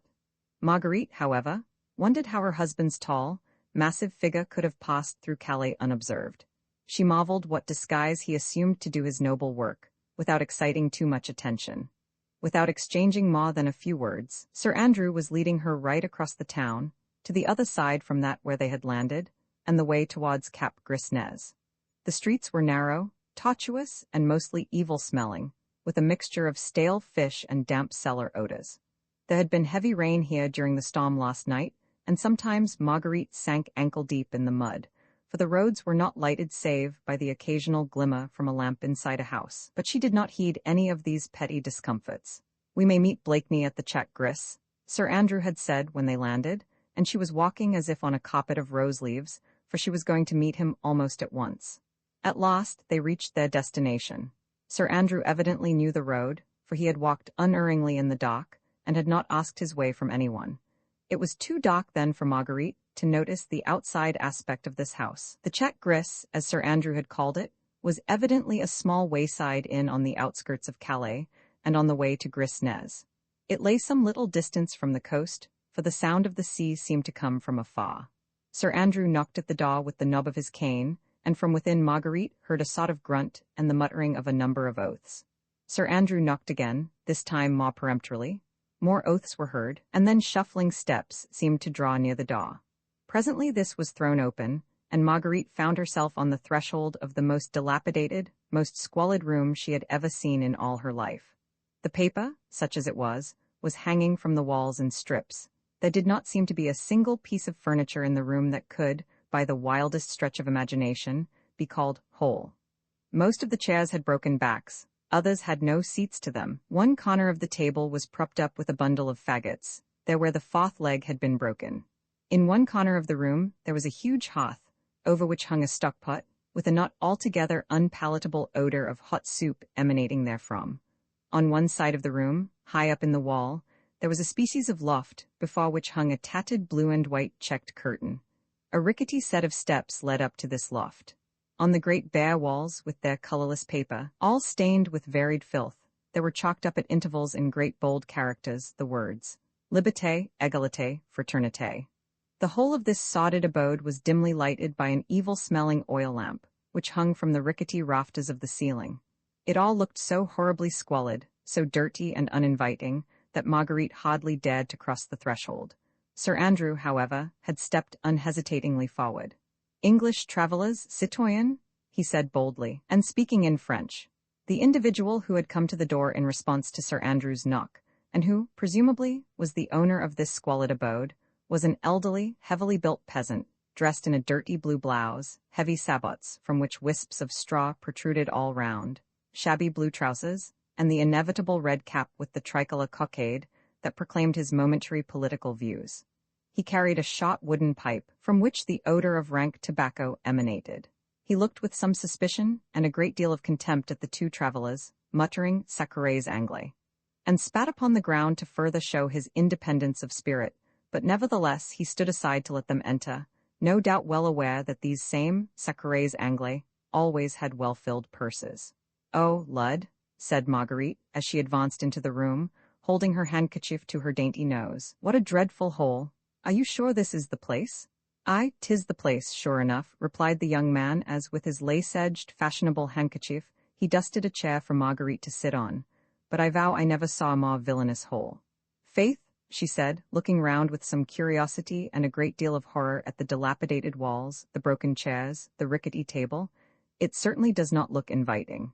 The landlord of the Chat Gris, by name Brogard, had taken no further notice of his guests. He concluded that presently they would order supper, and in the meanwhile it was not for a free citizen to show deference or even courtesy to anyone, however smartly they might be dressed. By the hearth sat a huddled-up figure clad, seemingly, mostly in rags. That figure was apparently a woman, although even that would have been hard to distinguish, except for the cap, which had once been white, and for what looked like the semblance of a petticoat. She was sitting mumbling to herself, and from time to time stirring the brew in her stockpot. "Hey, my friend," said Sir Andrew at last, "we should like some supper. The citoyenne there," he added, "is concocting some delicious soup, I'll warrant, and my mistress has not tasted food for several hours." It took Brogard some few minutes to consider the question. A free citizen does not respond too readily to the wishes of those who happen to require something of him. "Sacrés aristos," he murmured, and once more spat upon the ground. Then he went very slowly up to a dresser which stood in a corner of the room. From this, he took an old pewter soup tureen and slowly, and without a word, he handed it to his better half, who, in the same silence, began filling the tureen with the soup out of her stockpot. Marguerite had watched all these preparations with absolute horror. Were it not for the earnestness of her purpose, she would incontinently have fled from this abode of dirt and evil smells. "Faith, our host and hostess are not cheerful people," said Sir Andrew, seeing the look of horror on Marguerite's face. "I would I could offer you a more hearty and more appetizing meal, but I think you will find the soup eatable and the wine good. These people wallow in dirt, but live well as a rule." "Nay, I pray you, Sir Andrew," she said gently, "be not anxious about me. My mind is scarce inclined to dwell on thoughts of supper." Brogard was slowly pursuing his gruesome preparations. He had placed a couple of spoons, also 2 glasses on the table, both of which Sir Andrew took the precaution of wiping carefully. Brogard had also produced a bottle of wine and some bread, and Marguerite made an effort to draw her chair to the table and to make some pretense at eating. Sir Andrew, as befitting his role of lackey, stood behind her chair. "Nay, madam, I pray you," he said, seeing that Marguerite seemed quite unable to eat, "I beg of you to try and swallow some food. Remember you have need of all your strength." The soup certainly was not bad, it smelt and tasted good. Marguerite might have enjoyed it, but for the horrible surroundings. She broke the bread, however, and drank some of the wine. "Nay, Sir Andrew," she said, "I do not like to see you standing. You have need of food just as much as I have. This creature will only think that I am an eccentric Englishwoman eloping with her lackey, if you'll sit down and partake of this semblance of supper beside me." Indeed, Brogard, having placed what was strictly necessary upon the table, seemed not to trouble himself any further about his guests. The Mayor Brogard had quietly shuffled out of the room, and the man stood and lounged about, smoking his evil-smelling pipe, sometimes under Marguerite's very nose, as any free-born citizen who was anybody's equal should do. "Confound the brute," said Sir Andrew, with native British wrath, as Brogard leant up against the table, smoking and looking down superciliously at these 2 sacrés anglais. "In heaven's name, man," admonished Marguerite hurriedly, seeing that Sir Andrew, with British-born instinct, was ominously clenching his fist. "Remember that you are in France, and that in this year of grace this is the temper of the people."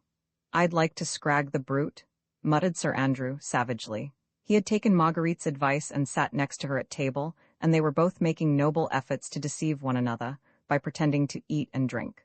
"I pray you," said Marguerite, "keep the creature in a good temper, so that he may answer the questions we must put to him." "I'll do my best, but begad, I'd sooner scrag him than question him. Hey, my friend," he said pleasantly in French and tapping Brogard lightly on the shoulder, "do you see many of our quality along these parts? Many English travellers, I mean?" Brogard looked round at him over his near shoulder, puffed away at his pipe for a moment or two as he was in no hurry, then muttered, "Hugh, sometimes?" "Ah," said Sir Andrew carelessly, "English travellers always know where they can get good wine, eh, my friend? Now, tell me, my lady was desiring to know if by any chance you happen to have seen a great friend of hers, an English gentleman, who often comes to Calais on business. He is tall, and recently was on his way to Paris. My lady hoped to have met him in Calais."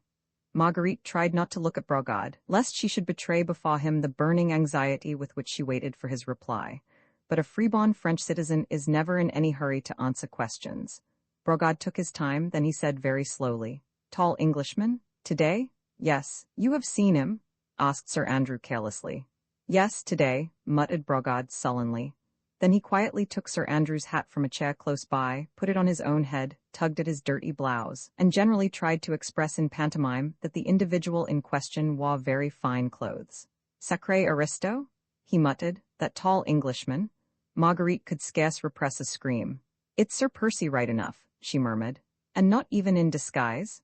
She smiled, in the midst of all her anxiety and through her gathering tears, at the thought of the ruling passion strong in death, of Percy running into the wildest, maddest dangers, with the latest cut coat upon his back, and the laces of his jabot unruffled.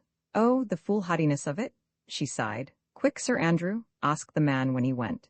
"Ah, yes, my friend," said Sir Andrew, addressing Brogard with the same assumption of carelessness, "my lord always wears beautiful clothes. The tall Englishman you saw was certainly my lady's friend, and he has gone, you say?" "He went, yes, but he's coming back. Here, he ordered supper." Sir Andrew put his hand with a quick gesture of warning upon Marguerite's arm. It came none too soon, for the next moment her wild, mad joy would have betrayed her. He was safe and well, was coming back here presently. She would see him in a few moments, perhaps.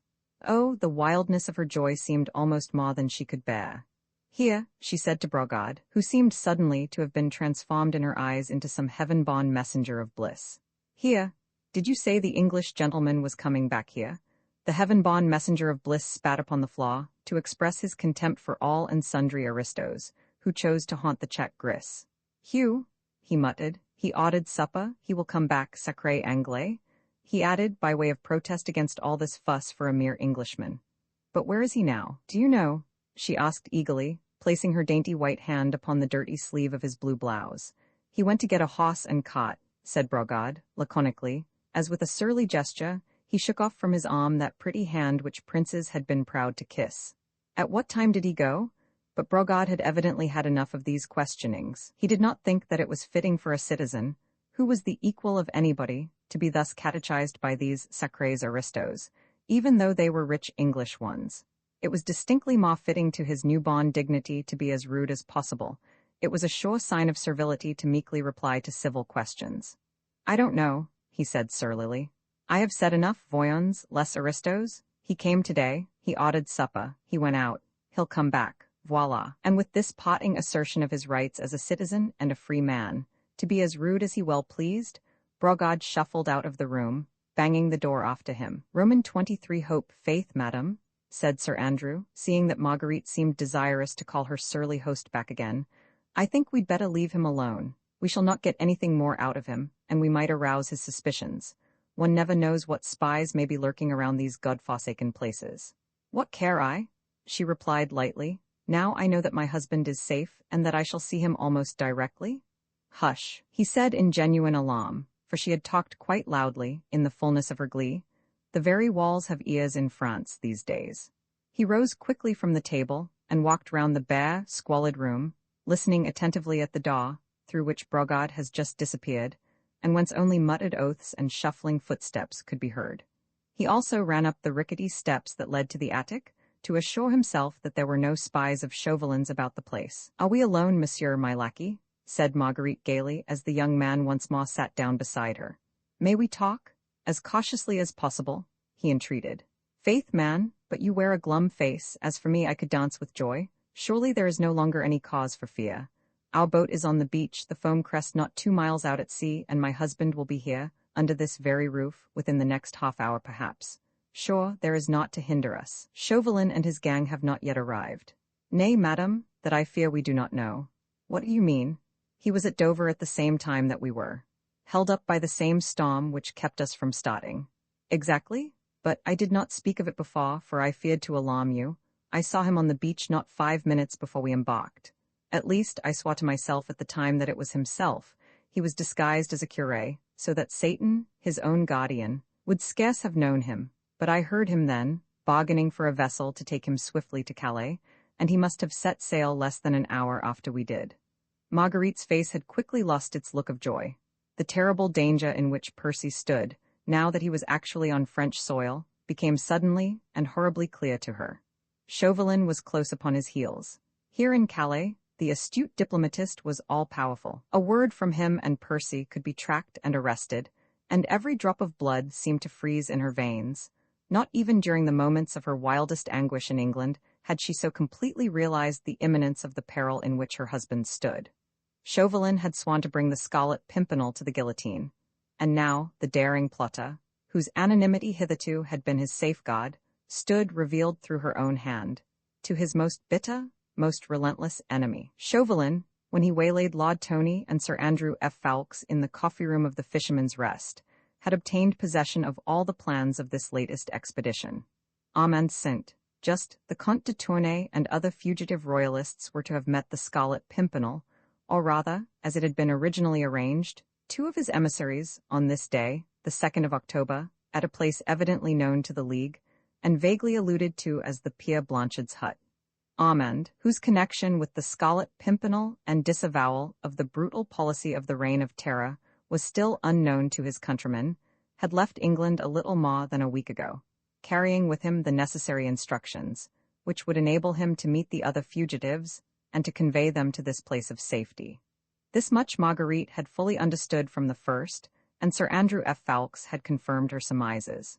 She knew, too, that when Sir Percy realized that his own plans and his directions to his lieutenants had been stolen by Chauvelin, it was too late to communicate with Armand, or to send fresh instructions to the fugitives. They would, of necessity, be at the appointed time and place, not knowing how grave was the danger which now awaited their brave rescuer. Blakeney, who as usual had planned and organized the whole expedition, would not allow any of his younger comrades to run the risk of almost certain capture. Hence his hurried note to them at Lord Grenville's ball, "Start myself tomorrow, alone." And now, with his identity known to his most bitter enemy, his every step would be dogged, the moment he set foot in France. He would be tracked by Chauvelin's emissaries, followed until he reached that mysterious hut where the fugitives were waiting for him, and there the trap would be closed on him and on them. There was but 1 hour, the hour's start which Marguerite and Sir Andrew had of their enemy, in which to warn Percy of the imminence of his danger, and to persuade him to give up the foolhardy expedition, which could only end in his own death. But there was that 1 hour. "Chauvelin knows of this from the papers he stole," said Sir Andrew earnestly, "and on landing will make straight for it." "He has not landed yet," she said. "We have an hour's start on him, and Percy will be here directly. We shall be mid-channel ere Chauvelin has realized that we have slipped through his fingers." She spoke excitedly and eagerly, wishing to infuse into her young friend some of that buoyant hope which still clung to her heart, but he shook his head sadly. "Silent again, Sir Andrew?" she said with some impatience. "Why do you shake your head and look so glum?" "Faith, madam," he replied, "'tis only because in making your rose-colored plans, you are forgetting the most important factor." "What in the world do you mean?" "I am forgetting nothing." "What factor do you mean?" she added with more impatience. "It stands 6 foot odd high," replied Sir Andrew quietly, "and hath name Percy Blakeney." "I don't understand," she murmured. "Do you think that Blakeney would leave Calais without having accomplished what he set out to do?" "You mean, there's the old Comte de Tournay." "The Comte?" she murmured. "And Saint-Just and others." "My brother?" she said with a heart-broken sob of anguish. "Heaven help me, but I fear I had forgotten." Fugitives as they are, these men at this moment await with perfect confidence and unshaken faith the arrival of the Scarlet Pimpernel, who has pledged his honor to take them safely across the Channel. Indeed, she had forgotten. With the sublime selfishness of a woman who loves with her whole heart, she had in the last 24 hours had no thought save for him, his precious, noble life, his danger. He, the loved one, the brave hero, he alone dwelt in her mind. "My brother?" she murmured, as one by one the heavy tears gathered in her eyes as memory came back to her of Armand, the companion and darling of her childhood, the man for whom she had committed the deadly sin, which had so hopelessly imperiled her brave husband's life. "Sir Percy Blakeney would not be the trusted, honored ladder of a score of English gentlemen," said Sir Andrew proudly, "if he abandoned those who placed their trust in him. As for breaking his word, the very thought is preposterous." There was silence for a moment or two. Marguerite had buried her face in her hands, and was letting the tears slowly trickle through her trembling fingers. The young man said nothing. His heart ached for this beautiful woman in her awful grief. All along, he had felt the terrible impasse in which her own rash act had plunged them all. He knew his friend and Leda so well, with his reckless daring, his mad bravery, his worship of his own word of honor. Sir Andrew knew that Blakeney would brave any danger, run the wildest risks sooner than break it, and with Chauvelin at his very heels, would make a final attempt, however desperate, to rescue those who trusted in him. "Faith, Sir Andrew," said Marguerite at last, making brave efforts to dry her tears, "you are right, and I would not now shame myself by trying to dissuade him from doing his duty. As you say, I should plead in vain. God grant him strength and ability," she added fervently and resolutely, "to outwit his pursuers. He will not refuse to take you with him, perhaps, when he starts on his noble work. Between you, you will have cunning as well as valor. God guard you both. In the meanwhile, I think we should lose no time. I still believe that his safety depends upon his knowing that Chauvelin is on his track. Undoubtedly. He has wonderful resources at his command. As soon as he is aware of his danger, he will exercise more caution. His ingenuity is a veritable miracle. Then, what say you to a voyage of reconnaissance in the village whilst I wait here against his coming? You might come across Percy's track and thus save valuable time. If you find him, tell him to beware. His bitterest enemy is on his heels. But this is such a villainous hole for you to wait in. Nay, that I do not mind, but you might ask our surly host if he could let me wait in another room, where I could be safer from the prying eyes of any chance traveler. Offer him some ready money, so that he should not fail to give me word the moment the tall Englishman returns." She spoke quite calmly, even cheerfully now, thinking out her plans, ready for the worst if need be. She would show no more weakness, she would prove herself worthy of him, who was about to give his life for the sake of his fellow men. Sir Andrew obeyed her without further comment. Instinctively, he felt that hers now was the stronger mind. He was willing to give himself over to her guidance, to become the hand, whilst she was the directing head. He went to the door of the inner room, through which Brogard and his wife had disappeared before, and knocked. As usual, he was answered by a salvo of muttered oaths. "Hey, friend Brogard," said the man peremptorily, "my lady friend would wish to rest here a while. Could you give her the use of another room? She would wish to be alone." He took some money out of his pocket and allowed it to jingle significantly in his hand. Brogard had opened the door and listened, with his usual surly apathy, to the young man's request. At the sight of the gold, however, his lazy attitude relaxed slightly. He took his pipe from his mouth and shuffled into the room. He then pointed over his shoulder at the attic up in the wall. "She can wait up there," he said with a grunt. "It's comfortable, and I have no other room." "Nothing could be better," said Marguerite in English. She at once realized the advantages such a position hidden from view would give her. "Give him the money, Sir Andrew. I shall be quite happy up there, and can see everything without being seen." She nodded to Brogard, who condescended to go up to the attic, and to shake up the straw that lay on the floor. "May I entreat you, madam, to do nothing rash," said Sir Andrew, as Marguerite prepared in her turn to ascend the rickety flight of steps. "Remember, this place is infested with spies. Do not, I beg of you, reveal yourself to Sir Percy, unless you are absolutely certain that you are alone with him." Even as he spoke, he felt how unnecessary was this caution.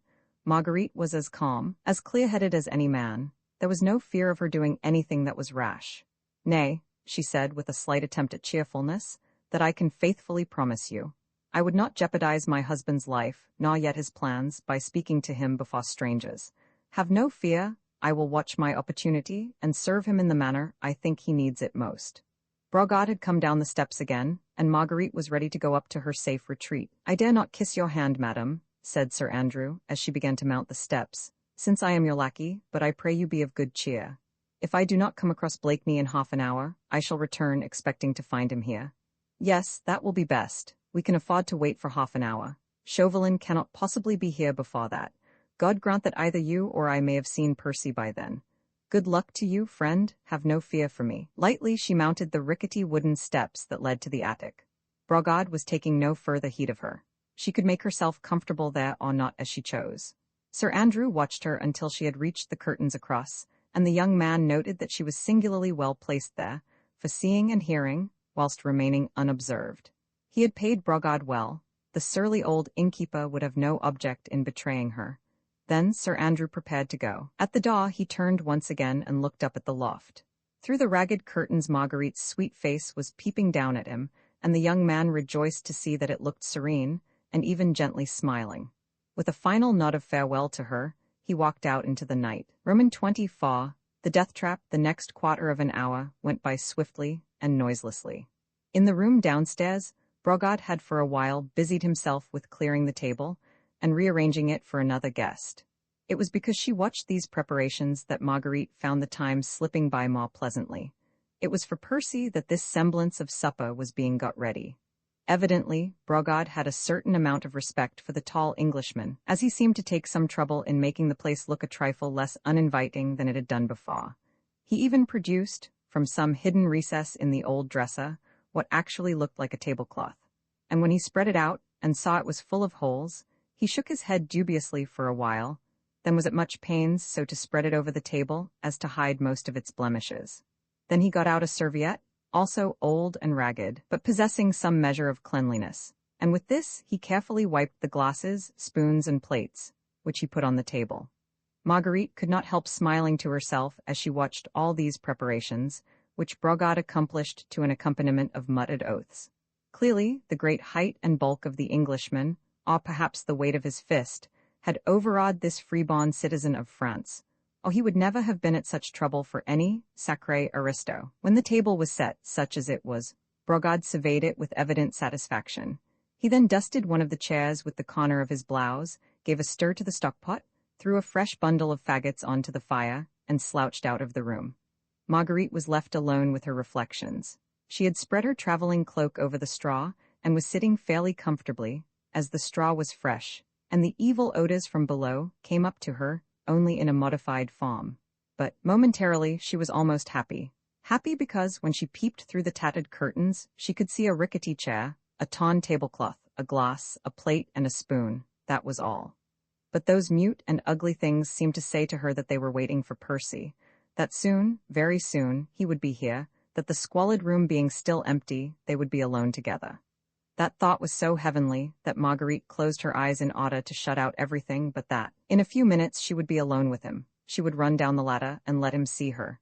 Then he would take her in his arms, and she would let him see that, after that, she would gladly die for him, and with him, for earth could hold no greater happiness than that.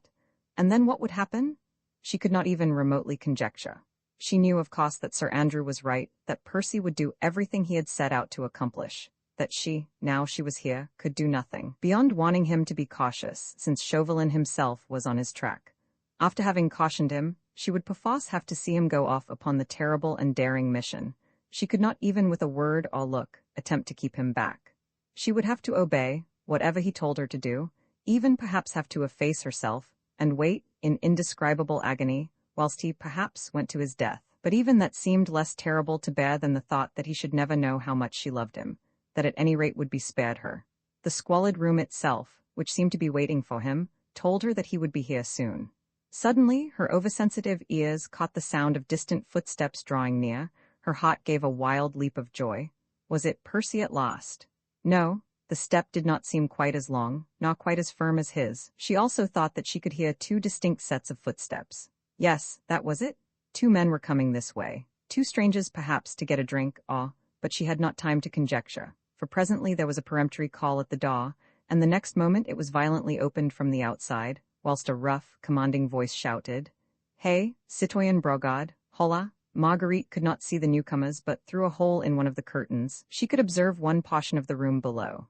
She heard Brogard's shuffling footsteps as he came out of the inner room, muttering his usual string of oaths.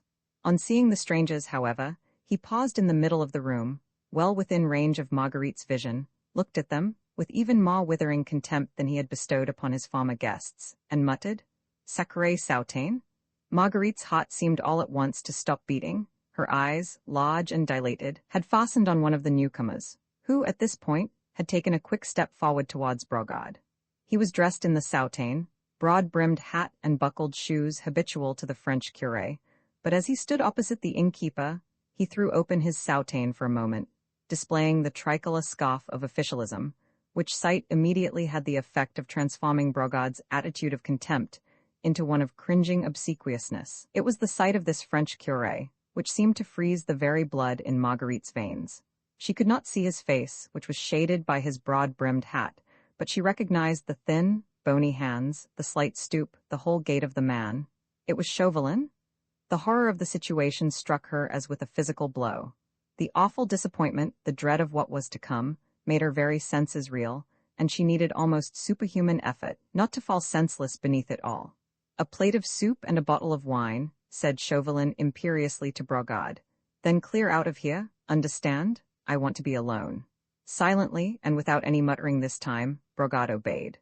Chauvelin sat down at the table, which had been prepared for the tall Englishman, and the innkeeper busied himself obsequiously round him, dishing up the soup and pouring out the wine. The man who had entered with Chauvelin, and whom Marguerite could not see, stood waiting close by the door.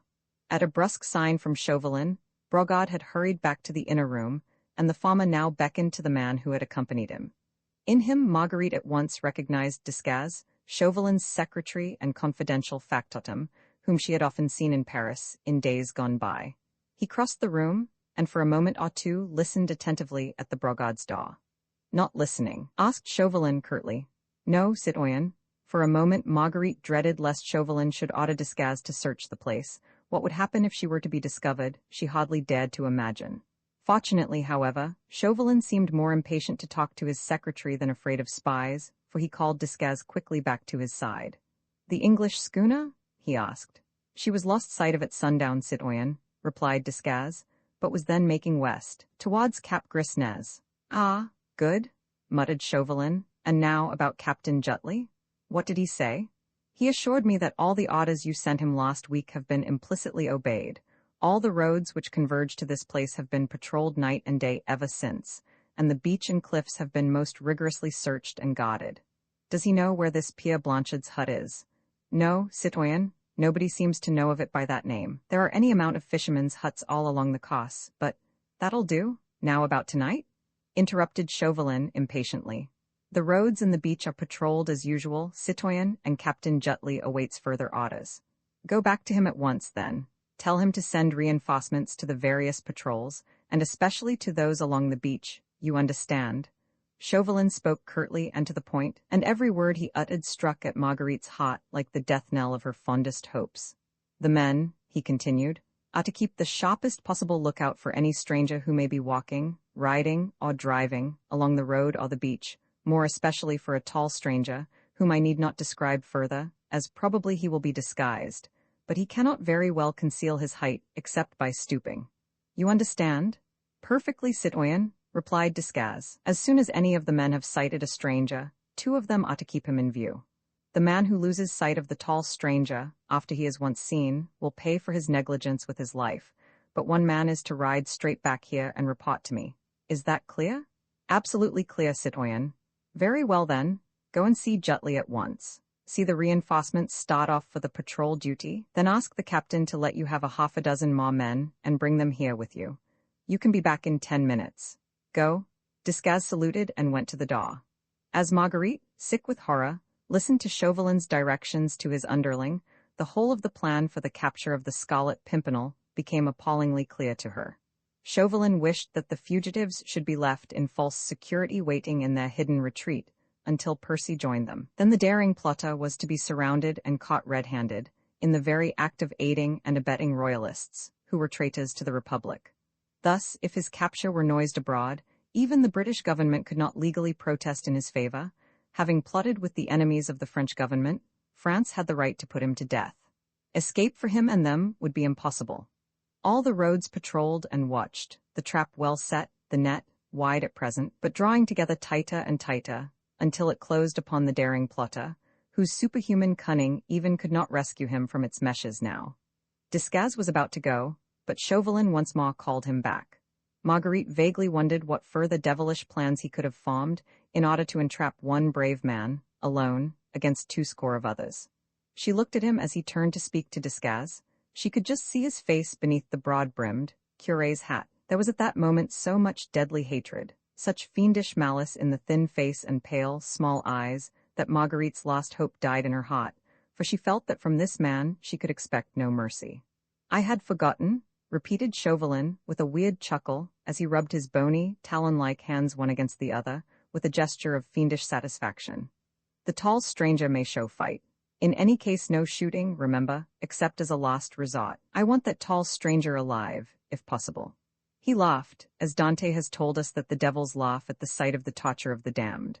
Marguerite had thought that by now she had lived through the whole gamut of horror and anguish that human heart could bear.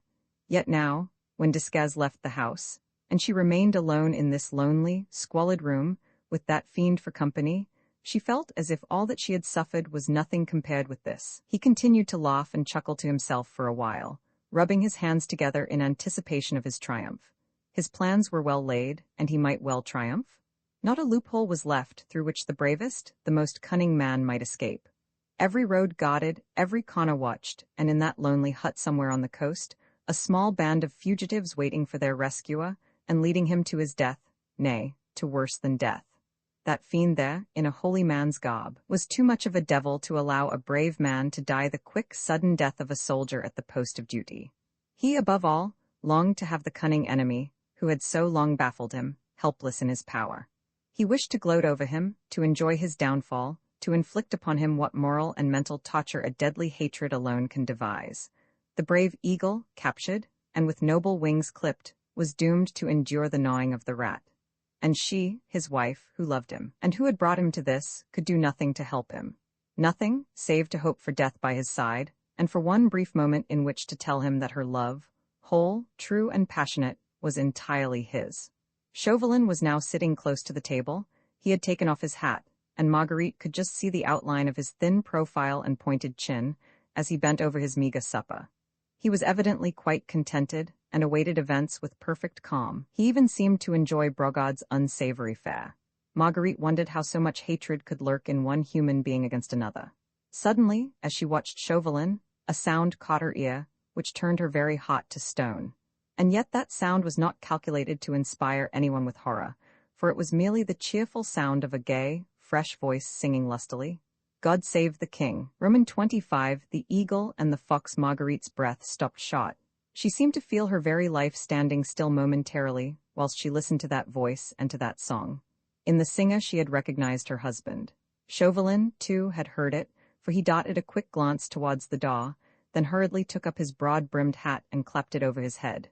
The voice drew nearer. For one brief second the wild desire seized Marguerite to rush down the steps and fly across the room, to stop that song at any cost, to beg the cheerful singer to fly for his life, before it be too late.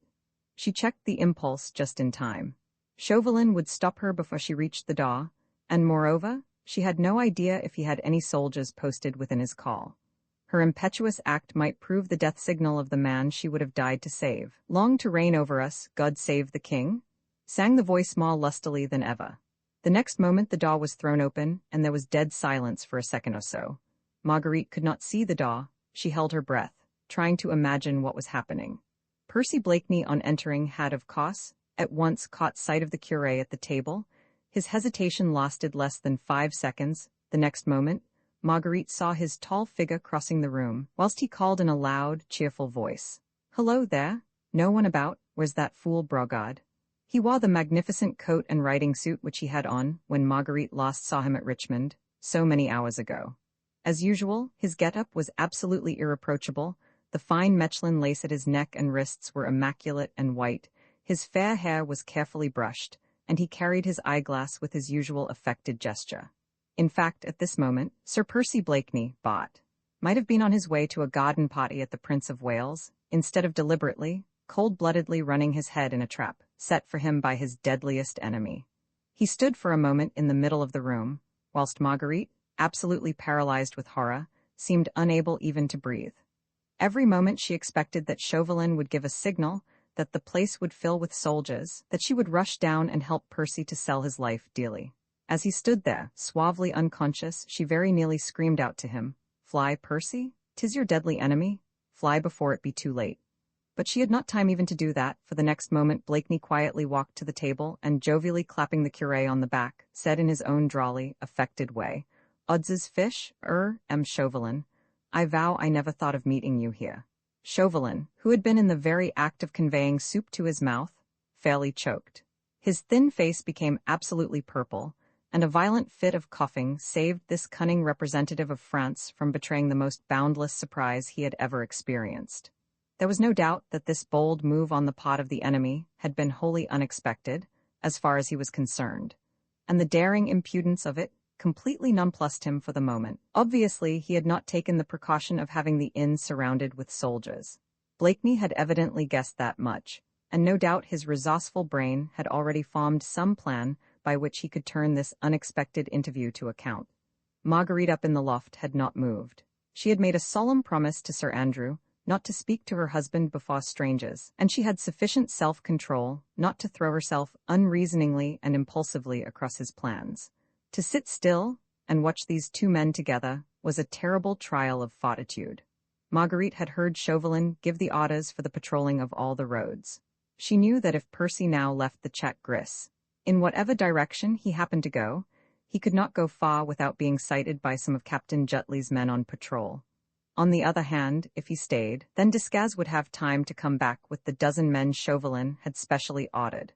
The trap was closing in, and Marguerite could do nothing but watch and wonder. The two men looked such a strange contrast, and of the two, it was Chauvelin who exhibited a slight touch of fear. Marguerite knew him well enough to guess what was passing in his mind. He had no fear for his own person, although he certainly was alone in a lonely inn with a man who was powerfully built, and who was daring and reckless beyond the bounds of probability. She knew that Chauvelin would willingly have braved perilous encounters for the sake of the cause he had at heart, but what he did fear was that this impudent Englishman would, by knocking him down, double his own chances of escape. His underlings might not succeed so well in capturing the Scarlet Pimpernel, when not directed by the cunning hand and the shrewd brain, which had deadly hate for an incentive. Evidently, however, the representative of the French government had nothing to fear for the moment at the hands of his powerful adversary. Blakeney, with his most inane laugh and pleasant good nature, was solemnly patting him on the back. "I am so demmed sorry," he was saying cheerfully. "So very sorry, I seem to have upset you. Eating soup too, nasty, awkward thing, soup, begad. A friend of mine died once, choked just like you with a spoonful of soup." And he smiled shyly, good-humoredly, down at Chauvelin. "Odds life," he continued as soon as the latter had somewhat recovered himself. "Beastly hole this, ain't it now? La, you don't mind," he added, apologetically, as he sat down on a chair close to the table and drew the soup tureen towards him. "That fool Brogard seems to be asleep or something." There was a second plate on the table, and he calmly helped himself to soup, then poured himself out a glass of wine. For a moment Marguerite wondered what Chauvelin would do. His disguise was so good that perhaps he meant, on recovering himself, to deny his identity. But Chauvelin was too astute to make such an obviously false and childish move, and already he too had stretched out his hand and said pleasantly, "I am indeed charmed to see you, Sir Percy. You must excuse me, I thought you the other side of the channel." Sudden surprise almost took my breath away. "La," said Sir Percy with a good-humored grin, "it did that quite, didn't it, Chaubertin?" "Pardon me, Chauvelin. I beg pardon, 1,000 times, yes, Chauvelin of course. I never could cotton to foreign names." He was calmly eating his soup, laughing with pleasant good humor, as if he had come all the way to Calais for the express purpose of enjoying supper at this filthy inn, in the company of his archenemy. For the moment Marguerite wondered why Percy did not knock the little Frenchman down then and there, and no doubt something of the sort must have darted through his mind, for every now and then his lazy eyes seemed to flash ominously, as they rested on the slight figure of Chauvelin, who had now quite recovered himself, and was also calmly eating his soup. But the keen brain, which had planned and carried through so many daring plots, was too far-seeing to take unnecessary risks. This place, after all, might be infested with spies. The innkeeper might be in Chauvelin's pay.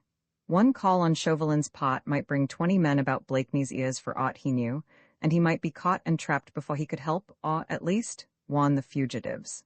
This he would not risk. He meant to help the others, to get them safely away, for he had pledged his word to them, and his word he would keep. And whilst he ate and chatted, he thought and planned whilst, up in the loft, the poor, anxious woman racked her brain as to what she should do, and endured agonies of longing to rush down to him, yet not daring to move for fear of upsetting his plans. "I didn't know," Blakeney was saying jovially, "that you, were in holy orders." "I, stammered Chauvelin. The calm impudence of his antagonist had evidently thrown him off his usual balance. "But I should have known you anywhere," continued Sir Percy, placidly, as he poured himself out another glass of wine, "although the wig and hat have changed you a bit." "Do you think so? Lud, they alter a man so, but begad, I hope you don't mind my having made the remark, demmed bad form making remarks. I hope you don't mind." No, not at all, I hope Lady Blakeney is well," said Chauvelin, hurriedly changing the topic of conversation. Blakeney, with much deliberation, finished his plate of soup, drank his glass of wine, and momentarily, it seemed to Marguerite as if he glanced all round the room. "Quite well, thank you," he said at last, dryly. There was a pause, during which Marguerite could watch these two antagonists who, evidently in their minds, were measuring themselves against one another. She could see Percy almost full face where he sat at the table not 10 yards from where she herself was crouching, puzzled, not knowing what to do, or what she should think. She had quite controlled her impulse now of rushing down and disclosing herself to her husband. A man capable of acting a part, in the way he was doing at the present moment, did not need a woman's word to warn him to be cautious. Marguerite indulged in the luxury, dear to every tender woman's heart, of looking at the man she loved. She looked through the tattered curtain, across at the handsome face of her husband, in whose lazy blue eyes, and behind whose inane smile, she could now so plainly see the strength, energy, and resourcefulness which had caused the Scarlet Pimpernel to be reverenced and trusted by his followers.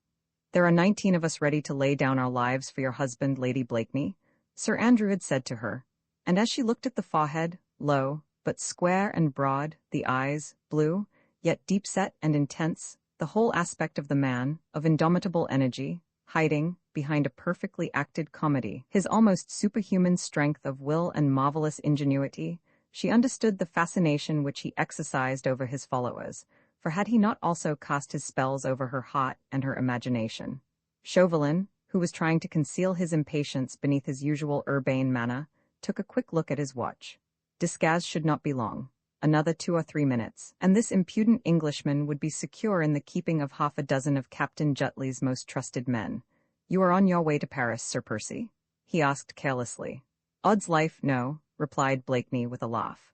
"Only as far as Lille, not Paris for me. Beastly uncomfortable place Paris just now, eh, Monsieur Charbatin? Beg pardon, Chauvelin?" "Not for an English gentleman like yourself, Sir Percy," rejoined Chauvelin, sarcastically, "who takes no interest in the conflict that is raging there. La, you see it's no business of mine, and our demmed government is all on your side of the business. Old Pitt daren't say bo to a goose. You are in a hurry, sir," he added, as Chauvelin once again took out his watch. "An appointment, perhaps. I pray you take no heed of me. My time's my own." He rose from the table and dragged a chair to the hearth. Once more Marguerite was terribly tempted to go to him, for time was getting on. Desgas might be back at any moment with his men. Percy did not know that, and, oh, how horrible it all was, and how helpless she felt. "I am in no hurry," continued Percy pleasantly, "but I don't want to spend any more time than I can help in this God-forsaken hole. But begad, sir," he added, as Chauvelin had surreptitiously looked at his watch for the 3rd time, "that watch of yours won't go any faster for all the looking you give it. You are expecting a friend, maybe?" "I, a friend? Not a lady, I trust, Monsieur l'Abbé," laughed Blakeney. "Surely the Holy Church does not allow—" "Eh? What? But I say, come by the fire. It's getting demmed cold." He kicked the fire with the heel of his boot, making the logs blaze in the old hearth. He seemed in no hurry to go, and apparently was quite unconscious of his immediate danger. He dragged another chair to the fire, and Chauvelin, whose impatience was by now quite beyond control, sat down beside the hearth, in such a way as to command a view of the daw. Desgas had been gone nearly a quarter of an hour. It was quite plain to Marguerite's aching senses that as soon as he arrived, Chauvelin would abandon all his other plans with regard to the fugitives and capture this impudent Scarlet Pimpernel at once. "Hey, M. Chauvelin," the latter was saying airily, "tell me, I pray you, is your friend pretty? Demmed smart these little French women sometimes. What? But I protest I need not ask," he added, as he carelessly strode back towards the supper table. "In matters of taste the Church has never been backward." "Eh?" But Chauvelin was not listening. His every faculty was now concentrated on that door through which presently Desgas would enter. Marguerite's thoughts, too, were centered there, for her ears had suddenly caught, through the stillness of the night, the sound of numerous and measured treads some distance away. It was Desgas and his men. Another 3 minutes and they would be here? Another 3 minutes and the awful thing would have occurred. The brave eagle would have fallen in the ferret's trap. She would have moved now and screamed, but she dared not. For whilst she heard the soldiers approaching, she was looking at Percy and watching his every movement. He was standing by the table whereon the remnants of the supper, plates, glasses, spoons, salt and pepper pots were scattered pell-mell.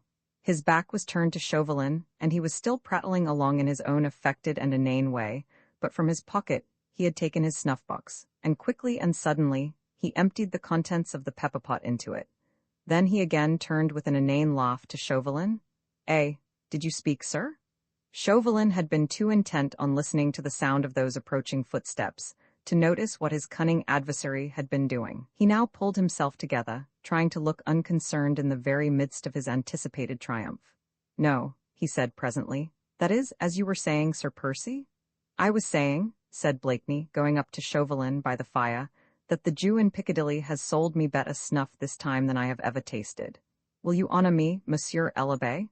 He stood close to Chauvelin in his own careless, debonair way, holding out his snuff-box to his arch-enemy. Chauvelin, who, as he told Marguerite once, had seen a trick or two in his day, had never dreamed of this one.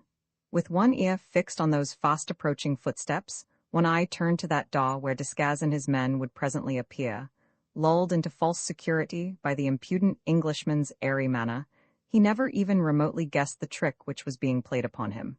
He took a pinch of snuff.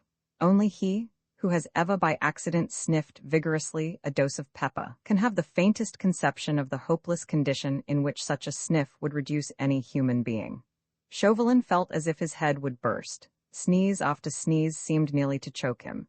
He was blind, deaf, and dumb for the moment, and during that moment Blakeney quietly, without the slightest haste, took up his hat, took some money out of his pocket, which he left on the table, then calmly stalked out of the room. Roman 26, the Jew. It took Marguerite some time to collect her scattered senses.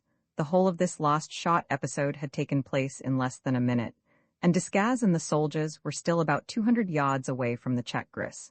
When she realized what had happened, a curious mixture of joy and wonder filled her heart. It all was so neat, so ingenious. Chauvelin was still absolutely helpless, far more so than he could even have been under a blow from the fist, for now he could neither see, nor hear, nor speak, whilst his cunning adversary had quietly slipped through his fingers. Blakeney was gone, obviously to try and join the fugitives at the Pierre Blanchard's hut. For the moment, true, Chauvelin was helpless. For the moment the daring Scarlet Pimpernel had not been caught by Desgas and his men, but all the roads and the beach were patrolled.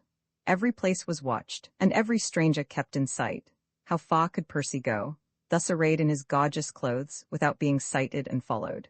Now she blamed herself terribly for not having gone down to him sooner, and given him that word of warning and of love which, perhaps, after all, he needed. He could not know of the orders which Chauvelin had given for his capture, and even now, perhaps, but before all these horrible thoughts had taken concrete form in her brain, she heard the grounding of arms outside, close to the door, and Desgas' voice shouting, "Halt!" to his men. Chauvelin had partially recovered, his sneezing had become less violent, and he had struggled to his feet. He managed to reach the door just as Desgas' knock was heard on the outside. Chauvelin threw open the door, and before his secretary could say a word, he had managed to stammer between two sneezes, "The tall stranger, quick. Did any of you see him?" "Where, citoyen?" asked Desgas in surprise. "Here, man, through that door, not 5 minutes ago." "We saw nothing, citoyen. The moon is not yet up, and you are just 5 minutes too late, my friend," said Chauvelin with concentrated fury. "Citoyen, you did what I ordered you to do," said Chauvelin with impatience. "I know that, but you were a precious long time about it. Fortunately, there's not much harm done, or it had fared ill with you, citoyen Desgas." Desgas turned a little pale. There was so much rage and hatred in his superior's whole attitude. "The tall stranger, citoyen," he stammered, "was here in this room 5 minutes ago, having supper at that table. Damn his impudence! For obvious reasons, I dared not tackle him alone.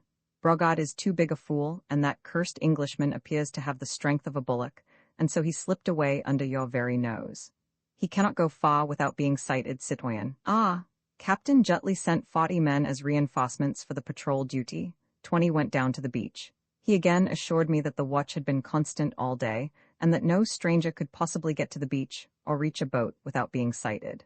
"That's good. Do the men know their work?" "They have had very clear orders, citoyen, and I myself spoke to those who were about to start. They are to shadow, as secretly as possible, any stranger they may see, especially if he be tall, or stoop as if he would disguise his height. In no case to detain such a person, of course," said Chauvelin, eagerly. "That impudent Scarlet Pimpernel would slip through clumsy fingers. We must let him get to the Pierre Blanchard's hut now, there surround and capture him. The men understand that, citoyen, and also that, as soon as a tall stranger has been sighted, he must be shadowed, whilst one man is to turn straight back and report to you." "That is right," said Chauvelin, rubbing his hands, well pleased. "I have further news for you, citoyen." "What is it?" "A tall Englishman had a long conversation about 3/4 of an hour ago with a Jew, Reuben by name, who lives not 10 paces from here." "Yes, and?" queried Chauvelin, impatiently. "The conversation was all about a horse and cart which the tall Englishman wished to hire, and which was to have been ready for him by 11 o'clock. It is past that now." "Where does that Reuben live?" "A few minutes' walk from this door." "Send one of the men to find out if the stranger has driven off in Reuben's cart." "Yes, citoyen." Desgas went to give the necessary orders to one of the men. Not a word of this conversation between him and Chauvelin had escaped Marguerite, and every word they had spoken seemed to strike at her heart, with terrible hopelessness and dark foreboding. She had come all this way, and with such high hopes and firm determination to help her husband, and so far she had been able to do nothing but to watch, with a heart breaking with anguish, the meshes of the deadly net closing round the daring Scarlet Pimpernel. He could not now advance many steps without spying eyes to track and denounce him. Her own helplessness struck her with the terrible sense of utter disappointment. The possibility of being the slightest use to her husband had become almost nil, and her only hope rested in being allowed to share his fate, whatever it might ultimately be. For the moment, even her chance of ever seeing the man she loved again had become a remote one. Still, she was determined to keep a close watch over his enemy, and a vague hope filled her heart that whilst she kept Chauvelin in sight, Percy's fate might still be hanging in the balance. Descaz left Chauvelin moodily pacing up and down the room, whilst he himself waited outside for the return of the man whom he had sent in search of Reuben. Thus several minutes went by. Chauvelin was evidently devoured with impatience. Apparently he trusted no one.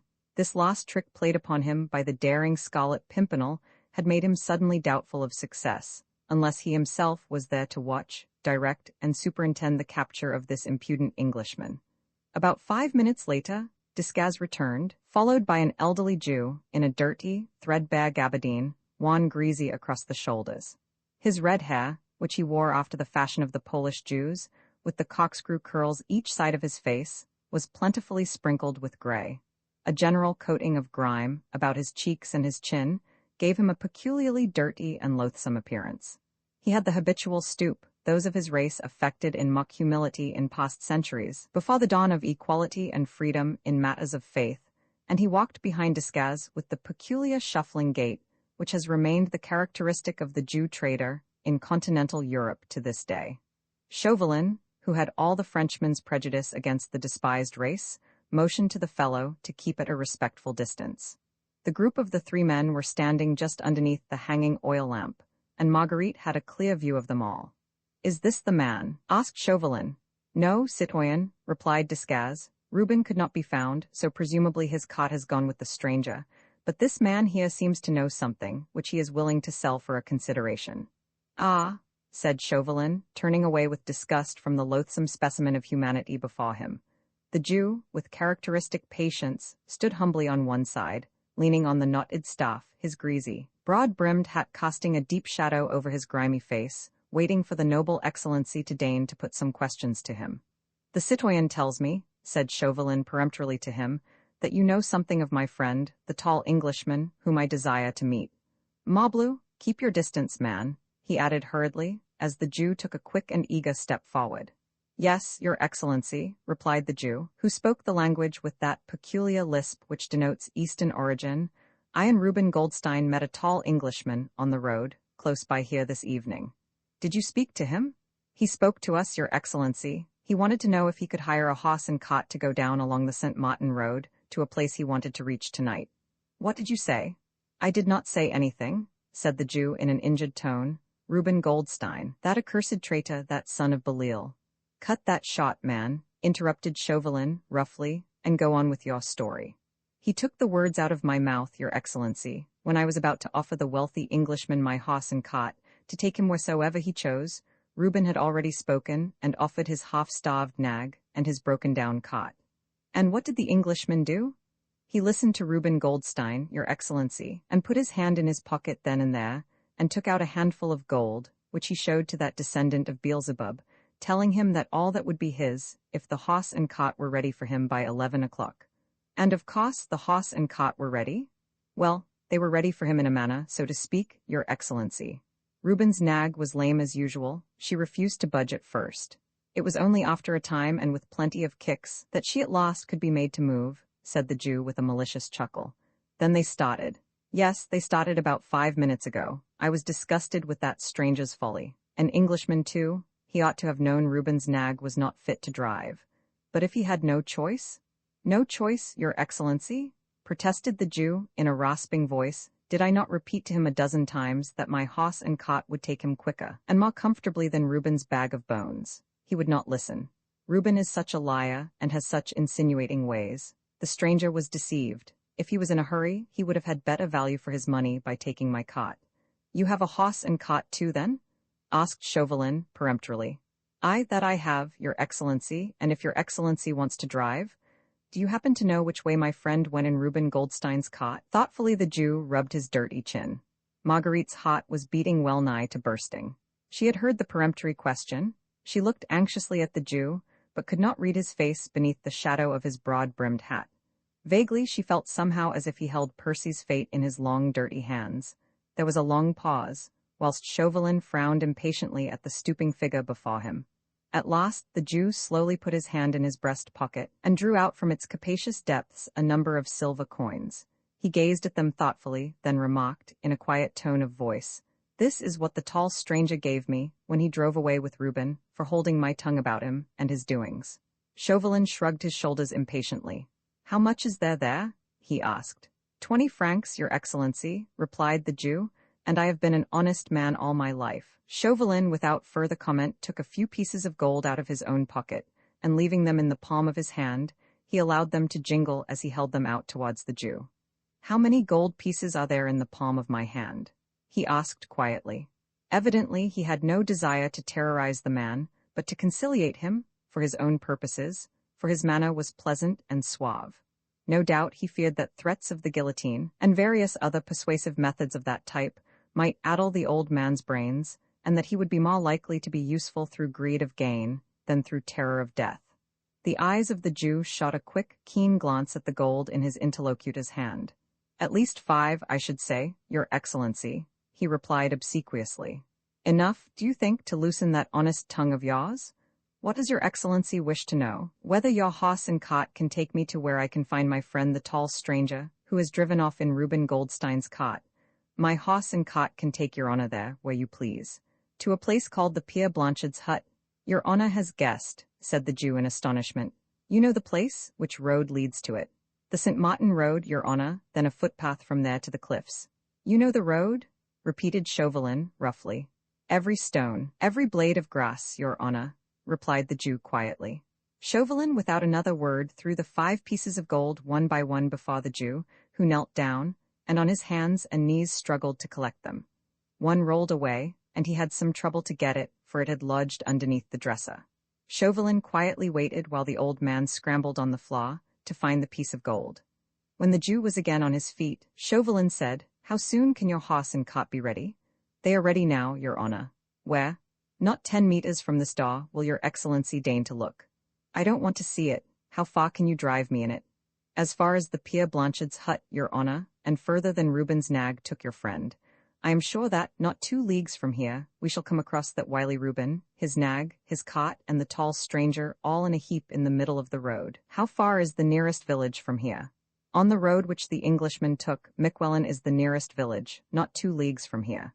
There he could get fresh conveyance if he wanted to go further. He could, if he ever got so far." "Can you?" "Will Your Excellency try?" said the Jew simply. "That is my intention," said Chauvelin very quietly. "But remember, if you have deceived me, I shall tell off 2 of my most stalwart soldiers to give you such a beating, that your breath will perhaps leave your ugly body forever. But if we find my friend the tall Englishman, either on the road or at the Pierre Blanchard's hut, there will be 10 more gold pieces for you. Do you accept the bargain?" The Jew again thoughtfully rubbed his chin. He looked at the money in his hand, then at this stern interlocutor, and at Desgas, who had stood silently behind him all this while. After a moment's pause, he said deliberately, "I accept." "Go and wait outside then," said Chauvelin, "and remember to stick to your bargain, or by heaven I will keep to mine." With a final, most abject and cringing bow, the old Jew shuffled out of the room. Chauvelin seemed pleased with his interview, for he rubbed his hands together with that usual gesture of his, of malignant satisfaction. "My coat and boots," he said to Desgas at last. Desgas went to the door, and apparently gave the necessary orders, for presently a soldier entered, carrying Chauvelin's coat, boots, and hat. He took off his soutane, beneath which he was wearing close-fitting breeches and a cloth waistcoat, and began changing his attire. "You, citoyen, in the meanwhile," he said to Desgas, "go back to Captain Jutley as fast as you can, and tell him to let you have another 12 men, and bring them with you along the St. Martin Road, where I dare say you will soon overtake the Jew's cot with myself in it. There will be hot work presently, if I mistake not, in the Pierre Blanchard's hut. We shall corner our game there, I'll warrant, for this impudent Scarlet Pimpernel has had the audacity, or the stupidity, I hardly know which, to adhere to his original plans. He has gone to meet de Tournay, Saint Just and the other traitors, which for the moment I thought perhaps he did not intend to do. When we find them, there will be a band of desperate men at bay. Some of our men will, I presume, be put hors de combat. These royalists are good swordsmen, and the Englishman is devilish cunning and looks very powerful. Still, we shall be 5 against 1 at least. You can follow the cot closely with your men, all along the St. Martin Road, through Miquelon. The Englishman is ahead of us and not likely to look behind him. Whilst he gave these curt and concise orders, he had completed his change of attire. The priest's costume had been laid aside, and he was once more dressed in his usual dark, tight-fitting clothes. At last he took up his hat. "I shall have an interesting prisoner to deliver into your hands," he said with a chuckle, as with unwanted familiarity he took Desgas' arm and led him towards the door. "We won't kill him outright, friend Desgas? The Pierre Blanchard's hut is, and I mistake not, a lonely spot upon the beach, and our men will enjoy a bit of rough spot there with the wounded fox. Choose your men well, friend Desgas, of the sort who would enjoy that type of spot, We must see that Scarlet Pimpernel wither a bit, what? Shrink and tremble, before we finally—" He made an expressive gesture, whilst he laughed a low, evil laugh which filled Marguerite's soul with sickening horror. "Choose your men well, citoyen Desgas," he said once more, as he led his secretary finally out of the room. Roman 27, on the track. Never for a moment did Marguerite Blakeney hesitate. The lost sounds outside the check gris had died away in the night. She had heard Desgas giving orders to his men, and then starting off towards the fort, to get a reinforcement of a dozen more men. 6 were not thought sufficient to capture the cunning Englishman, whose resourceful brain was even more dangerous than his valor and his strength. Then a few minutes later, she heard the Jew's husky voice again, evidently shouting to his nag, then the rumble of wheels and noise of a rickety cot bumping over the rough road.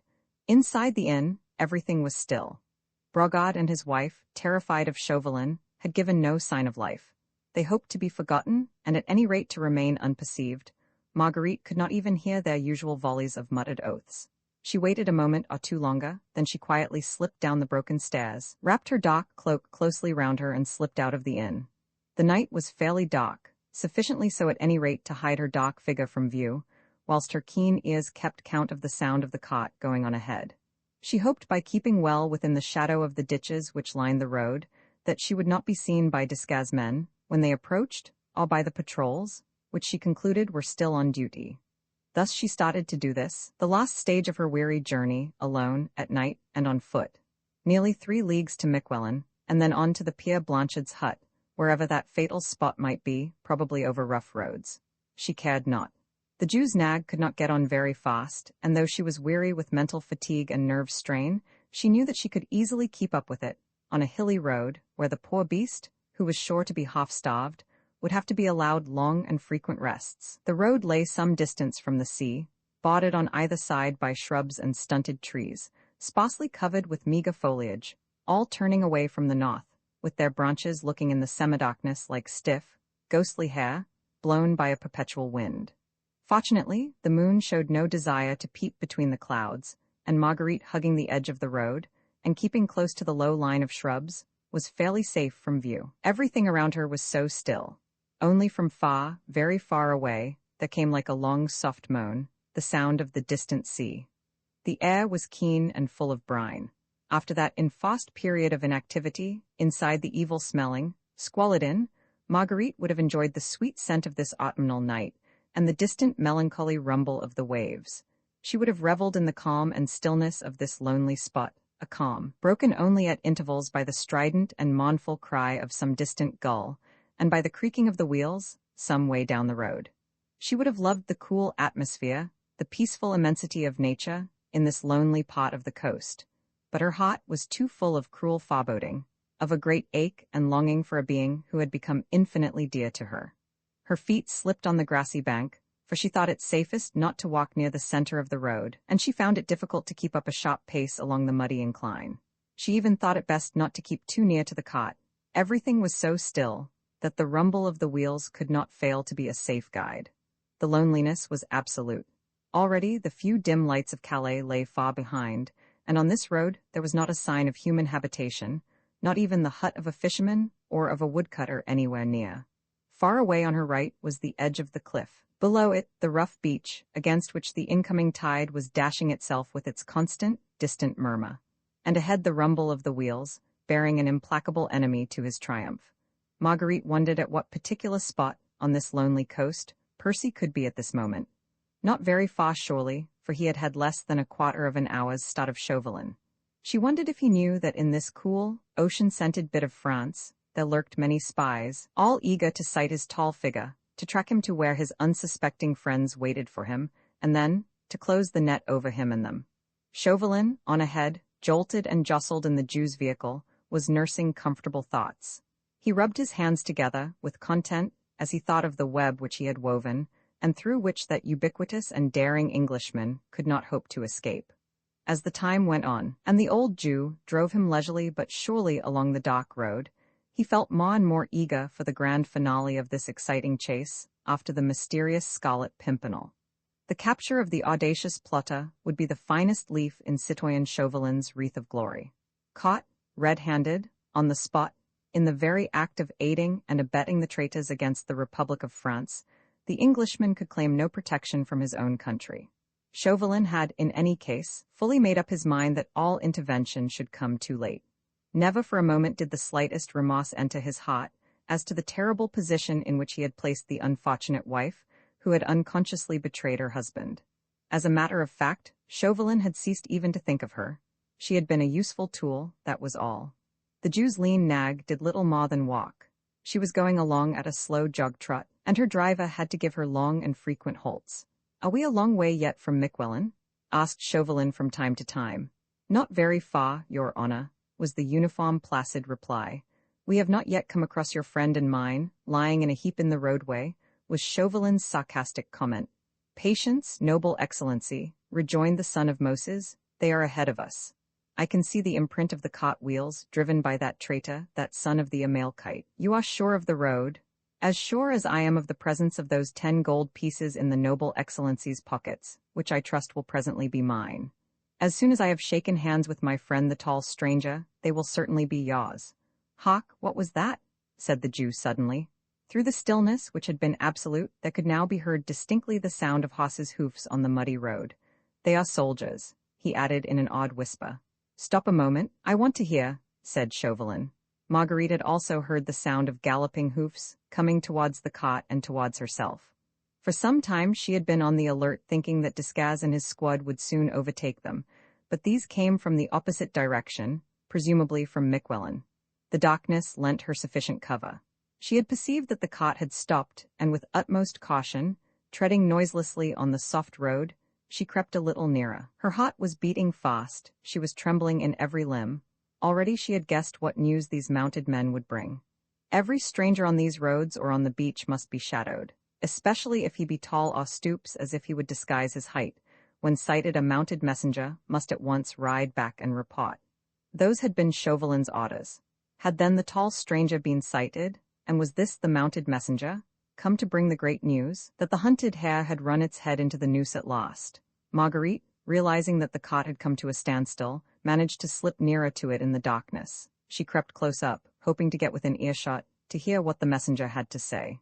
She heard the quick words of challenge, liberté, fraternité, égalité, then Chauvelin's quick query, "What news?" 2 men on horseback had halted beside the vehicle.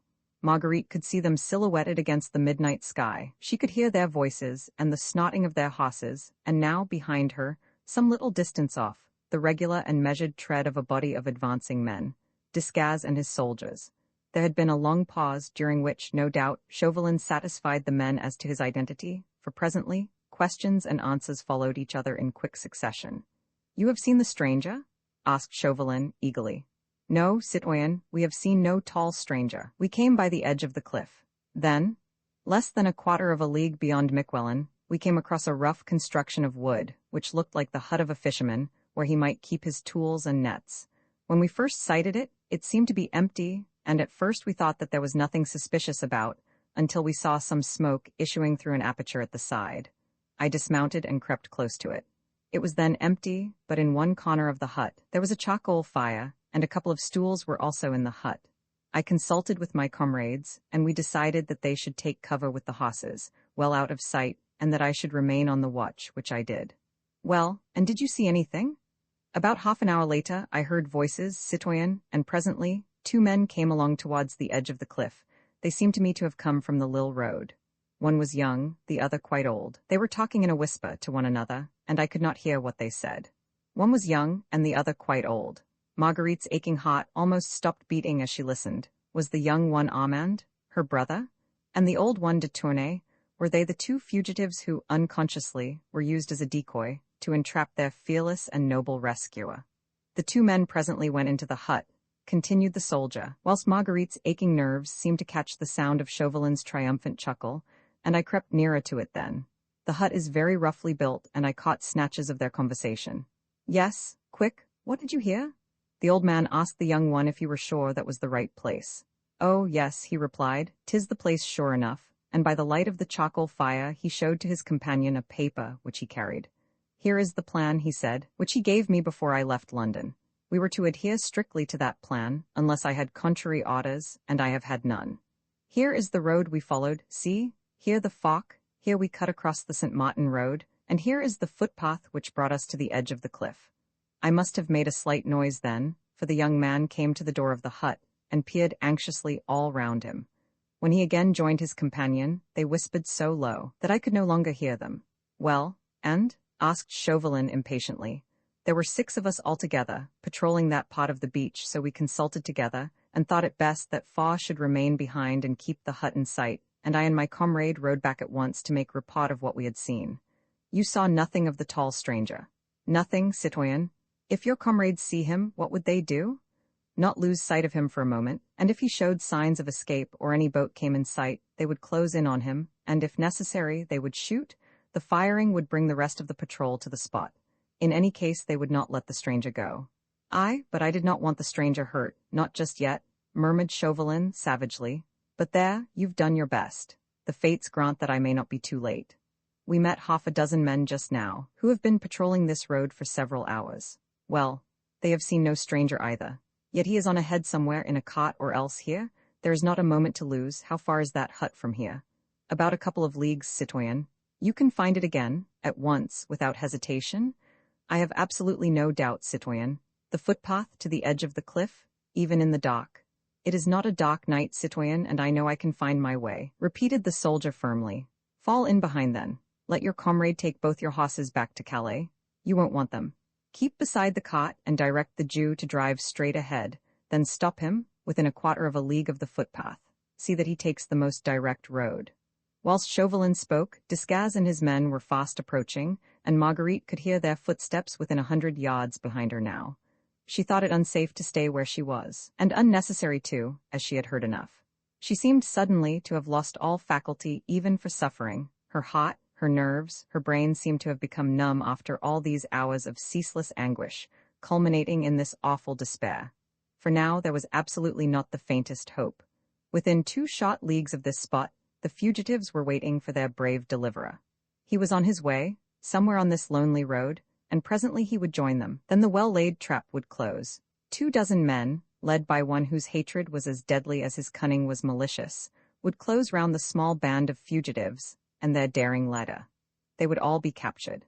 Armand, according to Chauvelin's pledged word, would be restored to her, but her husband, Percy, whom with every breath she drew she seemed to love and worship more and more, he would fall into the hands of a remorseless enemy, who had no pity for a brave heart, no admiration for the courage of a noble soul, who would show nothing but hatred for the cunning antagonist who had baffled him so long.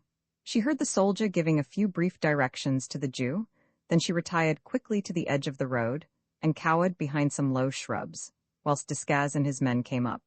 All fell in noiselessly behind the cot, and slowly they all started down the dock road. Marguerite waited until she reckoned that they were well outside the range of earshot. Then, she too in the darkness, which suddenly seemed to have become more intense, crept noiselessly along. Roman 28, the Pierre Blanchard's hut as in a dream, Marguerite followed on. The web was drawing more and more tightly every moment round the beloved life, which had become dearer than all. To see her husband once again, to tell him how she had suffered, how much she had wronged, and how little understood him, had become now her only aim. She had abandoned all hope of saving him. She saw him gradually hemmed in on all sides, and, in despair, she gazed round her into the darkness, and wondered whence he would presently come, to fall into the death trap which his relentless enemy had prepared for him. The distant roar of the waves now made her shudder. The occasional dismal cry of an owl, or a seagull, filled her with unspeakable horror. She thought of the ravenous beasts, in human shape, who lay in wait for their prey, and destroyed them as mercilessly as any hungry wolf, for the satisfaction of their own appetite of hate. Marguerite was not afraid of the darkness, she only feared that man, on ahead, who was sitting at the bottom of a rough wooden cot, nursing thoughts of vengeance, which would have made the very demons in hell chuckle with delight. Her feet were sore. Her knees shook under her, from sheer bodily fatigue. For days now she had lived in a wild turmoil of excitement. She had not had a quiet rest for 3 nights. Now she had walked on a slippery road for nearly 2 hours, and yet her determination never swerved for a moment. She would see her husband, tell him all, and if he was ready to forgive the crime, which she had committed in her blind ignorance, she would yet have the happiness of dying by his side. She must have walked on almost in a trance, instinct alone keeping her up, and guiding her in the wake of the enemy, when suddenly her ears, attuned to the slightest sound, by that same blind instinct, told her that the cot had stopped, and that the soldiers had halted. They had come to their destination. No doubt on the right, somewhere close ahead, was the footpath that led to the edge of the cliff and to the hut. Heedless of any risks, she crept quite close up to where Chauvelin stood, surrounded by his little troop. He had descended from the cot, and was giving some orders to the men. These she wanted to hear. What little chance she yet had of being useful to Percy consisted in hearing absolutely every word of his enemy's plans. The spot where all the party had halted must have lain some 800 meters from the coast. The sound of the sea came only very faintly, as from a distance. Chauvelin and Desgas, followed by the soldiers, had turned off sharply to the right of the road, apparently onto the footpath, which led to the cliffs. The Jew had remained on the road, with his cot and nag. Marguerite, with infinite caution, and literally crawling on her hands and knees, had also turned off to the right. To accomplish this, she had to creep through the rough, low shrubs, trying to make as little noise as possible as she went along, tearing her face and hands against the dry twigs, intent only upon hearing without being seen or heard. Fortunately, as is usual in this part of France, the footpath was bordered by a low rough hedge, beyond which was a dry ditch, filled with coarse grass. In this Marguerite managed to find shelter. She was quite hidden from view, yet could contrive to get within 3 yards of where Chauvelin stood, giving orders to his men. Now, he was saying in a low and peremptory whisper, "Where is the Pierre Blanchard's hut?" "About 800 meters from here, along the footpath," said the soldier who had lately been directing the party, and halfway down the cliff. "Very good. You shall light us. Before we begin to descend the cliff, you shall creep down to the hut as noiselessly as possible and ascertain if the traitor royalists are there. Do you understand?" "I understand, citoyen." "Now listen very attentively, all of you," continued Chauvelin, impressively and addressing the soldiers collectively. "For after this we may not be able to exchange another word, so remember every syllable I utter, as if your very lives depended on your memory."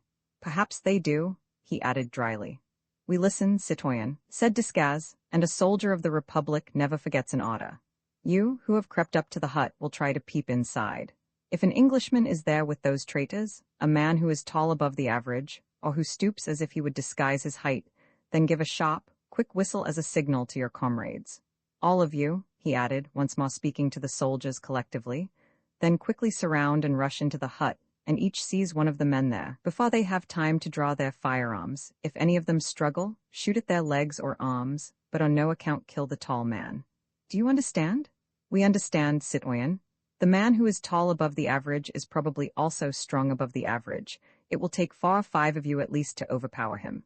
There was a little pause, then Chauvelin continued, "If the royalist traitors are still alone, which is more than likely to be the case, then warn your comrades who are lying in wait there, and all of you creep and take cover behind the rocks and boulders round the hut, and wait there, in dead silence, until the tall Englishman arrives. Then only rush the hut, when he is safely within its doors. But remember that you must be as silent as the wolf is at night, when he prowls around the pens. I do not wish those royalists to be on the alert.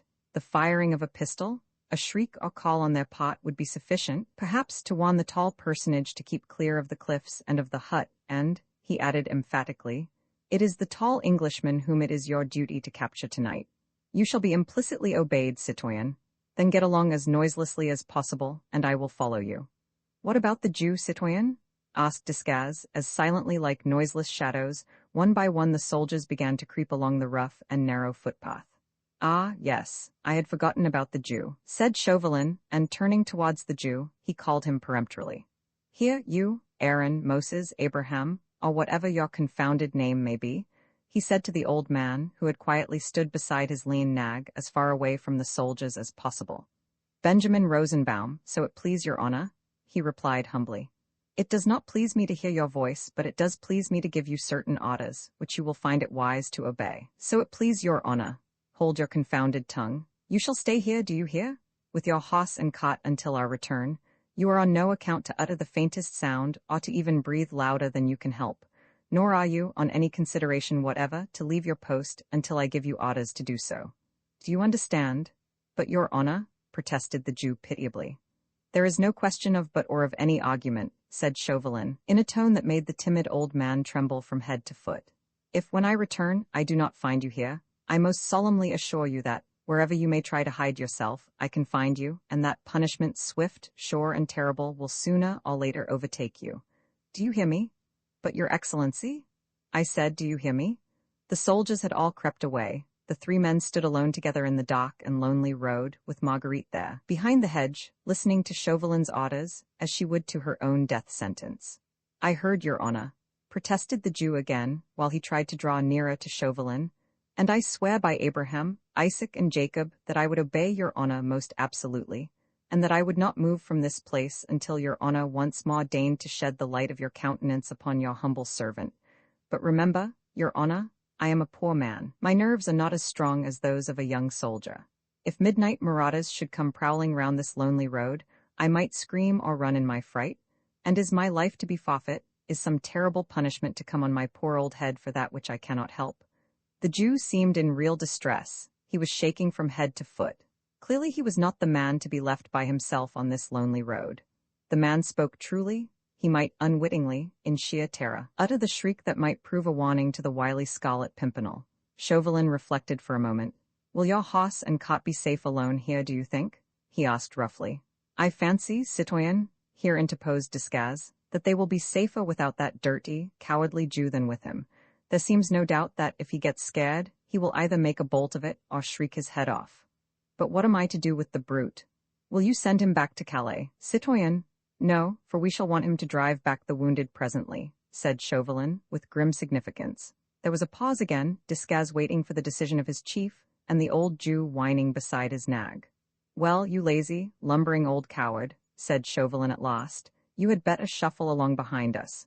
Here, citoyen Descaz, tie this handkerchief tightly round the fellow's mouth. Chauvelin handed a scarf to Descaz, who solemnly began winding it round the Jew's mouth. Meekly Benjamin Rosenbaum allowed himself to be gagged. He, evidently, preferred this uncomfortable state to that of being left alone, on the dark St. Martin road. Then the three men fell in line. Quick, said Chauvelin, impatiently, we have already wasted much valuable time.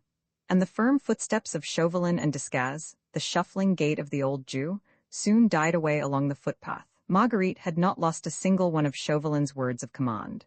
Her every nerve was strained to completely grasp the situation first, then to make a final appeal to those wits which had so often been called the sharpest in Europe, and which alone might be of service now. Certainly, the situation was desperate enough. A tiny band of unsuspecting men, quietly awaiting the arrival of their rescuer, who was equally unconscious of the trap laid for them all. It seemed so horrible, this net, as it were drawn in a circle, at dead of night, on a lonely beach, round a few defenseless men, defenseless because they were tricked and unsuspecting. Of these one was the husband she idolized, another the brother she loved.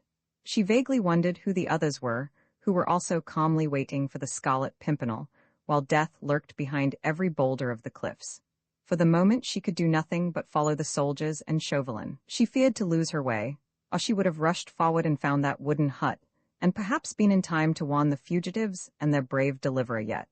For a second, the thought flashed through her mind of uttering the piercing shrieks, which Chauvelin seemed to dread, as a possible warning to the Scarlet Pimpernel and his friends, in the wild hope that they would hear, and have yet time to escape before it was too late.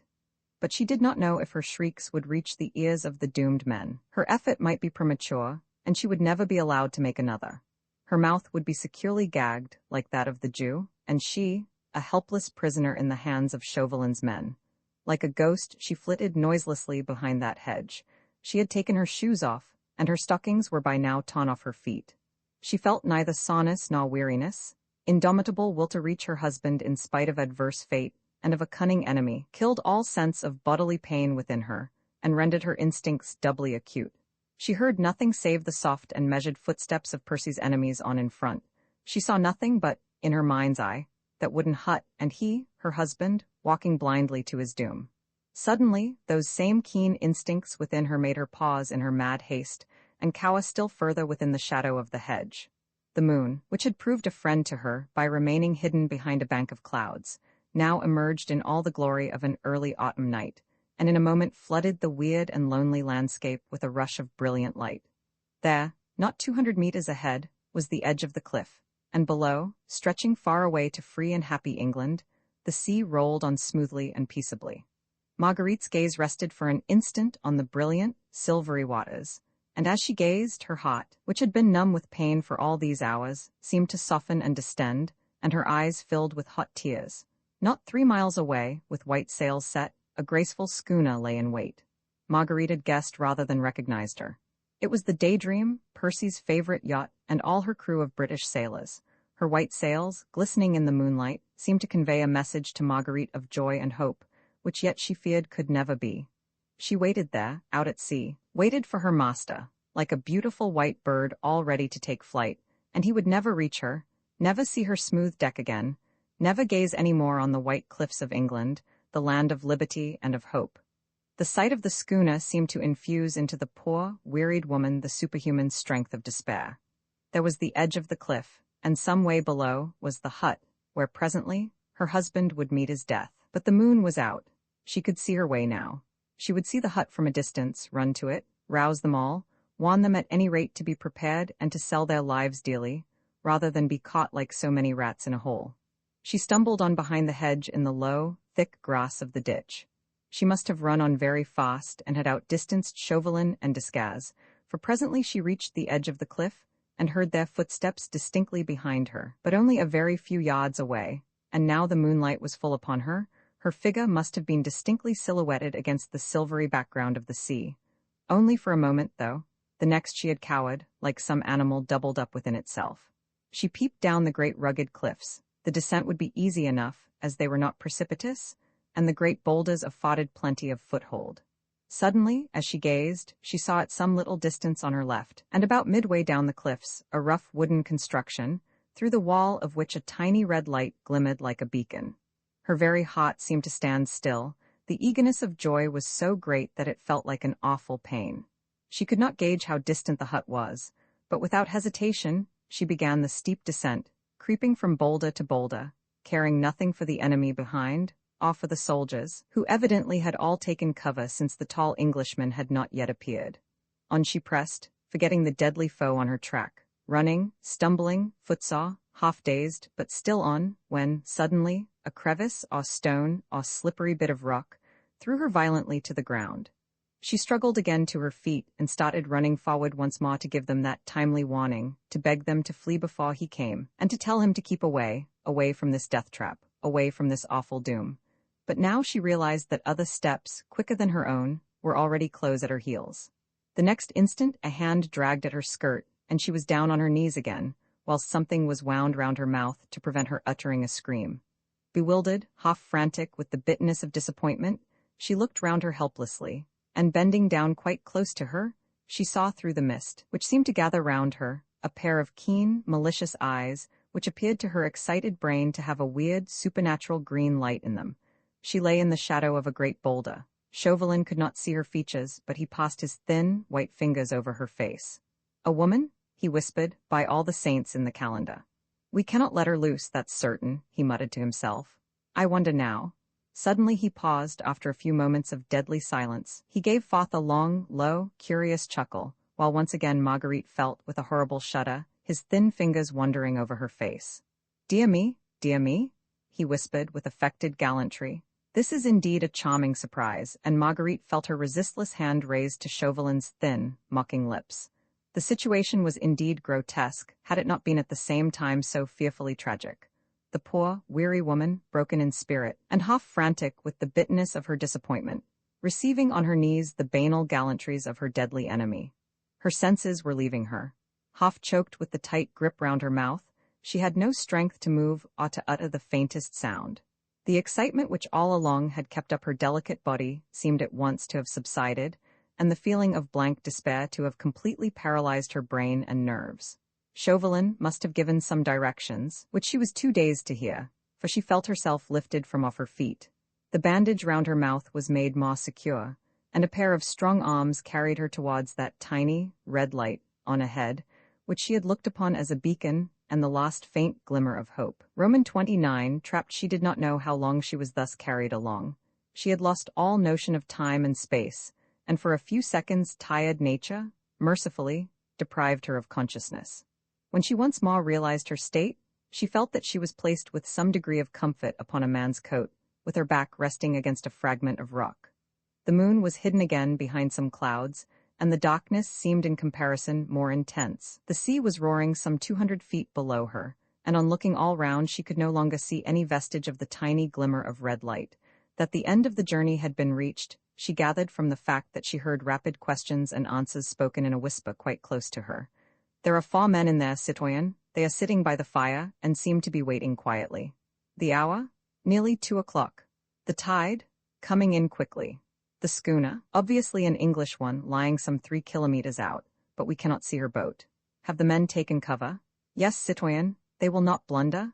They will not stir until the tall Englishman comes, then they will surround and overpower the 5 men. Right, and the lady? Still dazed, I fancy. She's close beside you, citoyen. And the Jew? He's gagged and his legs strapped together. He cannot move or scream. Good, then have your gun ready in case you want it. Get close to the hut and leave me to look after the lady. Desgas evidently obeyed, for Marguerite heard him creeping away along the stony cliff. Then she felt that a pair of warm, thin, talon-like hands took hold of both her own, and held them in a grip of steel. "Before that handkerchief is removed from your pretty mouth, fair lady," whispered Chauvelin close to her ear, "I think it right to give you one small word of warning. What has procured me the honor of being followed across the channel by so charming a companion, I cannot, of course, conceive, but, if I mistake it not, the purpose of this flattering attention is not one that would commend itself to my vanity, and I think that I am right in surmising, moreover, that the first sound which your pretty lips would utter, as soon as the cruel gag is removed, would be one that would prove a warning to the cunning fox, which I have been at such pains to track to his lair." He paused a moment, while the steel-like grasp seemed to tighten round her wrist. Then he resumed in the same hurried whisper, "Inside that hut, if again I am not mistaken, your brother, Armand St. Just waits with that traitor de Tournay and 2 other men unknown to you for the arrival of the mysterious rescuer, whose identity has for so long puzzled our Committee of Public Safety, the audacious Scarlet Pimpernel. No doubt if you scream, if there is a scuffle here, if shots are fired, it is more than likely that the same long legs that brought this scarlet enigma here will as quickly take him to some place of safety. The purpose, then, for which I have traveled all these miles, will remain unaccomplished. On the other hand, it only rests with yourself that your brother, Armand, shall be free to go off with you tonight if you like, to England or any other place of safety." Marguerite could not utter a sound, as the handkerchief was wound very tightly round her mouth, but Chauvelin was peering through the darkness very closely into her face. No doubt too her hand gave a responsive appeal to his last suggestion, for presently he continued, "What I want you to do to ensure Armand's safety is a very simple thing, dear lady." "What is it?" Marguerite's hand seemed to convey to his in response. "To remain on this spot without uttering a sound until I give you leave to speak. Ah, but I think you will obey," he added, with that funny dry chuckle of his as Marguerite's whole figure seemed to stiffen in defiance of this order. "For let me tell you that if you scream, nay, if you utter one sound or attempt to move from here, my men, there are 30 of them about, will seize St. Just de Tournay and their 2 friends and shoot them here, by my orders, before your eyes." Marguerite had listened to her implacable enemy's speech with ever-increasing terror. Numbed with physical pain, she yet had sufficient mental vitality in her to realize the full horror of this terrible, either, or he was once more putting before her. Either, or 10,000 times more appalling and horrible than the one he had suggested to her that fatal night at the ball.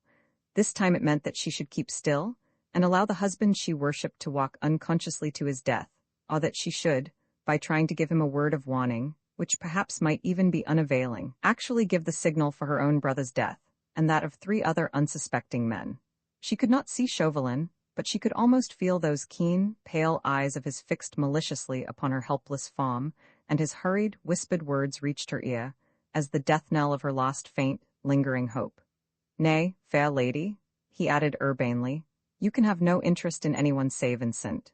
And all you need do for his safety is to remain where you are, and to keep silent. My men have strict orders to spare him in every way. As for that enigmatic Scarlet Pimpernel, what is he to you? Believe me, no warning from you could possibly save him. And now, dear lady, let me remove this unpleasant coercion, which has been placed before your pretty mouth. You see, I wish you to be perfectly free in the choice which you are about to make." Her thoughts in a whirl, her temples aching, her nerves paralyzed, her body numb with pain, Marguerite sat there, in the darkness which surrounded her as with a pall. From where she sat she could not see the sea, but she heard the incessant mournful murmur of the incoming tide, which spoke of her dead hopes, her lost love, the husband she had with her own hand betrayed, and sent to his death. Chauvelin removed the handkerchief from her mouth. She certainly did not scream. At that moment she had no strength to do anything but barely to hold herself upright, and to force herself to think. Oh, think of what she should do. The minutes flew on. In this awful stillness she could not tell how fast or how slowly. She heard nothing, she saw nothing.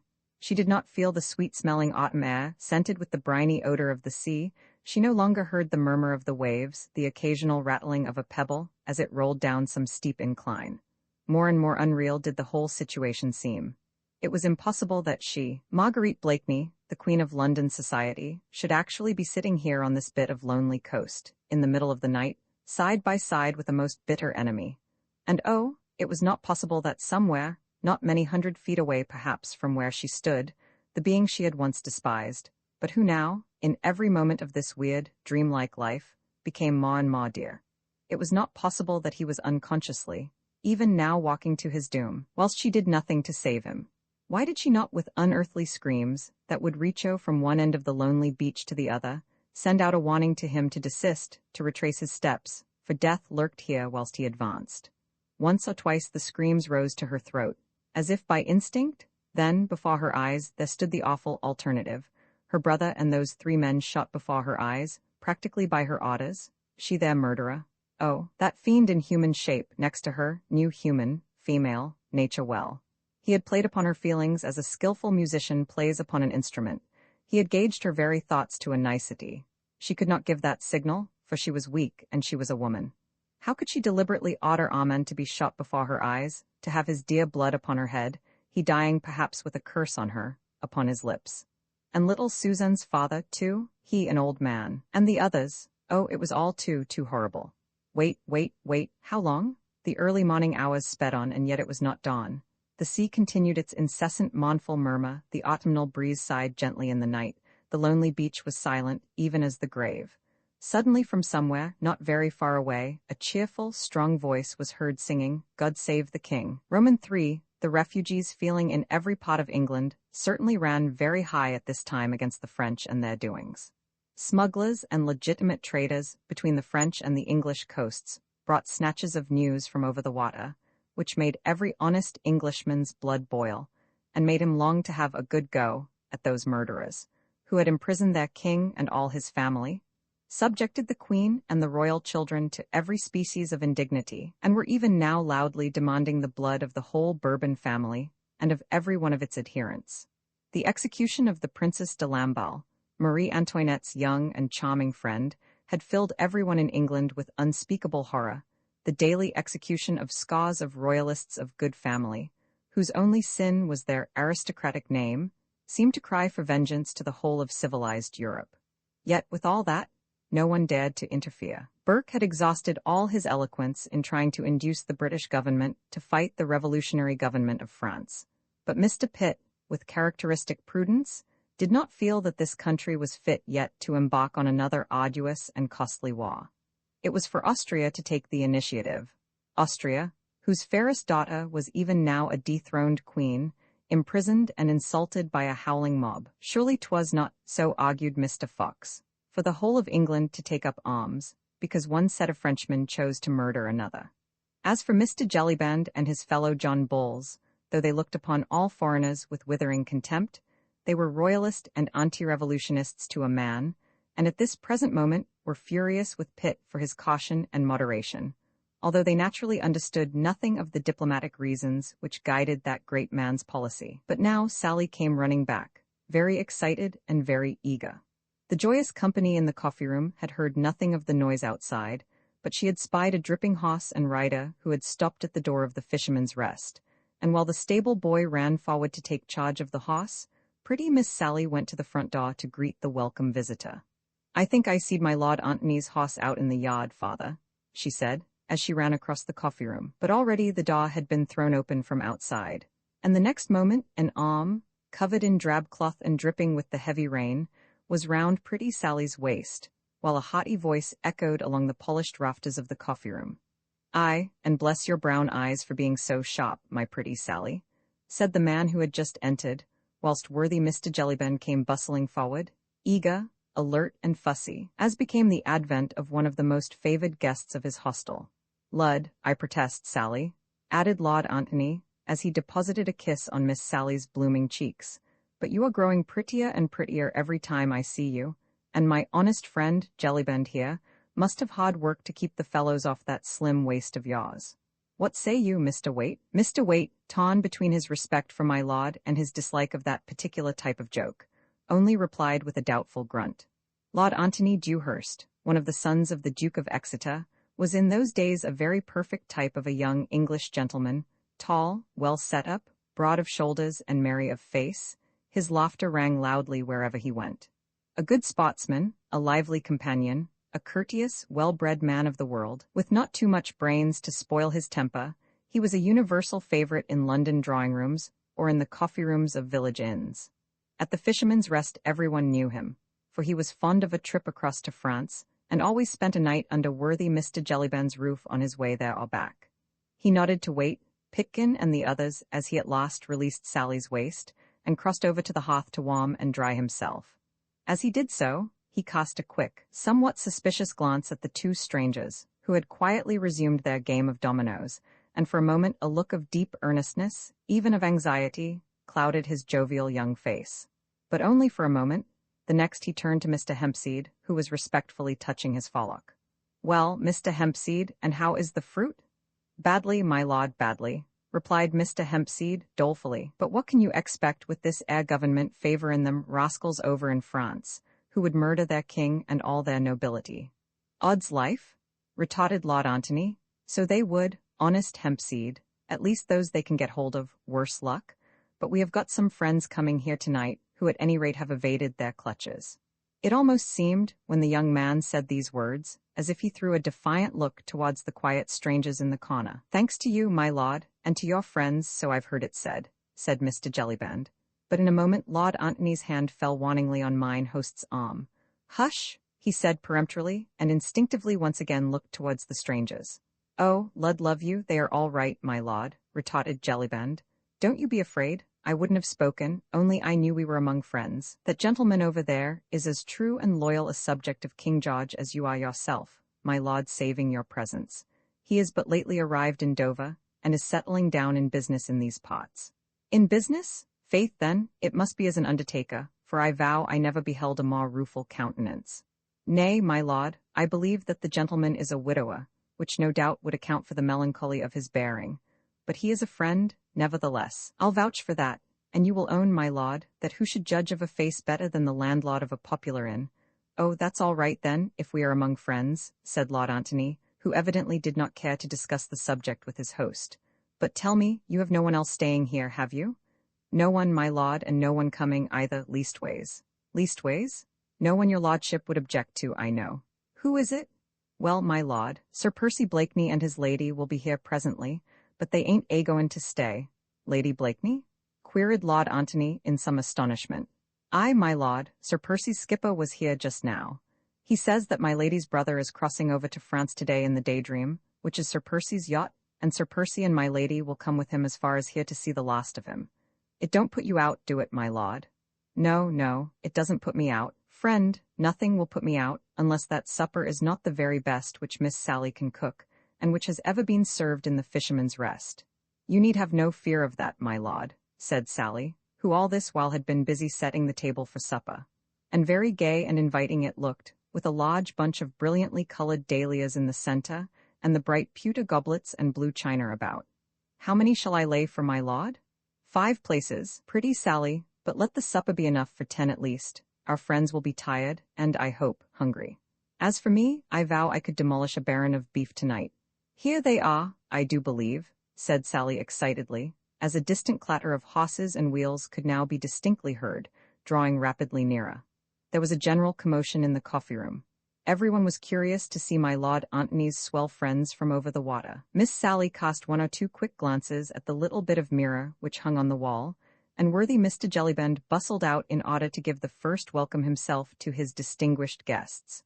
Only the 2 strangers in the corner did not participate in the general excitement. They were calmly finishing their game of dominoes, and did not even look once towards the door. "Straight ahead, Comtesse, the door on your right," said a pleasant voice outside. "Aye, there they are. All right enough," said Lord Antony, joyfully. "Off with you, my pretty Sally, and see how quick you can dish up the soup." The door was thrown wide open, and preceded by Mr. Jellybend, who was profuse in his bows and welcomes, a party of 2 ladies and 2 gentlemen entered the coffee-room. "Welcome, welcome to old England," said Lord Antony, effusively, as he came eagerly forward with both hands outstretched towards the newcomers. "Ah, you are Lord Antony Dewhurst, I think," said one of the ladies, speaking with a strong foreign accent. "At your service, madam," he replied, as he ceremoniously kissed the hands of both the ladies, then turned to the men and shook them both warmly by the hand. Sally was already helping the ladies to take off their traveling cloaks, and both turned, with a shiver, towards the brightly blazing hearth. There was a general movement among the company in the coffee-room. Sally had bustled off to her kitchen whilst Jellybend, still profuse with his respectful salutations, arranged 1 or 2 chairs around the fire. Mr. Hempseed, touching his fallock, was quietly vacating the seat in the hearth. Everyone was staring curiously, yet deferentially, at the foreigners. "Ah, messieurs, what can I say?" said the elder of the 2 ladies, as she stretched a pair of fine, aristocratic hands to the warmth of the blaze, and looked with unspeakable gratitude first at Lord Antony, then at one of the young men who had accompanied her party, and who was busy divesting himself of his heavy, caped coat. "Only that you are glad to be in England, Comtesse," replied Lord Antony, "and that you have not suffered too much from your trying voyage." Indeed, we are glad to be in England," she said, while her eyes filled with tears, "and we have already forgotten all that we have suffered." Her voice was musical and low, and there was a great deal of calm dignity and of many sufferings nobly endured marked in the handsome, aristocratic face, with its wealth of snow, white hair dressed high above the forehead, after the fashion of the times. "I hope my friend, Sir Andrew F. Ffoulkes, proved an entertaining travelling companion, madam?" "Ah, indeed, Sir Andrew was kindness itself. How could my children and I ever show enough gratitude to you all, messieurs?" Her companion, a dainty, girlish figure, childlike and pathetic in its look of fatigue and of sorrow, had said nothing as yet, but her eyes, large, brown, and full of tears, looked up from the fire and sought those of Sir Andrew F. Ffoulkes, who had drawn near to the hearth and to her. Then, as they met his, which were fixed with unconcealed admiration upon the sweet face before him, a thought of warmer color rushed up to her pale cheeks. "So this is England," she said, as she looked round with childlike curiosity at the great hearth, the oak rafters, and the yokels with their elaborate smocks and jovial, rubicund, British countenances. "A bit of it, mademoiselle," replied Sir Andrew, smiling, "but all of it at your service." The young girl blushed again, but this time a bright smile, fleet and sweet, illumined her dainty face. She said nothing, and Sir Andrew, too, was silent, yet those 2 young people understood one another, as young people have a way of doing all the world over, and have done since the world began. "But I say, supper?" Here broke in Lord Antony's jovial voice. "Supper, honest Jellybend. Where is that pretty wench of yours and the dish of soup? Zooks, man, while you stand there gaping at the ladies, they will faint with hunger." One moment, my lord," said Jellybend, as he threw open the door that led to the kitchen and shouted lustily. "Sally, hey Sally there, are you ready, my girl?" Sally was ready, and the next moment she appeared in the doorway carrying a gigantic tureen, from which rose a cloud of steam and an abundance of savory odor. "Odds my life, supper at last," ejaculated Lord Antony merrily, as he gallantly offered his arm to the Comtesse. "May I have the honor?" he added ceremoniously, as he led her towards the supper table. There was a general bustle in the coffee-room. Mr. Hempseed and most of the yokels and fisherfolk had gone to make way for the quality, and to finish smoking their pipes elsewhere. Only the 2 strangers stayed on, quietly and unconcernedly playing their game of dominoes and sipping their wine, whilst at another table, Harry Waite, who was fast losing his temper, watched pretty Sally bustling round the table. She looked a very dainty picture of English rural life, and no wonder that the susceptible young Frenchman could scarce take his eyes off her pretty face. The Vicomte de Tournay was scarce 19, a beardless boy, on whom terrible tragedies which were being enacted in his own country had made but little impression.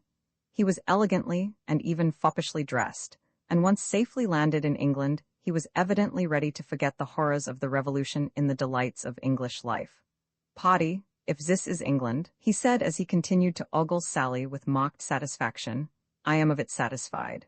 It would be impossible at this point to record the exact exclamation which escaped through Mr. Harry Waite's clenched teeth. Only respect for the quality, and notably for my Lord Antony, kept his mock disapproval of the young foreigner in check. "Nay, but this is England, you abandoned young reprobate," interposed Lord Antony with a laugh, "and do not, I pray, bring your loose foreign ways into this most moral country." Lord Antony had already sat down at the head of the table with the Comtesse on his right. Jellyband was bustling round, filling glasses and putting chairs straight. Sally waited, ready to hand round the soup. Mr. Harry Waite's friends had at last succeeded in taking him out of the room, for his temper was growing more and more violent under the Vicomte's obvious admiration for Sally. "Suzanne," came in stern, commanding accents from the rigid Comtesse. Suzanne blushed again. She had lost count of time and of place whilst she had stood beside the fire, allowing the handsome young Englishman's eyes to dwell upon her sweet face, and his hand, as if unconsciously, to rest upon hers.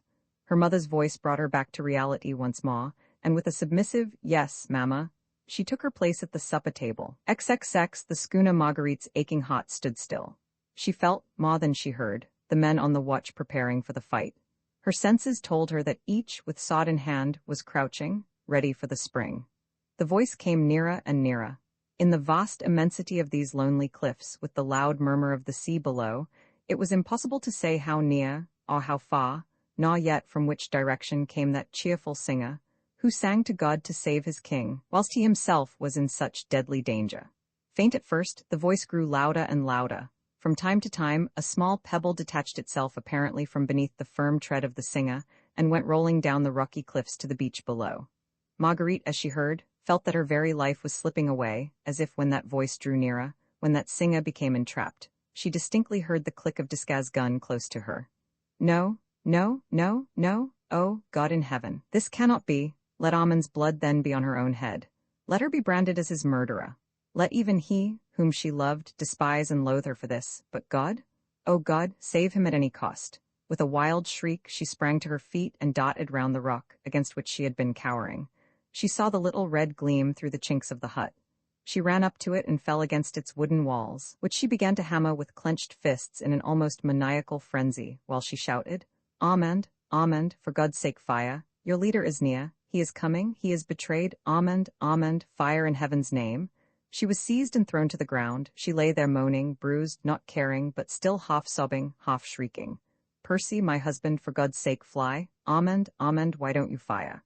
One of you stop that woman screaming," hissed Chauvelin, who hardly could refrain from striking her. Something was thrown over her face, she could not breathe, and perforce she was silent. The bold singer, too, had become silent, warned, no doubt, of his impending danger by Marguerite's frantic shrieks. The men had sprung to their feet. There was no need for further silence on their part. The very cliffs echoed the poor, heartbroken woman's screams. Chauvelin, with a muttered oath, which boded no good to her, who had dared to upset his most cherished plans, had hastily shouted the word of command, "Into it, my men, and let no one escape from that hut alive." The moon had once more emerged from between the clouds. The darkness on the cliffs had gone, giving place once more to brilliant, silvery light. Some of the soldiers had rushed to the rough, wooden door of the hut, whilst one of them kept guard over Marguerite. The door was partially open. One of the soldiers pushed it further, but within all was darkness, the charcoal fire only lighting with a dim, red light the furthest corner of the hut. The soldiers paused automatically at the door, like machines waiting for further orders. Chauvelin, who was prepared for a violent onslaught from within, and for a vigorous resistance from the four fugitives, under cover of the darkness, was for the moment paralyzed with astonishment when he saw the soldiers standing there at attention, like sentries on guard, whilst not a sound proceeded from the hut. Filled with strange, anxious foreboding, he too went to the door of the hut, and peering into the gloom, he asked quickly, "What is the meaning of this?" "I think, citoyen, that there is no one there now," replied one of the soldiers imperturbably. "You have not let those four men go," thundered Chauvelin menacingly. "I ordered you to let no man escape alive. Quick, after them all of you, quick, in every direction." The men, obedient as machines, rushed down the rocky incline towards the beach, some going off to right and left, as fast as their feet could carry them. "You and your men will pay with your lives for this blunder, citoyen sergeant," said Chauvelin viciously to the sergeant who had been in charge of the men.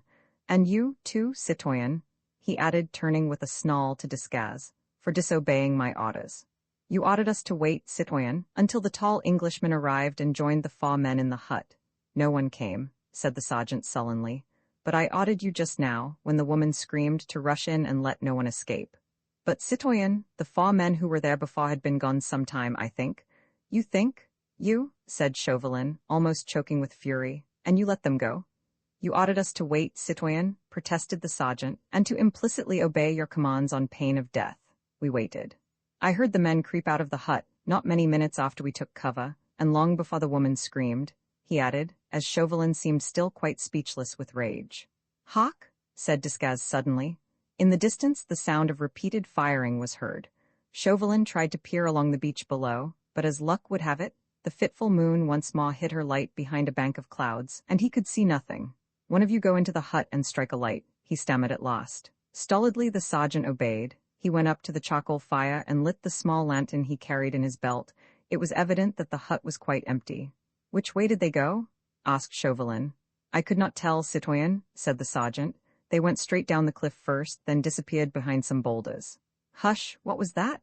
All three men listened attentively. In the far, very far distance, could be heard faintly echoing and already dying away, the quick, sharp splash of half a dozen oars.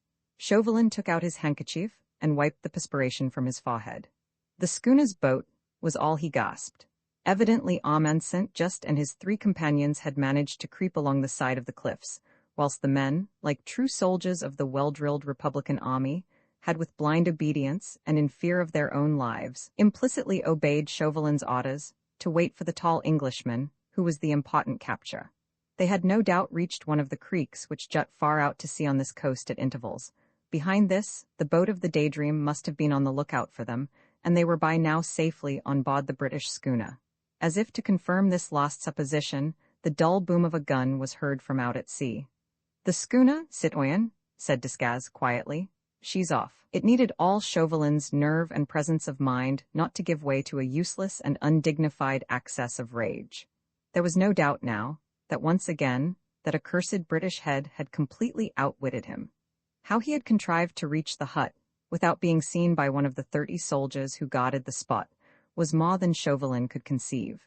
That he had done so before the 30 men had arrived on the cliff was, of course, fairly clear, but how he had come over in Reuben Goldstein's cot, all the way from Calais, without being sighted by the various patrols on duty, was impossible of explanation.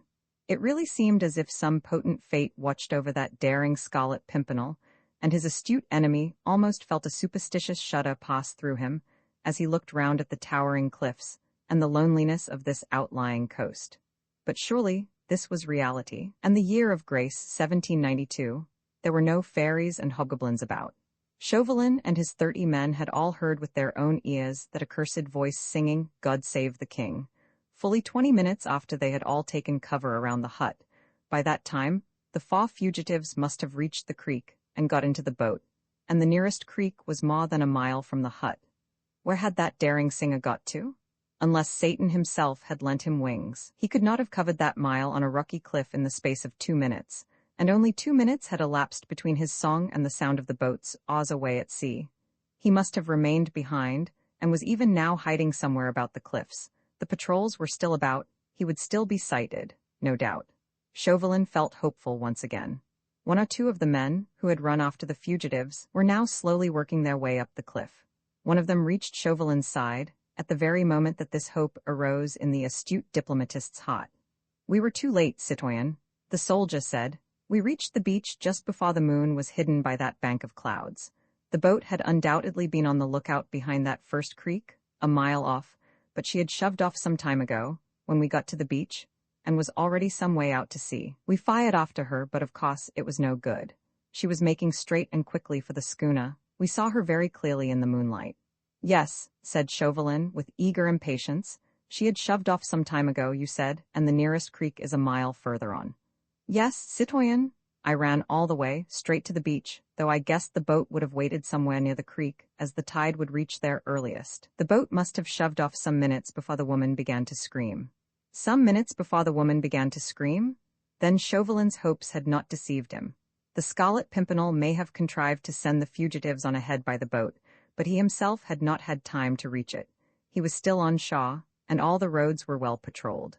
At any rate, all was not yet lost, and would not be, whilst that impudent Britisher was still on French soil. Bring the light in here, he commanded eagerly as he once more entered the hut.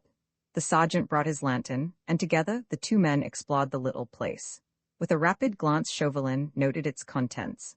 The cauldron placed close under an aperture in the wall, and containing the last few dying embers of burned charcoal, a couple of stools, overturned as if in the haste of sudden departure, then the fisherman's tools and his nets lying in one corner, and beside them, something small and white. Pick that up, said Chauvelin to the sergeant, pointing to this white scrap, and bring it to me. It was a crumpled piece of paper, evidently forgotten there by the fugitives in their hurry to get away. The sergeant, much awed by the citoyen's obvious rage and impatience, picked the paper up and handed it respectfully to Chauvelin. Read it, sergeant, said the latter curtly. It is almost illegible, citoyen, a fearful scrawl. I ordered you to read it, repeated Chauvelin, viciously. The sergeant, by the light of his lantern, began deciphering the few hastily scrawled words. I cannot quite reach you without risking your lives and endangering the success of your rescue. When you receive this, wait 2 minutes, then creep out of the hut one by one, turn to your left sharply, and creep cautiously down the cliff. Keep to the left all the time till you reach the first rock, which you see jutting far out to sea. Behind it in the creek the boat is on the lookout for you. Give a long, sharp whistle. She will come up, get into her. My men will row you to the schooner, and thence to England and safety. Once on board the Daydream send the boat back for me. Tell my men that I shall be at the creek, which is in a direct line opposite the Chet Gris near Calais. They know it. I shall be there as soon as possible. They must wait for me at a safe distance out at sea, till they hear the usual signal. Do not delay, and obey these instructions implicitly. Then there is the signature, citoyen, added the sergeant, as he handed the paper back to Chauvelin, but the latter had not waited an instant. One phrase of the momentous scrawl had caught his ear. I shall be at the creek which is in a direct line opposite the Chet Gris near Calais. That phrase might yet mean victory for him. Which of you knows this coast well? He shouted to his men, who now one by one all returned from their fruitless run, and were all assembled once more round the hut. I do, citoyen, said one of them. I was born in Calais, and know every stone of these cliffs. There is a creek in a direct line from the Chet Gris? There is, citoyen, I know it well. The Englishman is hoping to reach that creek. He does not know every stone of these cliffs. He may go there by the longest way round, and in any case he will proceed cautiously for fear of the patrols. At any rate, there is a chance to get him yet. 1,000 francs to each man who gets to that creek before that long-legged Englishman. I know of a shortcut across the cliffs, said the soldier, and with an enthusiastic shout, he rushed forward, followed closely by his comrades. Within a few minutes, their running footsteps had died away in the distance. Chauvelin listened to them for a moment. The promise of the reward was lending spurs to the soldiers of the Republic. The gleam of hate and anticipated triumph was once more apparent on his face. Close to him, Desgas still stood mute and impassive, waiting for further orders, whilst 2 soldiers were kneeling beside the prostrate form of Marguerite. Chauvelin gave his secretary a vicious look. His well-laid plan had failed. Its sequel was problematical. There was still a great chance now that the Scarlet Pimpernel might yet escape, and Chauvelin, with that unreasoning fury which sometimes assails a strong nature, was longing to vent his rage on somebody. The soldiers were holding Marguerite pinioned to the ground, though she, poor soul, was not making the faintest struggle. Overwrought, nature had at last peremptorily asserted herself, and she lay there in a dead swoon, her eyes circled by deep purple lines that told of long, sleepless nights, her hair matted and damp round her forehead, her lips parted in a sharp curve that spoke of physical pain. The cleverest woman in Europe, the elegant and fashionable Lady Blakeney, who had dazzled London society with her beauty, her wit, and her extravagances, presented a very pathetic picture of tired-out, suffering womanhood, which would have appealed to any but the hard, vengeful heart of her baffled enemy. "It is no use mounting guard over a woman who is half dead," he said spitefully to the soldiers, "when you have allowed 5 men who were very much alive to escape." Obediently, the soldiers rose to their feet. "You'd better try and find that footpath again for me, and that broken-down cot we left on the road." Then suddenly a bright idea seemed to strike him. "Ah, by the by, where is the Jew?" "Close by here, citoyen," said Desgas. "I gagged him and tied his legs together as you commanded." From the immediate vicinity, a plaintive moan reached Chauvelin's ears. He followed his secretary, who led the way to the other side of the hut, where, fallen into an absolute heap of dejection, with his legs tightly pinioned together and his mouth gagged, lay the unfortunate descendant of Israel. His face in the silvery light of the moon looked positively ghastly with terror. His eyes were wide open and almost glassy, and his whole body was trembling, as if with ague, while a piteous wail escaped his bloodless lips. The rope, which had originally been wound round his shoulders and arms, had evidently given way, for it lay in a tangle about his body, but he seemed quite unconscious of this, for he had not made the slightest attempt to move from the place where Desgas had originally put him. Like a terrified chicken, which looks upon a line of white chalk, drawn on a table, as on a string which paralyzes its movements. "Bring the cowardly brute here," commanded Chauvelin. He certainly felt exceedingly vicious, and since he had no reasonable grounds for venting his ill humor on the soldiers who had but too punctually obeyed his orders, he felt that the son of the despised race would prove an excellent butt.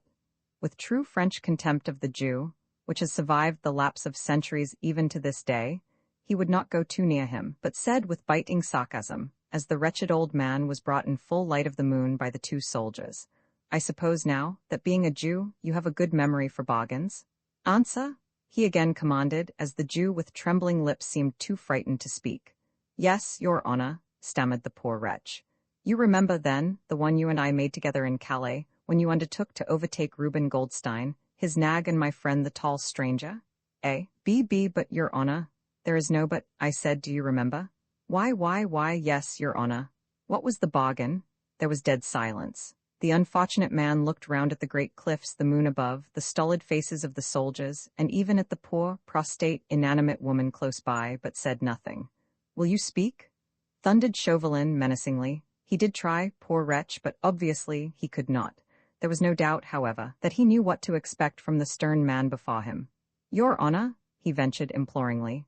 "Since your terror seems to have paralyzed your tongue," said Chauvelin sarcastically, "I must needs refresh your memory. It was agreed between us that if we overtook my friend the tall stranger before he reached this place, you were to have 10 pieces of gold." A low moan escaped from the Jew's trembling lips. "But," added Chauvelin, with slow emphasis, "if you deceived me in your promise, you were to have a sound beating, one that would teach you not to tell lies." "I did not, your honor, I swear it by Abraham, and by all the other patriarchs I know. Unfortunately, they are still in Hades, I believe, according to your creed, and cannot help you much in your present trouble. Now, you did not fulfill your share of the bargain, but I am ready to fulfill mine. Here," he added, turning to the soldiers, "the buckle end of your 2 belts to this confounded Jew." As the soldiers obediently unbuckled their heavy leather belts, the Jew set up a howl that surely would have been enough to bring all the patriarchs out of Hades and elsewhere, to defend their descendant from the brutality of this French official.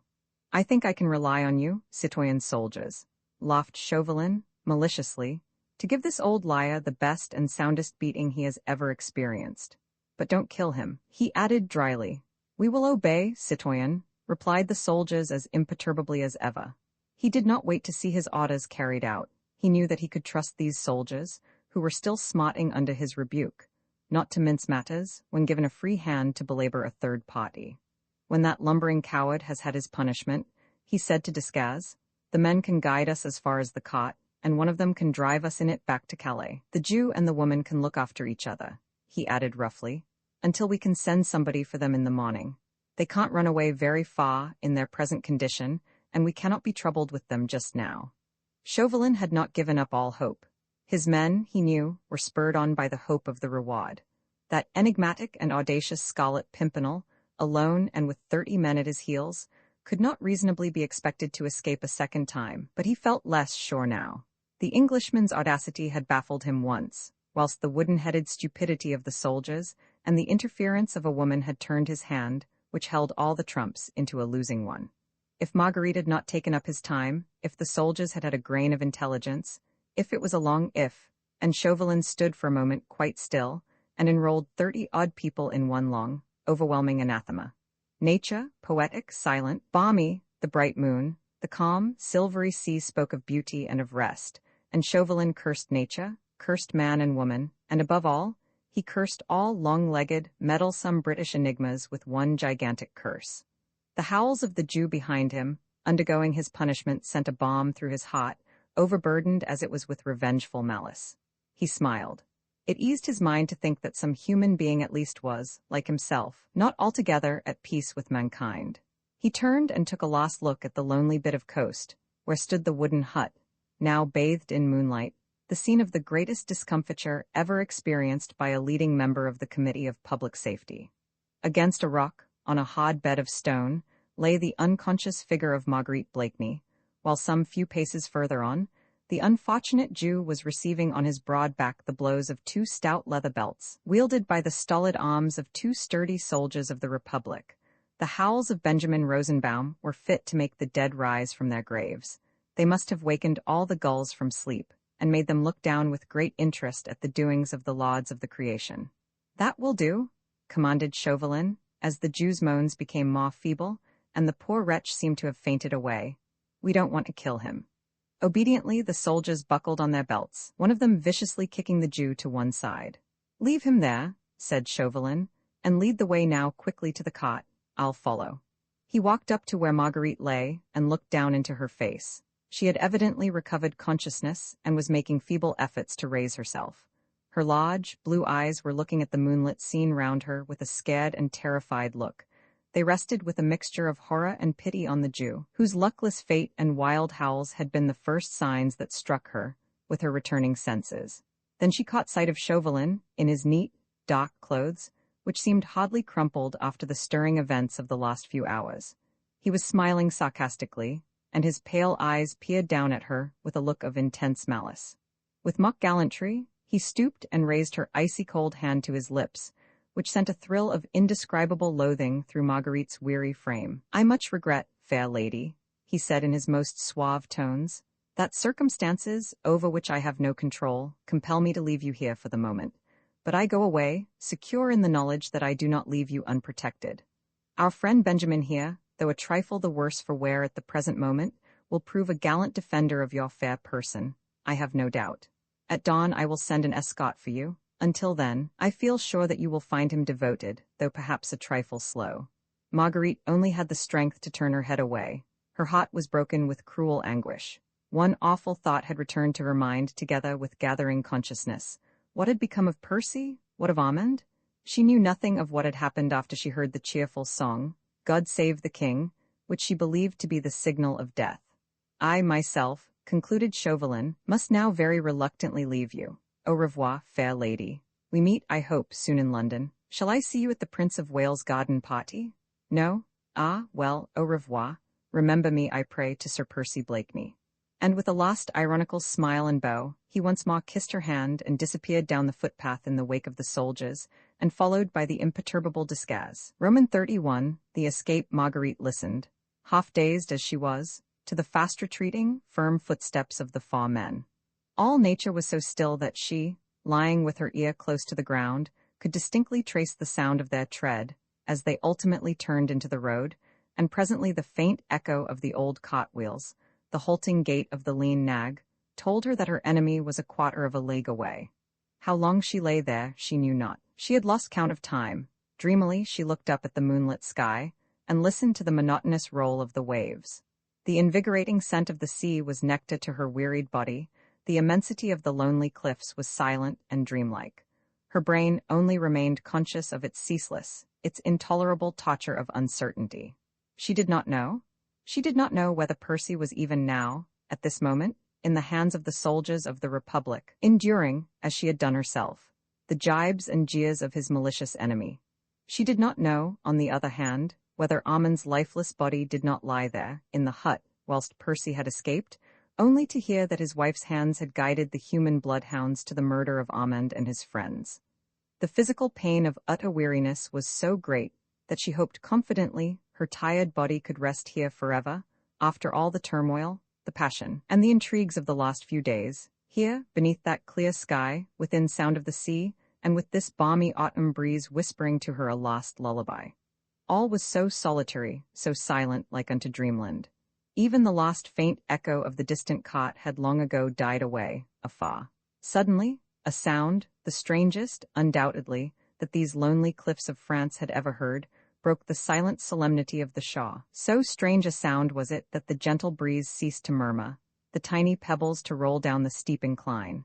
So strange that Marguerite, wearied, overwrought as she was, thought that the beneficial unconsciousness of the approach of death was playing her half-sleeping senses a weird and elusive trick. It was the sound of a good, solid, absolutely British dam. The sea-gulls in their nests awoke and looked round in astonishment. A distant and solitary owl set up a midnight hoot. The tall cliffs frowned down majestically at the strange, unheard-of sacrilege. Marguerite did not trust her ears. Half-raising herself on her hands, she strained every sense to see or hear, to know the meaning of this very earthly sound. All was still again for the space of a few seconds. The same silence once more fell upon the great and lonely vastness. Then Marguerite, who had listened as in a trance, who felt she must be dreaming with that cool, magnetic moonlight overhead, heard again, and this time her heart stood still, her eyes large and dilated, looked round her, not daring to trust her other sense. Odds life, but I wish those demmed fellows had not hit quite so hard. This time it was quite unmistakable. Only one particular pair of essentially British lips could have uttered those words in sleepy, drawly, affected tones. Damn, repeated those same British lips emphatically. Zounds, but I'm as weak as a rat. In a moment Marguerite was on her feet. Was she dreaming? Were those great, stony cliffs the gates of paradise? Was the fragrant breath of the breeze suddenly caused by the flutter of angels' wings, bringing tidings of unearthly joys to her, after all her suffering, faint and ill? Was she the prey of delirium? She listened again, and once again she heard the same very earthly sounds of good, honest British language, not the least akin to whisperings from paradise or flutter of angels' wings. She looked round her eagerly at the tall cliffs, the lonely hut, the great stretch of rocky beach.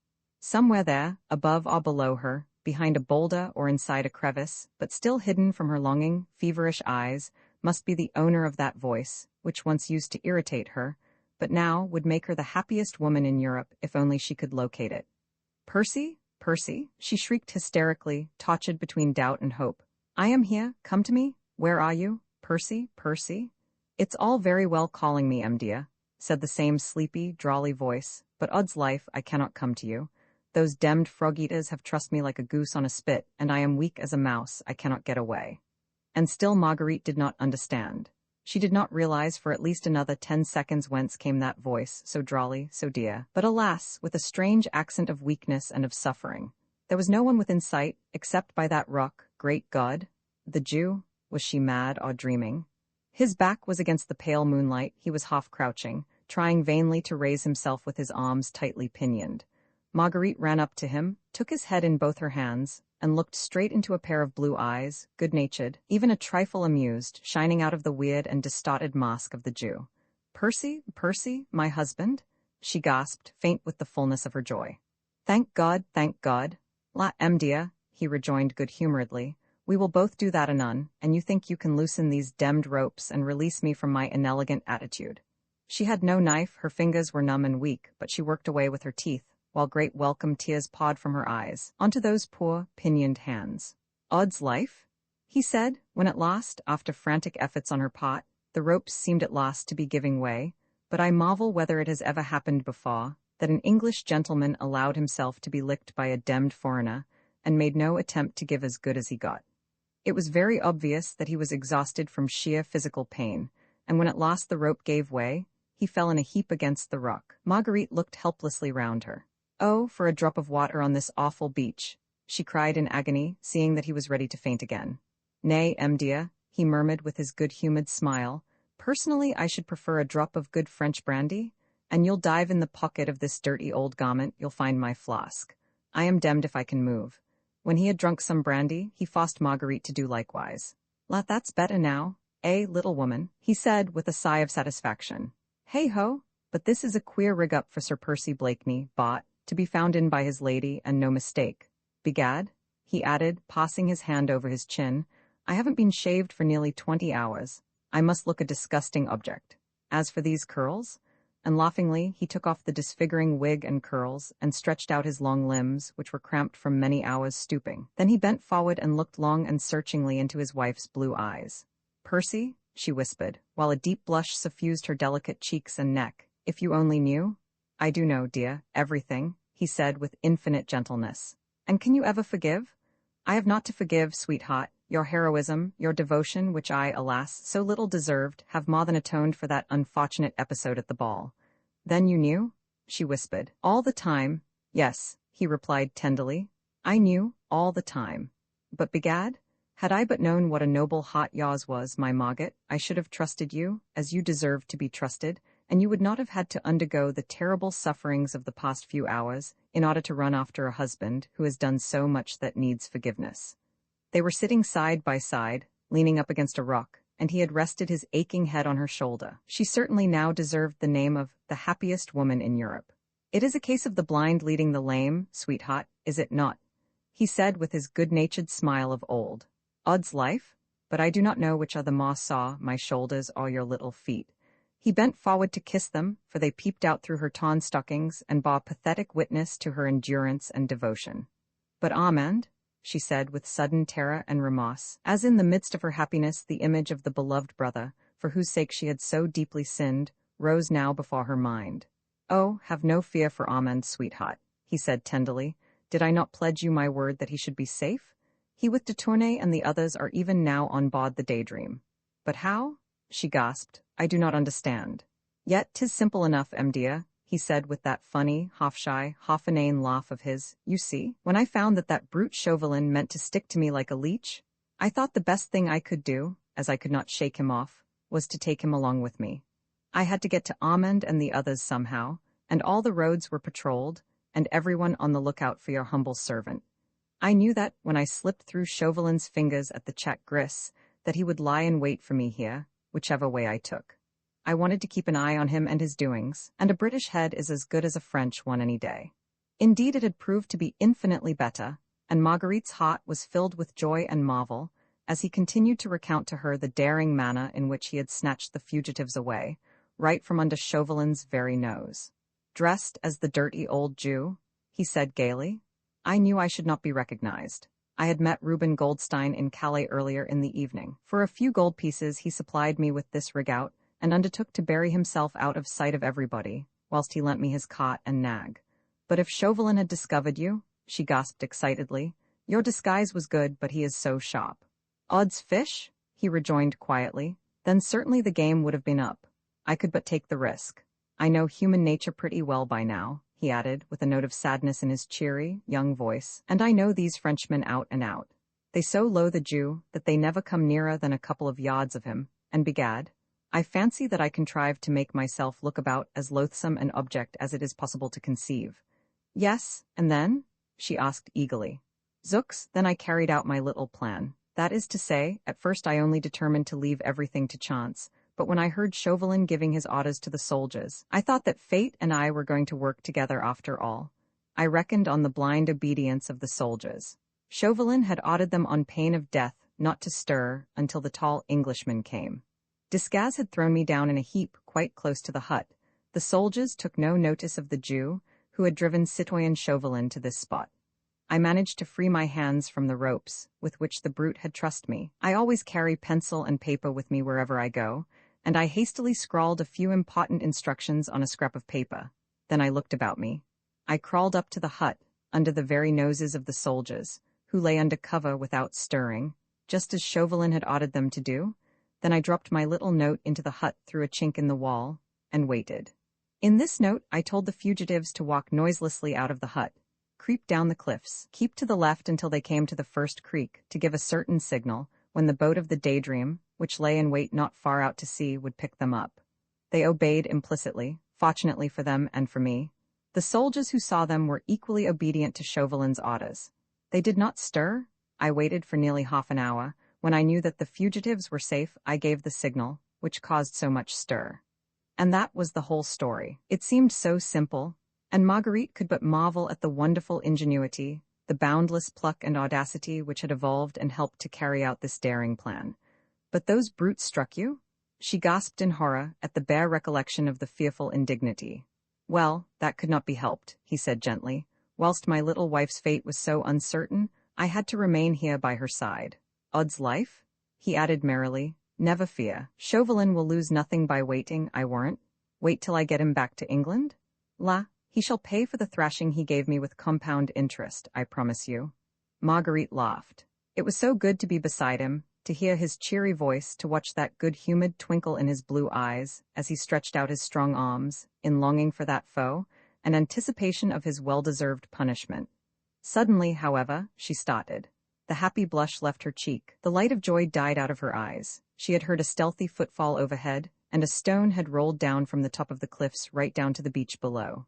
"What's that?" she whispered in horror and alarm. "Oh, nothing, dear," he muttered with a pleasant laugh. "Only a trifle. You happen to have forgotten my friend, F. Fawkes, Sir Andrew?" she gasped. Indeed, she had wholly forgotten the devoted friend and companion, who had trusted and stood by her during all these hours of anxiety and suffering. She remembered him now, tardily and with a pang of remorse. "Aye, you had forgotten him, hadn't you, dear?" said Sir Percy merrily. "Fortunately, I met him, not far from the Chat Gris, before I had that interesting supper party with my friend Chauvelin. Odds life, but I have a score to settle with that young reprobate. But in the meanwhile, I told him of a very long, very roundabout road that would bring him here by a very circuitous road which Chauvelin's men would never suspect, just about the time when we are ready for him, little woman." "And he obeyed?" asked Marguerite in utter astonishment. "Without word or question. See, here he comes. He was not in the way when I did not want him, and now he arrives in the nick of time. Ah, he will make pretty little Susan a most admirable and methodical husband." In the meanwhile, Sir Andrew F. Fawkes had cautiously worked his way down the cliffs. He stopped once or twice, pausing to listen for whispered words, which would guide him to Blakeney's hiding place. "Blakeney?" he ventured to say at last cautiously. "Blakeney, are you there?" The next moment he rounded the rock against which Sir Percy and Marguerite were leaning, and seeing the weird figure still clad in the Jew's long gabardine, he paused in sudden, complete bewilderment, but already Blakeney had struggled to his feet. "Here I am, friend," he said with his funny, inane laugh, "all alive, though I do look a begad scarecrow in these demmed things." "Zooks!" ejaculated Sir Andrew in boundless astonishment as he recognized his leader. Of all the young man had seen Marguerite, and happily checked the forcible language that rose to his lips at sight of the exquisite Sir Percy in this weird and dirty garb. "Yes," said Blakeney calmly. "Of all my friend, I have not yet had time to ask you what you were doing in France when I ordered you to remain in London. Insubordination? What? Wait till my shoulders are less sore, and by God, see the punishment you'll get." "Odds fish, I'll bear it," said Sir Andrew with a merry laugh, "seeing that you are alive to give it. Would you have had me allow Lady Blakeney to do the journey alone? But in the name of heaven, man, where did you get these extraordinary clothes?" "Lud, they are a bit quaint, ain't they?" laughed Sir Percy jovially. "But odds fish," he added with sudden earnestness and authority, "now you are here, F. Fawkes, we must lose no more time. That brute Chauvelin may send someone to look after us." Marguerite was so happy she could have stayed here forever, hearing his voice, asking 100 questions. But at mention of Chauvelin's name she started in quick alarm, afraid for the dear life she would have died to save. "But how can we get back?" she gasped. "The roads are full of soldiers between here and Calais, and we are not going back to Calais, sweetheart," he said, "but just the other side of Grisnez, not half a league from here. The boat of the Daydream will meet us there." "The boat of the Daydream?" "Yes," he said with a merry laugh. "Another little trick of mine. I should have told you before that when I slipped that note into the hut. I also added another for Armand, which I directed him to leave behind, and which has sent Chauvelin and his men running full tilt back to the Chat Gris after me. But the first little note contained my real instructions, including those to old Briggs. He had my orders to go out further to sea, and then towards the west. When well out of sight of Calais, he will send the galley to a little creek he and I know of, just beyond Grisnez. The men will look out for me. We have a preconcerted signal, and we will all be safely aboard. whilst Chauvelin and his men solemnly sit and watch the creek which is just opposite the check Gris. The other side of Gris Nez. But I cannot walk, Percy, she moaned helplessly as, trying to struggle to her tired feet, she found herself unable even to stand. I will carry you, dear, he said simply. The blind leading the lame, you know. Sir Andrew was ready, too, to help with the precious burden, but Sir Percy would not entrust his beloved to any alms but his own. When you and she are both safely on board the Daydream, he said to his young comrade, and I feel that, Emil, Susan's eyes will not greet me in England with reproachful looks, then it will be my turn to rest. And his arms, still vigorous in spite of fatigue and suffering, closed round Marguerite's poor, weary body, and lifted her as gently as if she had been a feather. Then, as Sir Andrew discreetly kept out of earshot, there were many things said, or rather whispered, which even the autumn breeze did not catch, for it had gone to rest. All his fatigue was forgotten. His shoulders must have been very sore, for the soldiers had hit hard, but the man's muscles seemed made of steel, and his energy was almost supernatural. It was a weary tramp, half a league along the stony side of the cliffs, but never for a moment did his courage give way or his muscles yield to fatigue. On he tramped, with firm footstep, his vigorous arms encircling the precious burden, and no doubt, as she lay, quiet and happy, at times lulled to momentary drowsiness, at others watching, through the slowly gathering morning light, the pleasant face with the lazy, drooping blue eyes, ever cheerful, ever illumined with a good-humored smile. She whispered many things which helped to shorten the weary road, and acted as a soothing balsam to his aching sinews. The many-hued light of dawn was breaking in the east, when at last they reached the creek beyond Gris Nez. The galley lay in wait. In answer to a signal from Sir Percy, she drew near, and 2 sturdy British sailors had the honor of carrying my lady into the boat. Half an hour later, they were on board the Daydream. The crew, who of necessity were in their master's secrets, and who were devoted to him heart and soul, were not surprised to see him arriving in so extraordinary a disguise. Armand St. Just and the other fugitives were eagerly awaiting the advent of their brave rescuer. He would not stay to hear the expressions of their gratitude, but found the way to his private cabin as quickly as he could, leaving Marguerite quite happy in the arms of her brother. Everything on board the Daydream was fitted with that exquisite luxury, so dear to Sir Percy Blakeney's heart, and by the time they all landed at Dover, he had found time to get into some of the sumptuous clothes which he loved, and of which he always kept a supply on board his yacht. The difficulty was to provide Marguerite with a pair of shoes, and great was the little middy's joy when my lady found that she could put foot on English shore in his best pair. The rest is silence. Silence and joy for those who had endured so much suffering, yet found at last a great and lasting happiness. But it is on record that at the brilliant wedding of Sir Andrew F. Ffoulkes, bought, with Emil, Suzanne de Tournay de Basserive, a function at which HRH the Prince of Wales and all the elite of fashionable society were present, the most beautiful woman there was unquestionably Lady Blakeney, whilst the clothes of Sir Percy Blakeney were the talk of the Jeunesse dorée of London for many days. It is also a fact that M. Chauvelin, the accredited agent of the French Republican government, was not present at that, or any other social function in London, after that memorable evening at Lord Grenville's ball. Roman for the League of the Scarlet Pimpernel, they all looked a merry, even a happy party, as they sat round the table. Sir Andrew F. Ffoulkes and Lord Antony Dewhurst, 2 typical good-looking, well-born and well-bred Englishmen of that year of grace, 1792, and the aristocratic French Comtesse with her 2 children, who had just escaped from such dire perils, and found a safe retreat at last on the shores of protecting England. In the corner, the 2 strangers had apparently finished their game. One of them arose, and standing with his back to the merry company at the table, he adjusted with much deliberation his large triple-caped coat. As he did so, he gave one quick glance all around him. Everyone was busy laughing and chatting, and he murmured the words, "All safe." His companion then, with the alertness born of long practice, slipped onto his knees in a moment, and the next had crept noiselessly under the oak bench. The stranger then, with a loud "good night," quietly walked out of the coffee-room. Not one of those at the supper table had noticed this curious and silent maneuver, but when the stranger finally closed the door of the coffee-room behind him, they all instinctively sighed a sigh of relief. "Alone, at last," said Lord Antony, jovially. Then the young Vicomte de Tournay rose, glass in hand, and with the graceful affection peculiar to the times, he raised it aloft and said in broken English, "To His Majesty George III of England, God bless him for his hospitality to us all, poor exiles from France. His Majesty the King? Echoed Lord Antony and Sir Andrew as they drank loyally to the toast. To His Majesty King Louis of France, added Sir Andrew with solemnity. May God protect him and give him victory over his enemies. Everyone rose and drank this toast in silence. The fate of the unfortunate King of France, then a prisoner of his own people, seemed to cast a gloom even over Mr. Jellyband's pleasant countenance. And to M. le Comte de Tournay de Basserive, said Lord Antony, merrily, may we welcome him in England before many days are over. Ah, monsieur, said the Comtesse, as with a slightly trembling hand she conveyed her glass to her lips, I scarcely dare to hope. But already Lord Antony had served out the soup, and for the next few moments all conversation ceased, while Jellyband and Sally handed round the plates and everyone began to eat. Faith, madam, said Lord Antony after a while, mine was no idle toast, seeing yourself, Mademoiselle Suzanne and my friend the Vicomte safely in England now, surely you must feel wretched as to the fate of Monsieur le Comte. Ah, monsieur, replied the Comtesse with a heavy sigh, I trust in God, I can but pray and hope.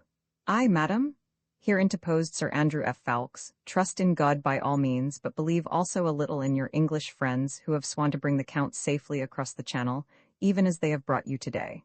Indeed, monsieur, she replied, I have the fullest confidence in you and your friends. Your fame, I assure you, has spread throughout the whole of France. The way some of my own friends have escaped from the clutches of that awful revolutionary tribunal was nothing short of a miracle, and all done by you and your friends.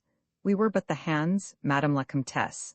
But my husband, monsieur, said the Comtesse, whilst unshed tears seemed to veil her voice, he is in such deadly peril.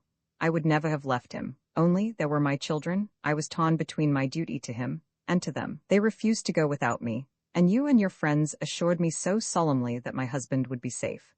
But, oh, now that I am here, amongst you all in this beautiful, free England, I think of him, flying for his life, hunted like a poor beast in such peril. Ah, I should not have left him. I should not have left him. The poor woman had completely broken down. Fatigue, sorrow, and emotion had overmastered her rigid, aristocratic bearing. She was crying gently to herself, whilst Susan ran up to her and tried to kiss away her tears. Lord Antony and Sir Andrew had said nothing to interrupt the Comtesse whilst she was speaking. There was no doubt that they felt deeply for her. Their very silence testified to that.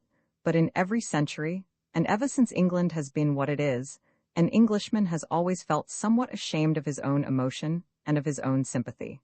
And so the two young men said nothing, and busied themselves in trying to hide their feelings, only succeeding in looking immeasurably sheepish.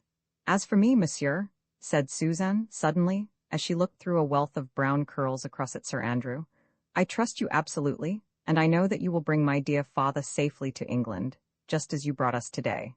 This was said with so much confidence, such unuttered hope and belief, that it seemed as if by magic to dry the mother's eyes, and to bring a smile upon everybody's lips. Nay, you shame me, mademoiselle, replied Sir Andrew. Though my life is at your service, I have been but a humble tool in the hands of our great leader, who organized and effected your escape. He had spoken with so much warmth and vehemence that Susan's eyes fastened upon him in undisguised wonder. Your leader, monsieur? Said the Comtesse, eagerly. Ah, of course you must have a leader, and I did not think of that before, but tell me, where is he? I must go to him at once, and I and my children must throw ourselves at his feet and thank him for all that he has done for us. Alas, madam, said Lord Antony, that is impossible. Impossible? Why? Because the Scarlet Pimpernel works in the dark, and his identity is only known under the solemn oath of secrecy to his immediate followers. The Scarlet Pimpernel? Said Suzanne, with a merry laugh. Why, what a droll name. What is the Scarlet Pimpernel, monsieur? She looked at Sir Andrew with eager curiosity. The young man's face had become almost transfigured. His eyes shone with enthusiasm. Hero worship, love, admiration for his leader seemed literally to glow upon his face. The Scarlet Pimpernel, mademoiselle, he said at last, is the name of a humble English wayside flower, but it is also the name chosen to hide the identity of the best and bravest man in all the world, so that he may better succeed in accomplishing the noble task he has set himself to do. Ah, yes, here interposed the young Vicomte, I have heard speak of this Scarlet Pimpernel. A little flower, red? Yes, they say in Paris that every time a royalist escapes to England that devil, Fouquier-Tinville, the public prosecutor, receives a paper with that little flower designated in red upon it. Yes, Yes, that is so, assented Lord Antony. Then he will have received one such paper today. Undoubtedly. Oh, I wonder what he will say, said Suzanne merrily. I have heard that the picture of that little red flower is the only thing that frightens him. Faith, then, said Sir Andrew, he will have many more opportunities of studying the shape of that small scarlet flower. Ah, monsieur, sighed the Comtesse, it all sounds like a romance, and I cannot understand it all. Why should you try, madame? But tell me, why should your leader, why should you all, spend your money and risk your lives? For it is your lives you risk, messieurs, when you set foot in France, and all for us French men and women who are nothing to you? Spot, Madame la Comtesse, spot, asserted Lord Antony with his jovial, loud, and pleasant voice. We are a nation of sportsmen, you know, and just now it is the fashion to pull the hair from between the teeth of the hound. Ah, no, no, not spot only. Monsieur, you have a more noble motive, I am sure, for the good work you do. Faith, madam, I would like you to find it then. As for me, I vow I love the game, for this is the finest spot I have yet encountered. Hairbreadth escapes, the devil's own risks, tally-ho, and away we go. But the Comtesse shook her head, still incredulously. To her it seemed preposterous that these young men and their great leader, all of them rich, probably well-born, and young, should for no other motive than spot, run the terrible risks, which she knew they were constantly doing. Their nationality, once they had set foot in France, would be no safeguard to them. Anyone found harboring or assisting suspected royalists would be ruthlessly condemned and summarily executed, whatever his nationality might be. And this band of young Englishmen had, to her own knowledge, bearded the implacable and bloodthirsty tribunal of the Revolution within the very walls of Paris itself, and had snatched away condemned victims, almost from the very foot of the guillotine. With a shudder, she recalled the events of the last few days, her escape from Paris with her 2 children, all 3 of them hidden beneath the hood of a rickety cot, and lying amidst a heap of turnips and cabbages, not daring to breathe, whilst the mob howled, a la Lantin les aristos. At that awful West Barricade, it had all occurred in such a miraculous way. She and her husband had understood that they had been placed on the list of suspected persons, which meant that their trial and death were but a matter of days, of hours, perhaps. Then came the hope of salvation, the mysterious epistle, signed with the enigmatical Scarlet device, the clear, peremptory directions, the parting from the Comte de Tournay, which had torn the poor wife's heart in 2, the hope of reunion, the flight with her 2 children, the covered cot, that awful hag driving it, who looked like some horrible evil demon, with the ghastly trophy on her whip-handle. The Comtesse looked round at the quaint, old-fashioned English inn, the peace of this land of civil and religious liberty, and she closed her eyes to shut out the haunting vision of that West Barricade, and of the mob retreating panic-stricken when the old hag spoke of the plague. Every moment under that cot she expected recognition, arrest, herself and her children tried and condemned, and these young Englishmen, under the guidance of their brave and mysterious leader, had risked their lives to save them all, as they had already saved scores of other, innocent people. And all only for spot. Impossible? Susan's eyes, as she sought those of Sir Andrew, plainly told him that she thought that he at any rate rescued his fellow-men from terrible and unmerited death, through a higher and nobler motive than his friend would have her believe. "How many are there in your brave league, monsieur?" she asked timidly. 20 all told, mademoiselle, he replied, 1 to command and 19 to obey. All of us Englishmen, and all pledged to the same cause, to obey our leader and to rescue the innocent. May God protect you all, messieurs, said the Comtesse fervently. He had done that so far, madam. It is wonderful to me, wonderful, that you should all be so brave, so devoted to your fellow-men, yet you are English. And in France treachery is rife, all in the name of liberty and fraternity. The women even in France have been more bitter against us aristocrats than the men, said the Vicomte with a sigh. Ah, yes, added the Comtesse, while a look of haughty disdain and intense bitterness shot through her melancholy eyes. There was that woman, Marguerite St., just for instance. She denounced the Marquis de Saint-Cyr and all his family to the awful tribunal of the Terror. Marguerite St. just, said Lord Antony, as he shot a quick and apprehensive glance across at Sir Andrew. Marguerite St. just, surely. Yes, replied the Comtesse, surely you know her. She was a leading actress of the Comédie Française, and she married an Englishman lately. You must know her? Know her? Said Lord Antony. No, Lady Blakeney, the most fashionable woman in London, the wife of the richest man in England? Of course, we all know Lady Blakeney. She was a schoolfellow of mine at the convent in Paris, interposed Suzanne,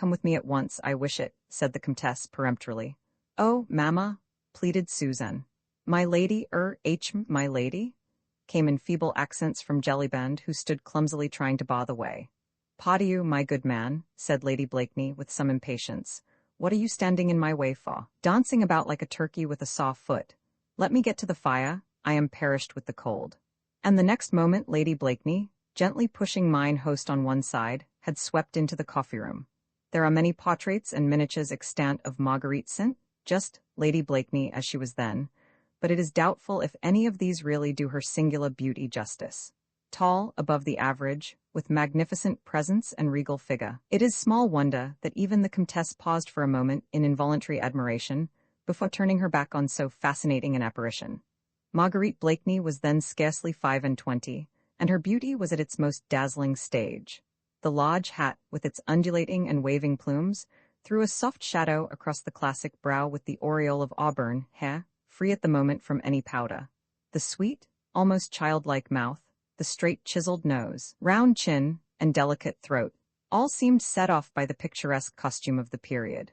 The rich blue velvet robe molded in its every line the graceful contour of the figure, whilst one tiny hand held, with a dignity all its own, the tall stick adorned with a large bunch of ribbons which fashionable ladies of the period had taken to carrying recently.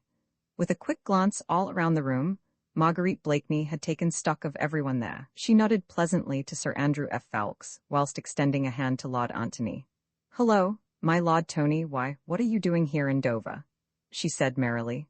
Then, without waiting for a reply, she turned and faced the Comtesse and Suzanne. Her whole face lighted up with additional brightness as she stretched out both arms towards the young girl. "Why, if that isn't my little Suzanne over there. Pardon you, little citizeness, how came you to be in England? And madam too?" She went up effusive to them both, with not a single touch of embarrassment in her manner or in her smile. Lord Tony and Sir Andrew watched the little scene with eager apprehension. English though they were, they had often been in France, and had mixed sufficiently with the French to realize the unbending hauteur, the bitter hatred with which the old noblesse of France viewed all those who had helped to contribute to their downfall. Armand St. Just, the brother of beautiful Lady Blakeney, though known to hold moderate and conciliatory views, was an ardent Republican. His feud with the ancient family of St. Cyr, the rights and wrongs of which no outsider ever knew, had culminated in the downfall, the almost total extinction of the latter.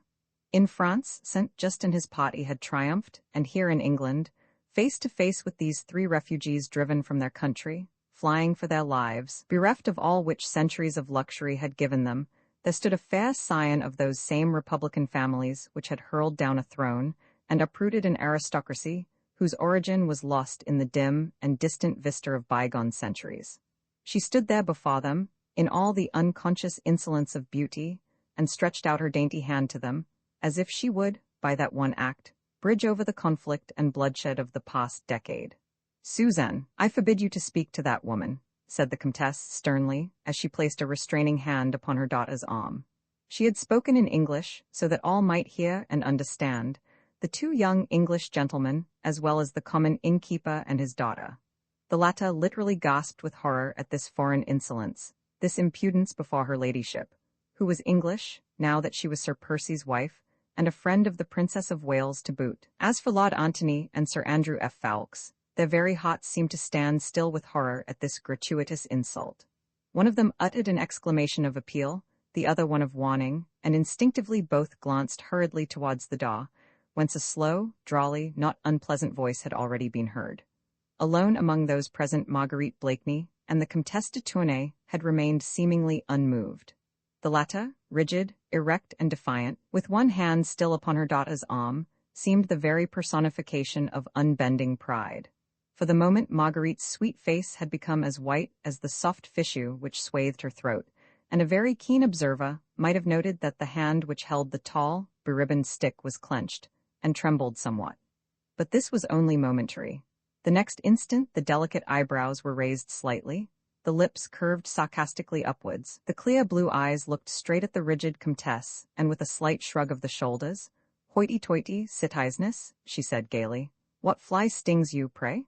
"We are in England now, madam," rejoined the Comtesse coldly, "and I am at liberty to forbid my daughter to touch your hand in friendship. Come, Suzanne." She beckoned to her daughter, and without another look at Marguerite Blakeney, but with a deep, old-fashioned curtsy to the two young men, she sailed majestically out of the room. There was silence in the old inn parlor for a moment, as the rustle of the Comtesse's skirts died away down the passage. Marguerite, rigid as a statue, followed with hard, set eyes the upright figure as it disappeared through the doorway. But as little Suzanne, humble and obedient, was about to follow her mother, the hard, Said expression suddenly vanished, and a wistful, almost pathetic and childlike look stole into Lady Blakeney's eyes. Little Susan caught that look. The child's sweet nature went out to the beautiful woman, scarcely older than herself. Filial obedience vanished before girlish sympathy. At the door she turned, ran back to Marguerite, and putting her arms round her, kissed her effusively. Then only did she follow her mother, Sally bringing up the rear, with a final curtsy to my lady. Susan's sweet and dainty impulse had relieved the unpleasant tension. Sir Andrew's eyes followed the pretty little figure, until it had quite disappeared. Then they met Lady Blakeney's with unassumed merriment. Marguerite, with dainty affectation, had kissed her hand to the ladies as they disappeared through the door, then a humorous smile began hovering round the corners of her mouth. "So that's it, is it?" she said gaily. "Last Sir Andrew, did you ever see such an unpleasant person? I hope when I grow old I shan't look like that." She gathered up her skirts and, assuming a majestic gait, stalked towards the fireplace. "Suzanne," she said, mimicking the Comtesse's voice, "I forbid you to speak to that woman." The laugh which accompanied this sally sounded perhaps a trifle forced and hard, but neither Sir Andrew nor Lord Tony were very keen observers. The mimicry was so perfect, the tone of the voice so accurately reproduced, that both the young men joined in a hearty cheerful "Bravo." "Ah, Lady Blakeney," added Lord Tony, "how they must miss you at the Comédie Française, and how the Parisians must hate Sir Percy for having taken you away." "Lud, man," rejoined Marguerite, with a shrug of her graceful shoulders, "'tis impossible to hate Sir Percy for anything. His witty sallies would disarm even Madame la Comtesse herself." The young Vicomte, who had not elected to follow his mother in her dignified exit, now made a step forward, ready to champion the Comtesse should Lady Blakeney aim any further shafts at her. But before he could utter a preliminary word of protest, a pleasant though distinctly inane laugh was heard from outside, and the next moment an unusually tall and very richly dressed figure appeared in the doorway. Vi an exquisite of 92 Sir Percy Blakeney, as the chronicles of the time inform us, was in this year of grace 1792, still a year or two on the right side of 30. Tall, above the average, even for an Englishman, broad-shouldered and massively built, he would have been called unusually good-looking, but for a certain lazy expression in his deep-set blue eyes, and that perpetual inane laugh which seemed to disfigure his strong, clearly cut mouth. It was nearly a year ago now that Sir Percy Blakeney, bought, one of the richest men in England, ladder of all the fashions, and intimate friend of the Prince of Wales, had astonished fashionable society in London and Bath by bringing home, from one of his journeys abroad, a beautiful, fascinating, clever French wife. He, the sleepiest, dullest, most Britisher that had ever set a pretty woman yawning, had secured a brilliant matrimonial prize for which, as all chroniclers aver, there had been many competitors. Marguerite St. just had first made her debut in artistic Parisian circles, at the very moment when the greatest social upheaval the world has ever known was taking place within its very walls. Scarcely 18, lavishly gifted with beauty and talent, chaperoned only by a young and devoted brother, she had soon gathered round her, in her charming apartment in the Rue Richelieu, a coterie which was as brilliant as it was exclusive, that is to say, only from one point of view. Marguerite St. just was from principle and by conviction a Republican. Equality of birth was her motto. Inequality of fortune was in her eyes a mere untoward accident, but the only inequality she admitted was that of talent.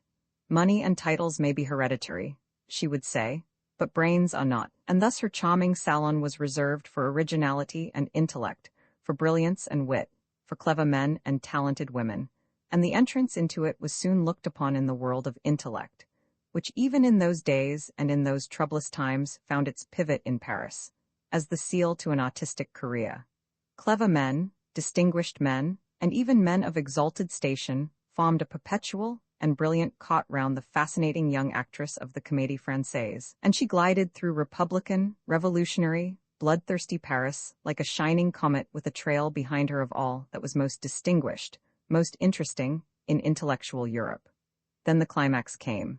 Some smiled indulgently and called it an artistic eccentricity, others looked upon it as a wise provision, in view of the many events which were crowding thick and fast in Paris just then, but to all, the real motive of that climax remained a puzzle and a mystery. Anyway, Marguerite St. just married Sir Percy Blakeney one fine day, just like that, without any warning to her friends, without a soirée de contrat or dîner de fiançailles, or other appurtenances of a fashionable French wedding. How that stupid, dull Englishman ever came to be admitted within the intellectual circle, which revolved round the cleverest woman in Europe. As her friends unanimously called her, no one ventured to guess. A golden key is said to open every door, asserted the more malignantly inclined. Enough, she married him, and the cleverest woman in Europe had linked her fate to that demmed idiot Blakeney, and not even her most intimate friends could assign to this strange step any other motive than that of supreme eccentricity. Those friends who knew laughed to scorn the idea that Marguerite St. just had married a fool for the sake of the worldly advantages with which he might endow her. They knew, as a matter of fact, that Marguerite St. just cared nothing about money, and still less about a title. Moreover, there were at least half a dozen other men in the cosmopolitan world equally well-born, if not so wealthy as Blakeney, who would have been only too happy to give Marguerite St. just any position she might choose to covet. As for Sir Percy himself, he was universally voted to be totally unqualified for the onerous post he had taken upon himself. His chief qualifications for it seemed to consist in his blind adoration for her, his great wealth, and the high favor in which he stood at the English court. But London society thought that, taking into consideration his own intellectual limitations, it would have been wiser on his part had he bestowed those worldly advantages upon a less brilliant and witty wife. Although lately he had been so prominent a figure in fashionable English society, he had spent most of his early life abroad. His father, the late Sir Algernon Blakeney, had the terrible misfortune of seeing an idolized young wife become hopelessly insane after 2 years of happy married life. Percy had just been born when the late Lady Blakeney fell prey to the terrible malady which in those days was looked upon as hopelessly incurable, and nothing short of a curse of God upon the entire family. Sir Algernon took his afflicted young wife abroad, and there presumably Percy was educated, and grew up between an imbecile mother and a distracted father, until he attained his majority. The death of his parents following close upon one another left him a free man, and as Sir Algernon had led a forcibly simple and retired life, the large Blakeney fortune had increased tenfold. Sir Percy Blakeney had travelled a great deal abroad before he brought home his beautiful, young, French wife. The fashionable circles of the time were ready to receive them both with open arms. Sir Percy was rich, his wife was accomplished, the Prince of Wales took a very great liking to them both. Within 6 months they were the acknowledged leaders of fashion and of style. Sir Percy's coats were the talk of the town, his inanities were quoted, his foolish laugh copied by the gilded youth at Almack's, or the Mall. Everyone knew that he was hopelessly stupid, but then that was scarcely to be wondered at, seeing that all the Blakeneys for generations had been notoriously dull, and that his mother died an imbecile. Thus society accepted him, petted him, made much of him, since his horses were the finest in the country, his fetes and wines the most sought after. As for his marriage with the cleverest woman in Europe, well, the inevitable came with sure and rapid footsteps. No one pitied him, since his fate was of his own making.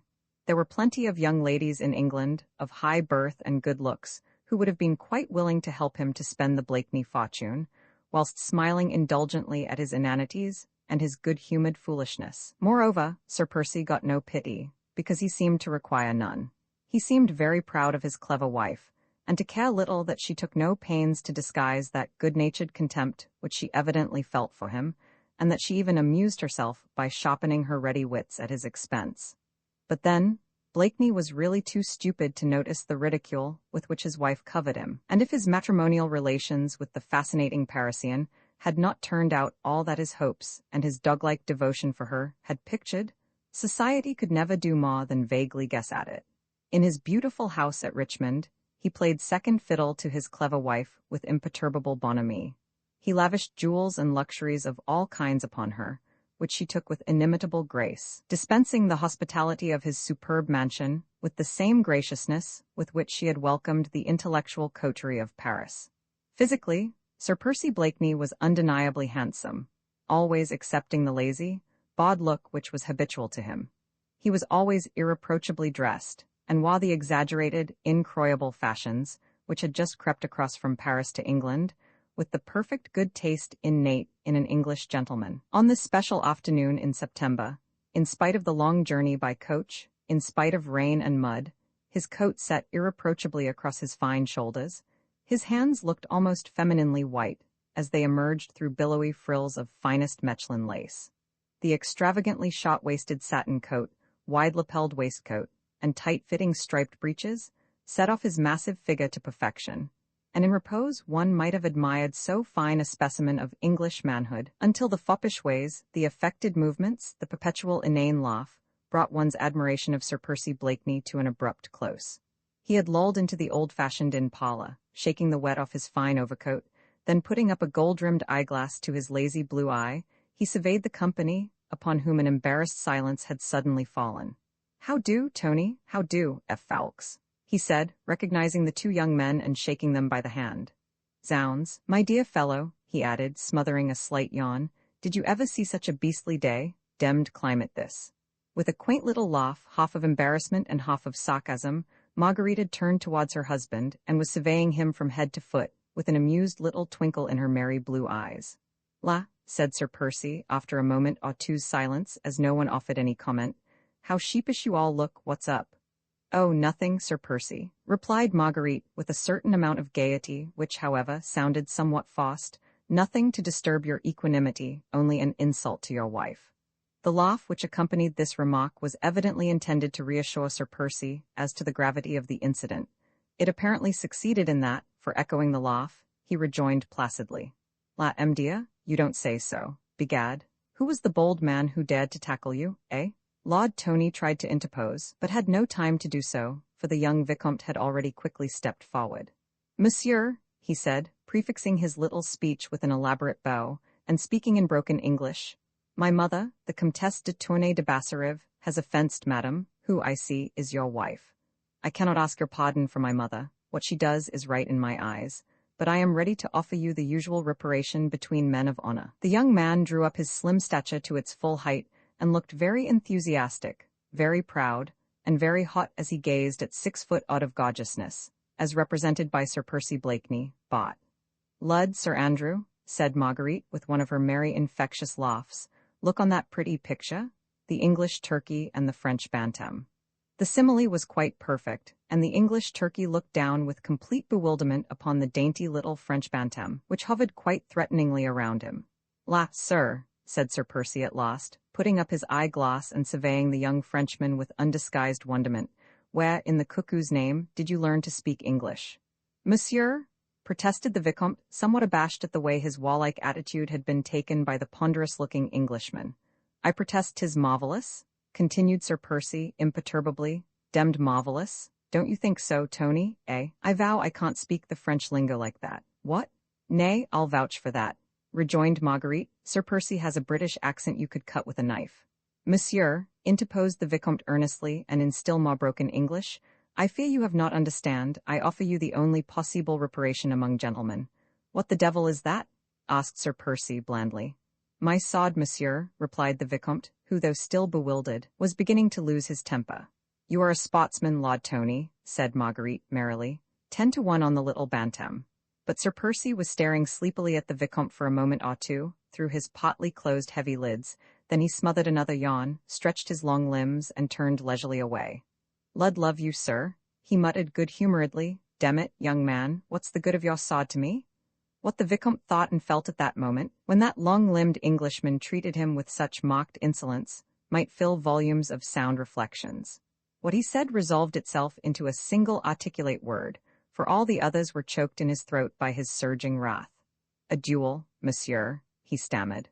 Once more Blakeney turned, and from his high altitude looked down on the choleric little man before him, but not even for a second did he seem to lose his own imperturbable good humor. He laughed his own pleasant and inane laugh, and burying his slender, long hands into the capacious pockets of his overcoat, he said leisurely, "A duel?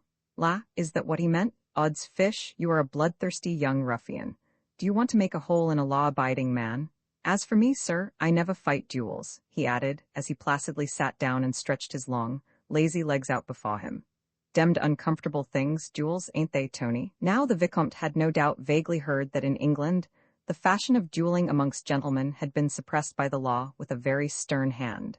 Still to him, a Frenchman, whose notions of bravery and honor were based upon a code that had centuries of tradition to back it, The spectacle of a gentleman actually refusing to fight a duel was a little shot of an enormity. In his mind, he vaguely pondered whether he should strike that long-legged Englishman in the face and call him a coward, or whether such conduct in a lady's presence might be deemed ungentlemanly, when Marguerite happily interposed.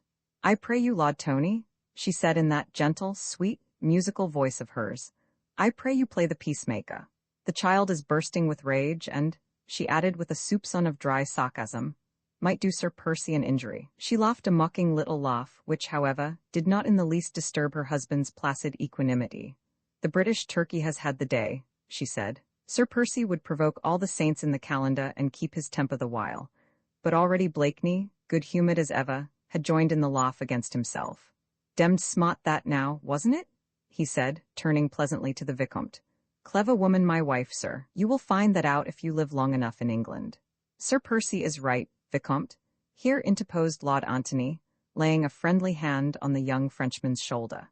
"It would hardly be fitting that you should commence your career in England by provoking him to a duel."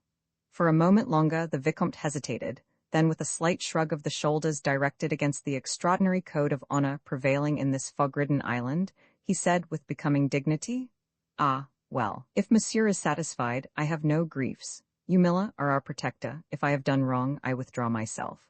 "I do," rejoined Blakeney with a long sigh of satisfaction. "Withdraw yourself over there.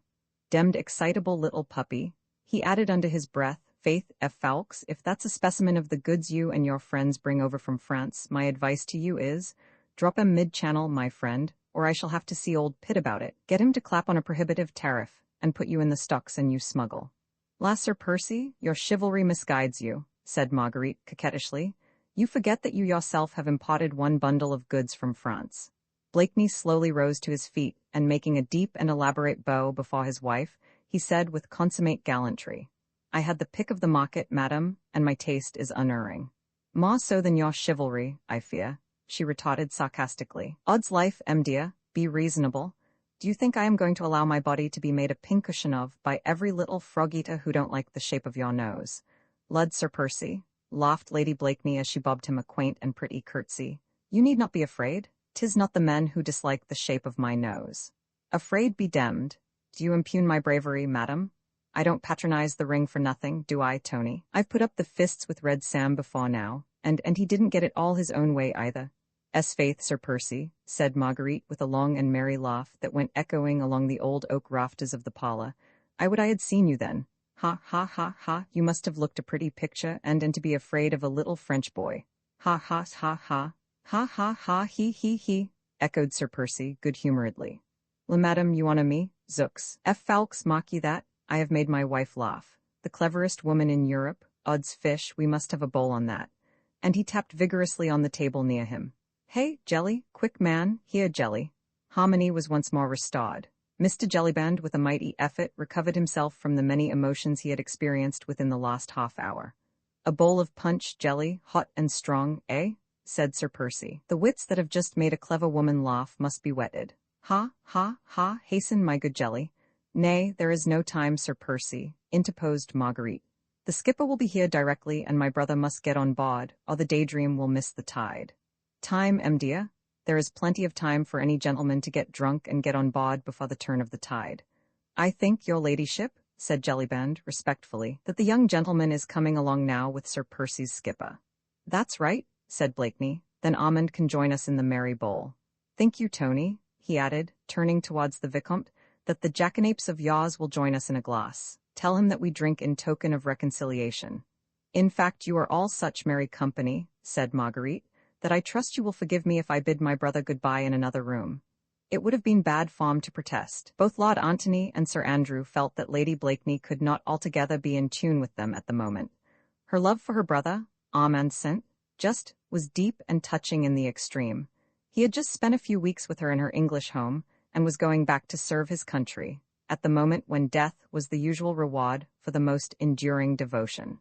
Sir Percy also made no attempt to detain his wife.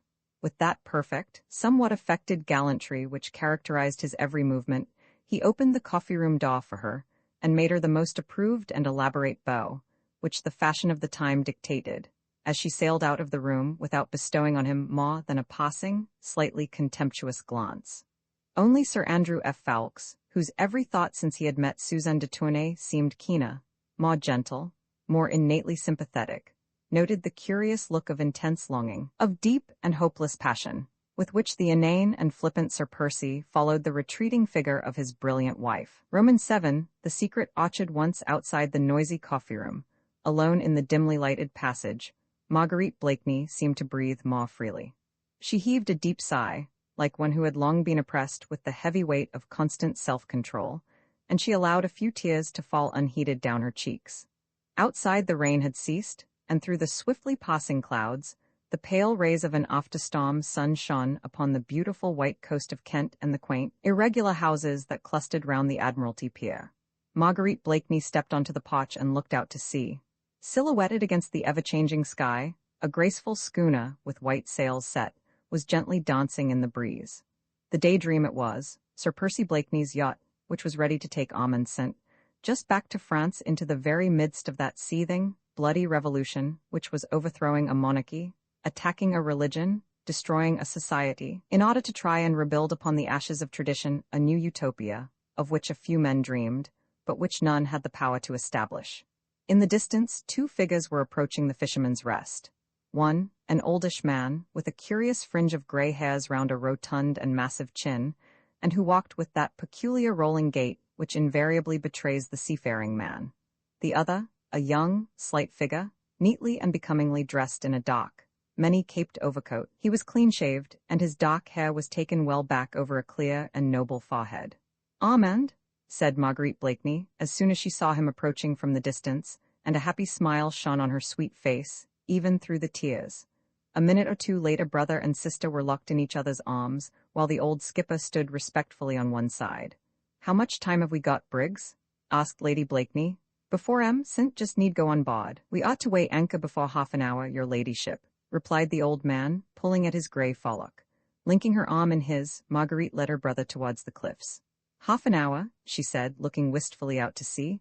"Half an hour more and you'll be far from me, Armand. Oh, I can't believe that you are going, dear. These last few days, whilst Percy has been away, and I've had you all to myself, have slipped by like a dream." "I am not going far, sweet one," said the young man gently. "A narrow channel to cross, a few miles of road, I can soon come back." "Nay, 'tis not the distance, Armand, but that awful Paris, just now." They had reached the edge of the cliff. The gentle sea breeze blew Marguerite's hair about her face, and sent the ends of her soft lace fichu waving round her, like a white and supple snake. She tried to pierce the distance far away, beyond which lay the shores of France, that relentless and stern France which was exacting her pound of flesh, the blood tax from the noblest of her sons. "Our own beautiful country, Marguerite," said Armand, who seemed to have divined her thoughts. "They are going too far, Armand," she said vehemently. "You are a Republican, so am I. We have the same thoughts, the same enthusiasm for liberty and equality, but even you must think that they are going too far." "Hush," said Armand, instinctively, as he threw a quick, apprehensive glance around him. "Ah, you see, you don't think yourself that it is safe even to speak of these things, here in England."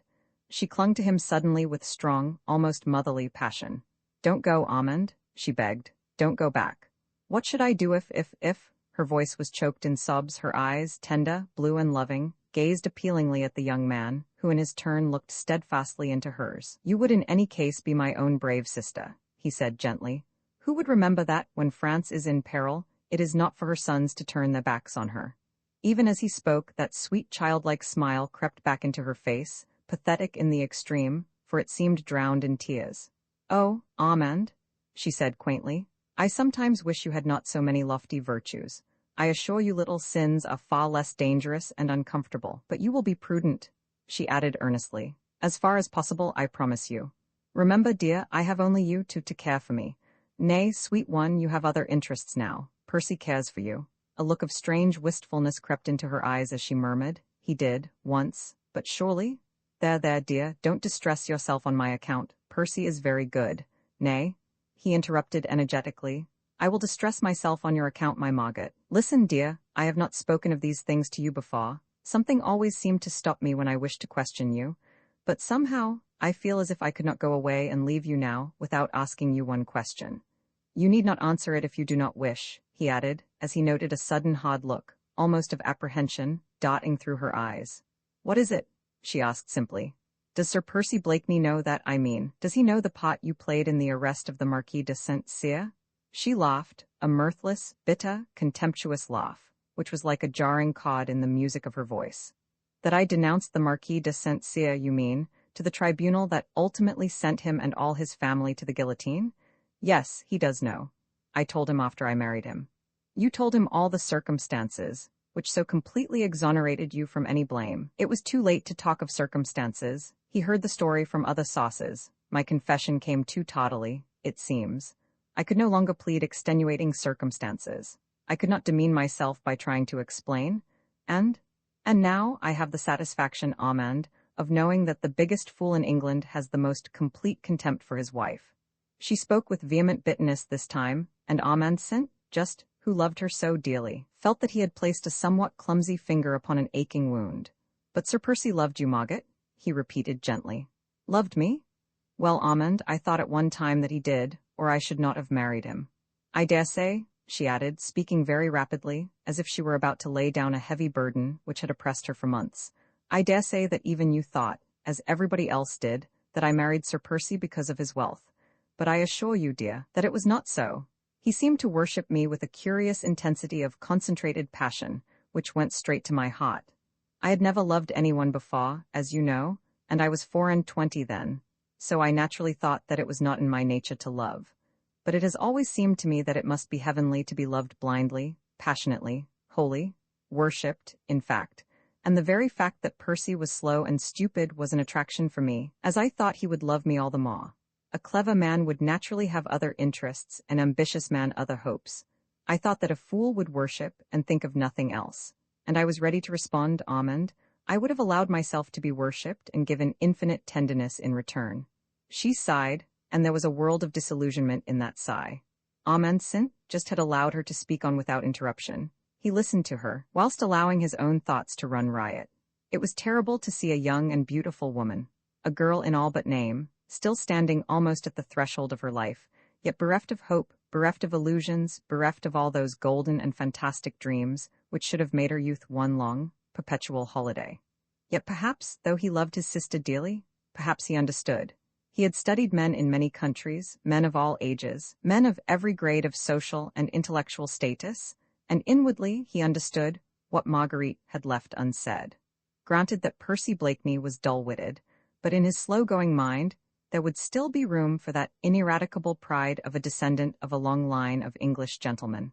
A Blakeney had died on Bosworth Field, another had sacrificed life and fortune for the sake of a treacherous Stuart, and that same pride, foolish and prejudiced as the Republican Armand would call it, must have been stung to the quick on hearing of the sin which lay at Lady Blakeney's door. She had been young, misguided, ill-advised perhaps. Armand knew that. Her impulses and imprudence knew it still better, but Blakeney was slow-witted. He would not listen to circumstances. He only clung to facts, and these had shown him Lady Blakeney denouncing a fellow man to a tribunal that knew no pardon, and the contempt he would feel for the deed she had done, however unwittingly, would kill that same love in him, in which sympathy and intellectuality could never have a part. Yet even now, his own sister puzzled him. Life and love have such strange vagaries. Could it be that, with the waning of her husband's love, Marguerite's heart had awakened with love for him? Strange extremes meet in love's pathway. This woman, who had had half intellectual Europe at her feet, might perhaps have set her affections on a fool. Marguerite was gazing out towards the sunset. Armand could not see her face, but presently it seemed to him that something which glittered for a moment in the golden evening light fell from her eyes onto her dainty fichu of lace. But he could not broach that subject with her.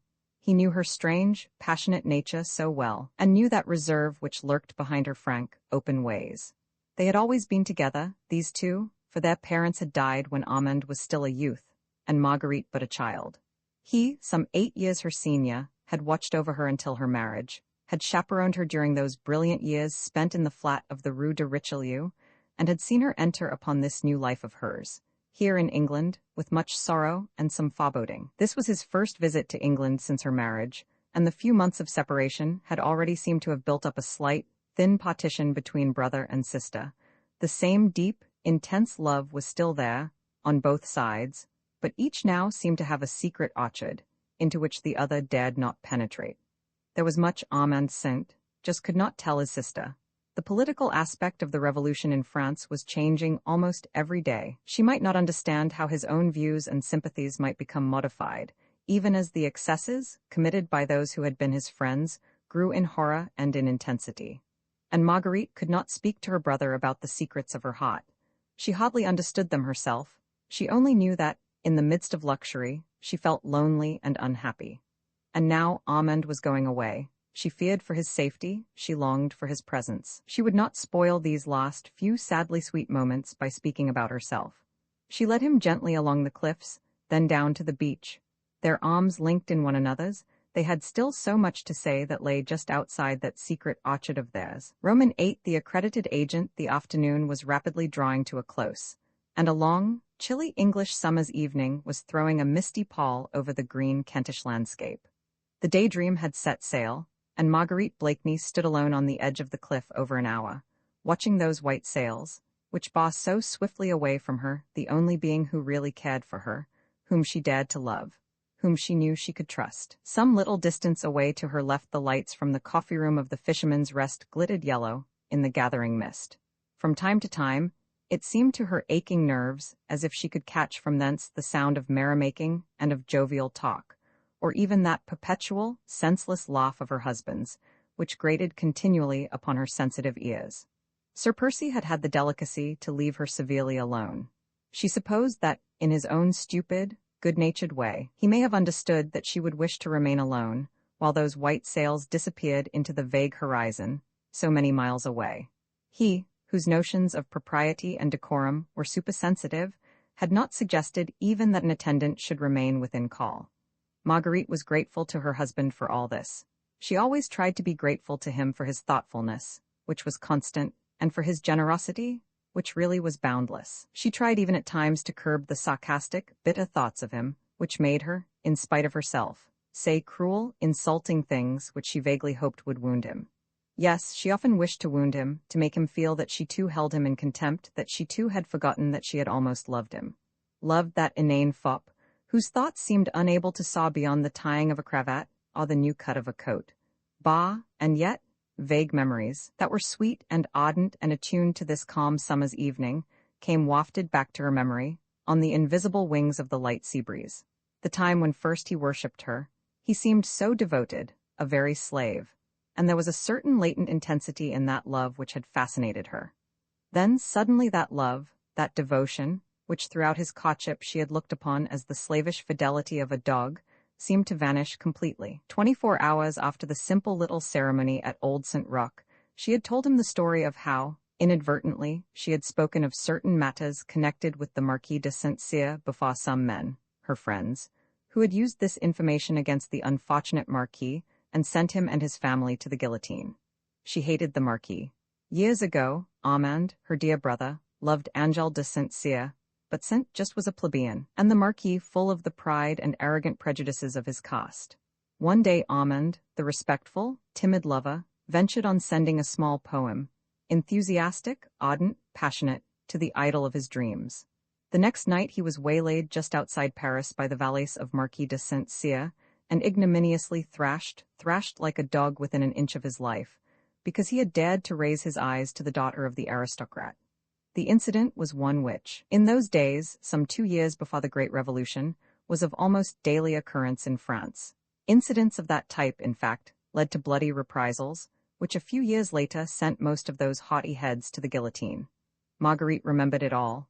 What her brother must have suffered in his manhood and his pride must have been appalling. What she suffered through him, and with him, she never attempted even to analyze. Then the day of retribution came. Saint-Cyr and his kin had found their masters, in those same plebeians whom they had despised.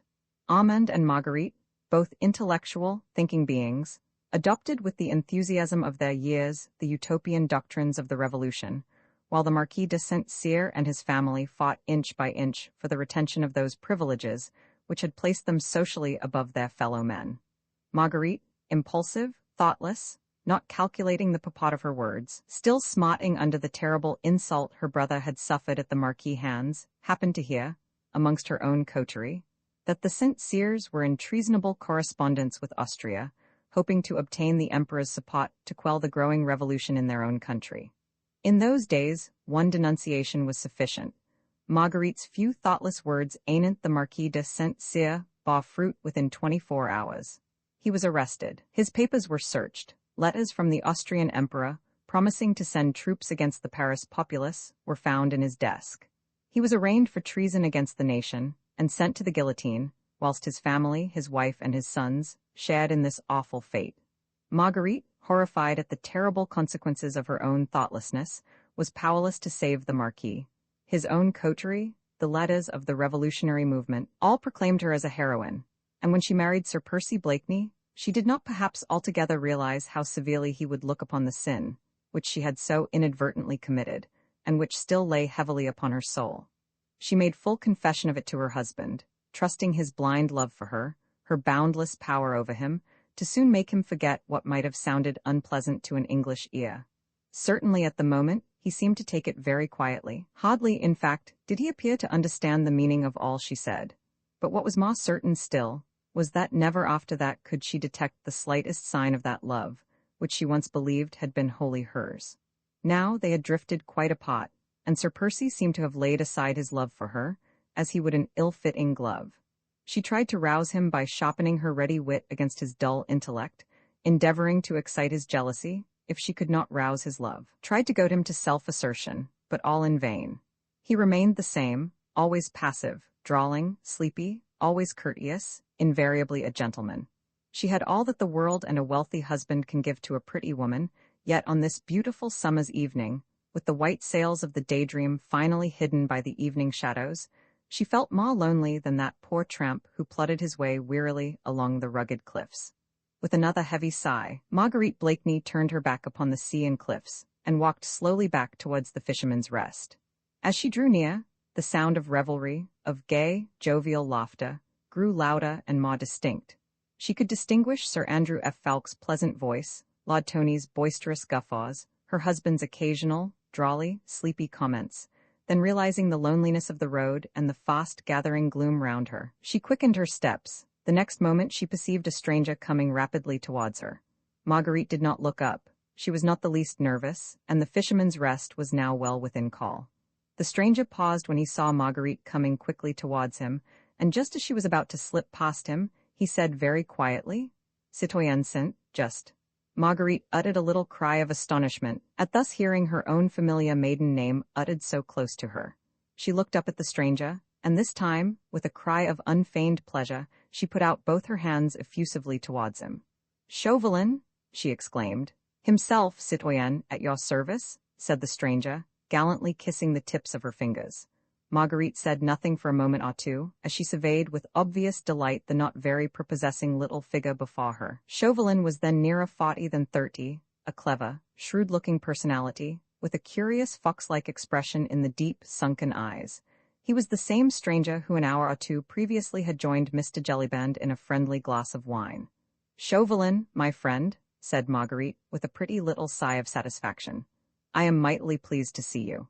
No doubt poor Marguerite Saint, just, lonely in the midst of her grandeur, and of her staunchy friends, was happy to see a face that brought back memories of that happy time in Paris, when she reigned, a queen, over the intellectual coterie of the Rue de Richelieu. She did not notice the sarcastic little smile, however, that hovered round the thin lips of Chauvelin. "But tell me," she added merrily, "what in the world, or whom in the world, are you doing here in England?" She had resumed her walk towards the inn, and Chauvelin turned and walked beside her. "I might return the subtle compliment, fair lady," he said. "What of yourself?" "Oh, I," she said, with a shrug of the shoulders. "M'ennui, mon ami, that is all." They had reached the porch of the Fisherman's Rest, but Marguerite seemed loth to go within. The evening air was lovely after the storm, and she had found a friend who exhaled the breath of Paris, who knew Armand well, who could talk of all the merry, brilliant friends whom she had left behind. So she lingered on under the pretty porch, while through the gaily lighted dormer window of the coffee-room sounds of laughter, of calls for Sally, and for beer, of tapping of mugs and clinking of dice, mingled with Sir Percy Blakeney's inane and mirthless laugh. Chauvelin stood beside her, his shrewd, pale yellow eyes fixed on the pretty face, which looked so sweet and childlike in this soft English summer twilight. You surprise me, citoyenne, he said quietly, as he took a pinch of snuff. Do I now? She retorted gaily. Faith, my little Chauvelin, I should have thought that with your penetration you would have guessed that an atmosphere composed of fogs and virtues would never suit Marguerite's scent. Just, dear me, is it as bad as that? He asked in mock consternation. Quite, she retorted, and worse. Strange, now, I thought that a pretty woman would have found English country life peculiarly attractive. Yes, so did I, she said with a sigh. Pretty women, she added meditatively, ought to have a good time in England since all the pleasant things are forbidden them, the very things they do every day. Quite so. You'll hardly believe it, my little Chauvelin, she said earnestly, but I often pass a whole day, without encountering a single temptation. No wonder, retorted Chauvelin gallantly, that the cleverest woman in Europe is troubled with ennui. She laughed one of her melodious, rippling, childlike laughs. It must be pretty bad, mustn't it? She asked archly, or I should not have been so pleased to see you. And this within a year of a romantic love match. Yes, a year of a romantic love match, that's just the difficulty. Ah, that idyllic folly, said Chauvelin with quiet sarcasm, did not then survive the lapse of weeks. Idyllic follies never last, my little Chauvelin. They come upon us like the measles and are as easily cured. Chauvelin took another pinch of snuff. He seemed very much addicted to that pernicious habit, so prevalent in those days. Perhaps, too, he found the taking of snuff a convenient veil for disguising the quick, shrewd glances with which he strove to read the very souls of those with whom he came in contact. No wonder, he repeated with the same gallantry, that the most active brain in Europe is troubled with ennui. I was in hopes that you had a prescription against the malady, my little Chauvelin. How can I hope to succeed in that which Sir Percy Blakeney has failed to accomplish? Shall we leave Sir Percy out of the question for the present, my dear friend? She said dryly. Ah, my dear lady, pardon me, but that is just what we cannot very well do, said Chauvelin, whilst once again his eyes, keen as those of a fox on the alert, darted a quick glance at Marguerite. I have a most perfect prescription against the worst form of ennui, which I would have been happy to submit to you, but what? There is Sir Percy. What has he to do with it? Quite a good deal, I am afraid. The prescription I would offer, fair lady, is called by a very plebeian name. Work? Work?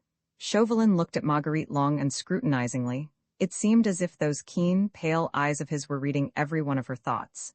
They were alone together, the evening air was quite still, and their soft whispers were drowned in the noise which came from the coffee-room. Still, Chauvelin took a step or two from under the porch, looked quickly and keenly all round him, then seeing that indeed no one was within earshot, he once more came back close to Marguerite. Will you render France a small service, citoyenne?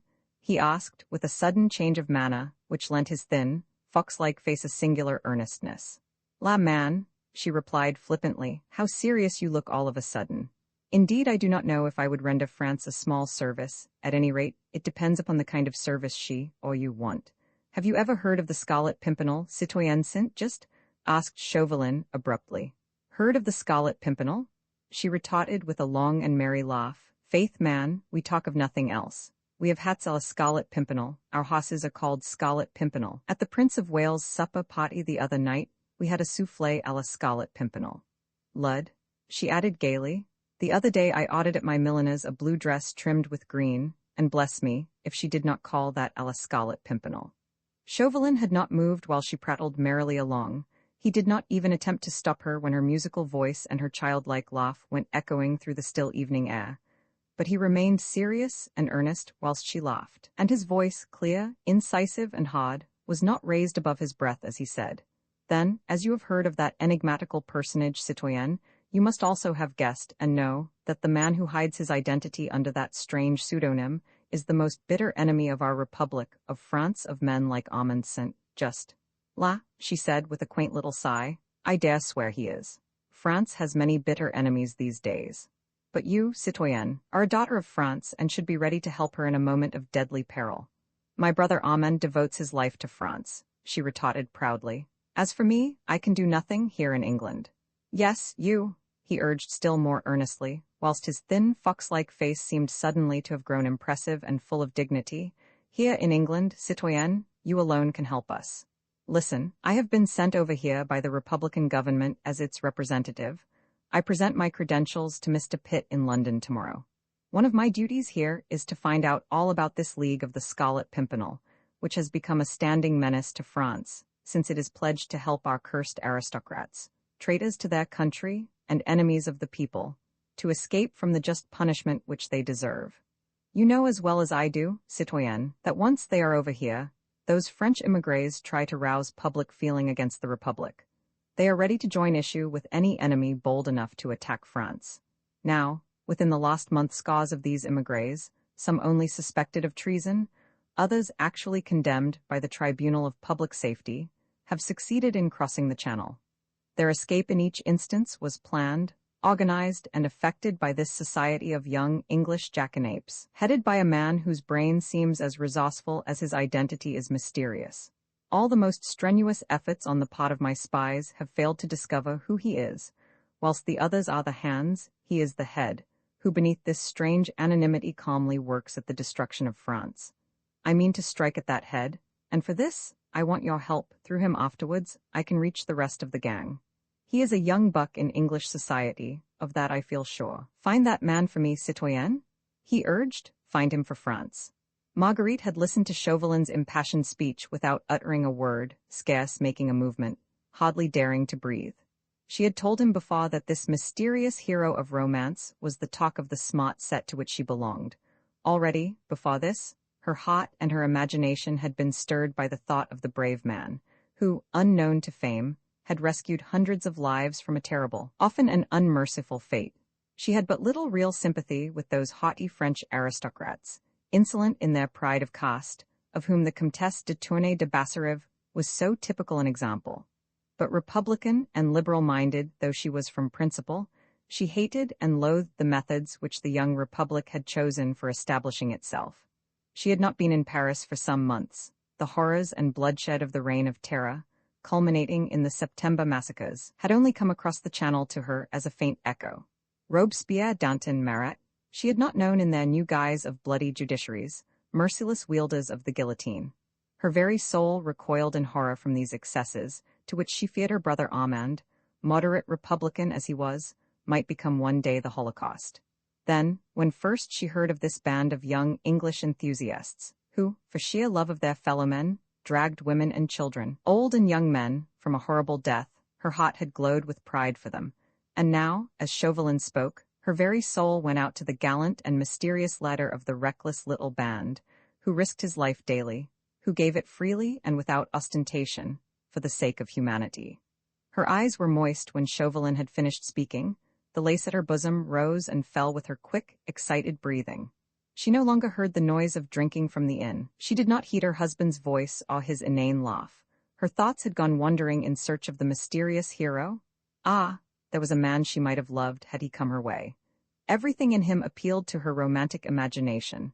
His personality, his strength, his bravery, the loyalty of those who served under him in that same noble cause, and above all, that anonymity which crowned him, as if with a halo of romantic glory. Find him for France, citoyenne. Chauvelin's voice close to her ear roused her from her dreams. The mysterious hero had vanished, and not 20 yards away from her, a man was drinking and laughing, to whom she had sworn faith and loyalty. "Lap man," she said with a return of her assumed flippancy, "you are astonishing. Where in the world am I to look for him?"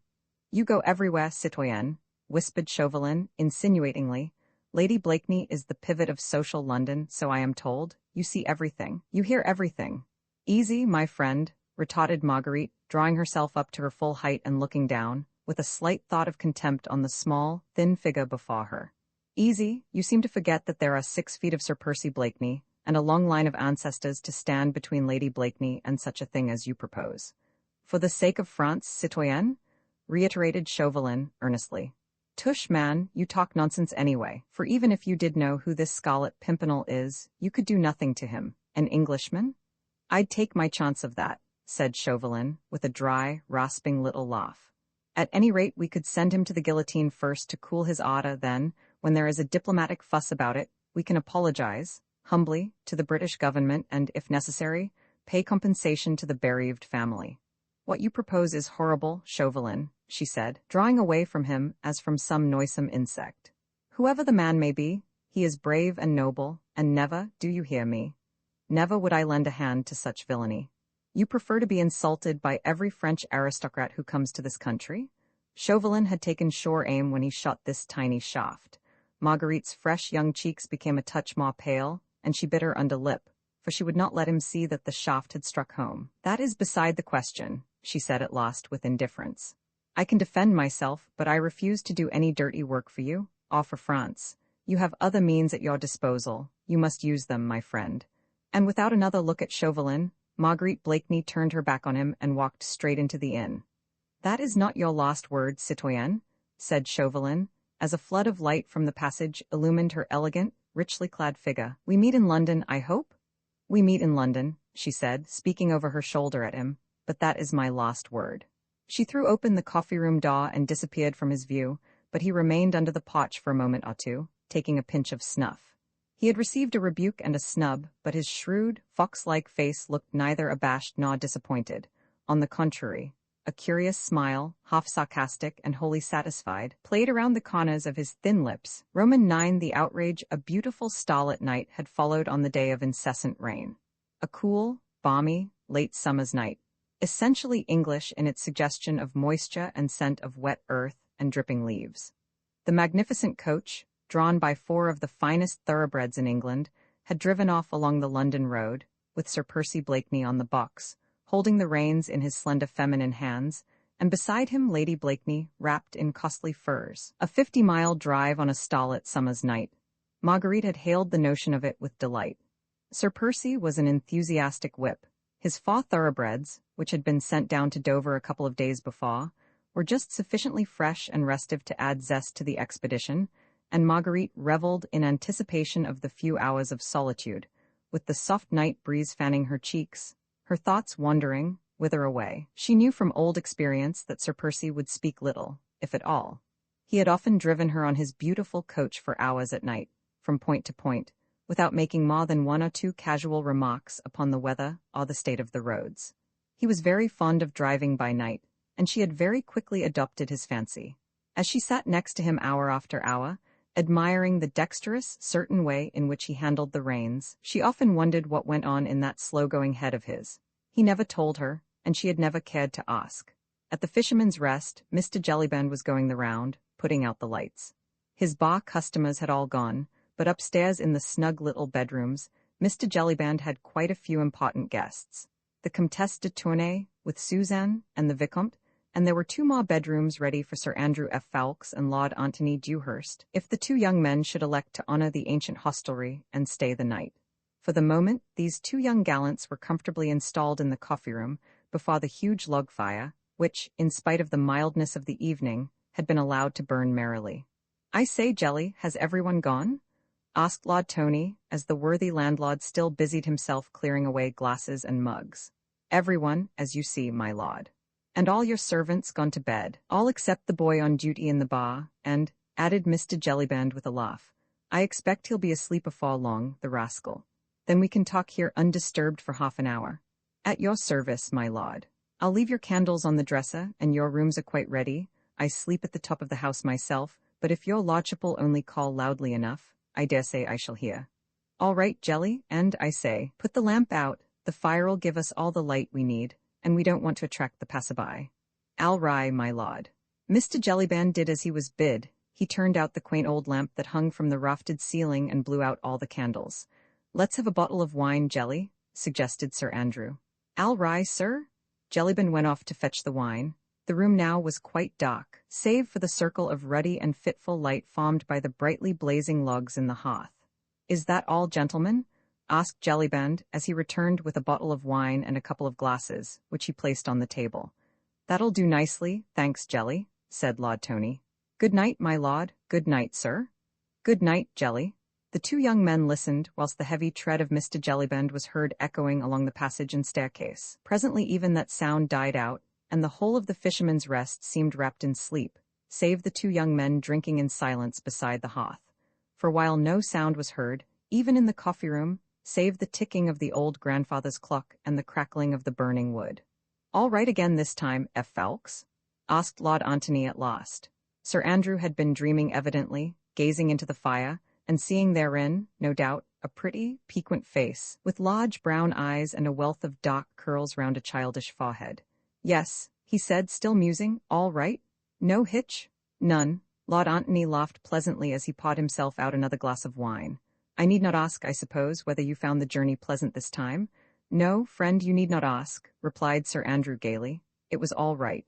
Then here's to her very good health, said jovial Lord Tony. She's a bonny lass, though she is a French one, and here's to your courtship, may it flourish and prosper exceedingly. He drained his glass to the last drop, then joined his friend beside the hearth. Well, you'll be doing the journey next, Tony, I expect, said Sir Andrew, rousing himself from his meditations. You and Hastings, certainly, and I hope you may have as pleasant a task as I had, and as charming a travelling companion. You have no idea, Tony? No, I haven't, interrupted his friend pleasantly, but I'll take your word for it. And now, he added, whilst a sudden earnestness crept over his jovial young face, how about business? The two young men drew their chairs closer together, and instinctively, though they were alone, their voices sank to a whisper. I saw the Scarlet Pimpernel alone, for a few moments in Calais, said Sir Andrew, a day or two ago. He crossed over to England 2 days before we did. He had escorted the party all the way from Paris, dressed, you'll never credit it, as an old market woman, and driving, until they were safely out of the city, the covered cart under which the Comtesse de Tournay, Emile, Suzanne, and the Vicomte lay concealed among the turnips and cabbages. They themselves, of course, never suspected who their driver was. He drove them right through a line of soldiery and a yelling mob, who were screaming, a bas les aristos, but the market cart got through along with some others, and the Scarlet Pimpernel, in shawl, petticoat, and hood, yelled a bas les aristos, louder than anybody. Faith? Added the young man, as his eyes glowed with enthusiasm for the beloved leader, that man's a marvel. His cheek is preposterous, I vow, and that's what carries him through. Lord Antony, whose vocabulary was more limited than that of his friend, could only find an oath or two with which to show his admiration for his leader. He wants you and Hastings to meet him at Calais, said Sir Andrew, more quietly, on the 2nd of next month. Let me see, that will be next Wednesday. Yes. It is, of course, the case of the Comte de Tournay, this time, a dangerous task for the Comte, whose escape from his chateau, after he had been declared a suspect by the Committee of Public Safety, was a masterpiece of the Scarlet Pimpernel's ingenuity, is now under sentence of death. It will be rare spot to get him out of France, and you will have a narrow escape if you get through it all. Saint just has actually gone to meet him. Of course, no one suspects Saint just as yet, but after that, to get them both out of the country, I faith 'twill be a tough job and tax even the ingenuity of our chief. I hope I may yet have orders to be of the party. Have you any special instructions for me? Yes, rather more precise ones than usual. It appears that the Republican government have sent an accredited agent over to England, a man named Chauvelin, who is said to be terribly bitter against our league, and determined to discover the identity of our leader, so that he may have him kidnapped the next time he attempts to set foot in France. This Chauvelin has brought a whole army of spies with him, and until the chief has sampled the lot, he thinks we should meet as seldom as possible on the business of the league, and on no account should talk to each other in public places for a time. When he wants to speak to us, he will contrive to let us know. The two young men were both bending over the fire, for the blaze had died down, and only a red glow from the dying embers cast a lurid light on a narrow semicircle in front of the hearth. The rest of the room lay buried in complete gloom. Sir Andrew had taken a pocketbook from his pocket and drawn therefrom a paper, which he unfolded, and together they tried to read it by the dim red firelight. So intent were they upon this, so wrapped up in the cause, the business they had so much at heart, so precious was this document which came from the very hand of their adored leader, that they had eyes and ears only for that. They lost count of the sounds around them, of the dropping of the crisp ash from the grate, of the monotonous ticking of the clock, of the soft, almost imperceptible rustle of something on the floor close beside them. A figure had emerged from under one of the benches. With snake-like, noiseless movements it crept closer and closer to the two young men, not breathing, only gliding along the floor, in the inky blackness of the room. You ought to read these instructions and commit them to memory, said Sir Andrew, then destroy them. He was about to replace the letter case into his pocket when a tiny slip of paper fluttered from it and fell onto the floor. Lord Antony stooped and picked it up. What's that? He asked. I don't know, replied Sir Andrew. It dropped out of your pocket just now. It certainly does not seem to be with the other paper. Strange. I wonder when it got there. It is from the chief, he added, glancing at the paper. Both stooped to try and decipher this last, tiny scrap of paper on which a few words had been hastily scrawled, when suddenly a slight noise attracted their attention, which seemed to come from the passage beyond. "What's that?" said both instinctively. Lord Antony crossed the room towards the door, which he threw open quickly and suddenly. At that very moment, he received a stunning blow between the eyes, which threw him back violently into the room. Simultaneously, the crouching, snake-like figure in the gloom had jumped up and hurled itself from behind upon the unsuspecting Sir Andrew, felling him to the ground. All this occurred within the short space of 2 or 3 seconds, and before either Lord Antony or Sir Andrew had time or chance to utter a cry or to make the faintest struggle. They were each seized by 2 men, a muffler was quickly tied round the mouth of each, and they were pinioned to one another back to back, their arms, hands, and legs securely fastened. One man had in the meanwhile quietly shut the door. He wore a mask and now stood motionless while the others completed their work. "All safe, citoyen?" said one of the men, as he took a final survey of the bonds which secured the 2 young men. "Good," replied the man at the door. "Now search their pockets and give me all the papers you find." This was promptly and quietly done. The masked man, having taken possession of all the papers, listened for a moment or two if there were any sound within the Fisherman's Rest.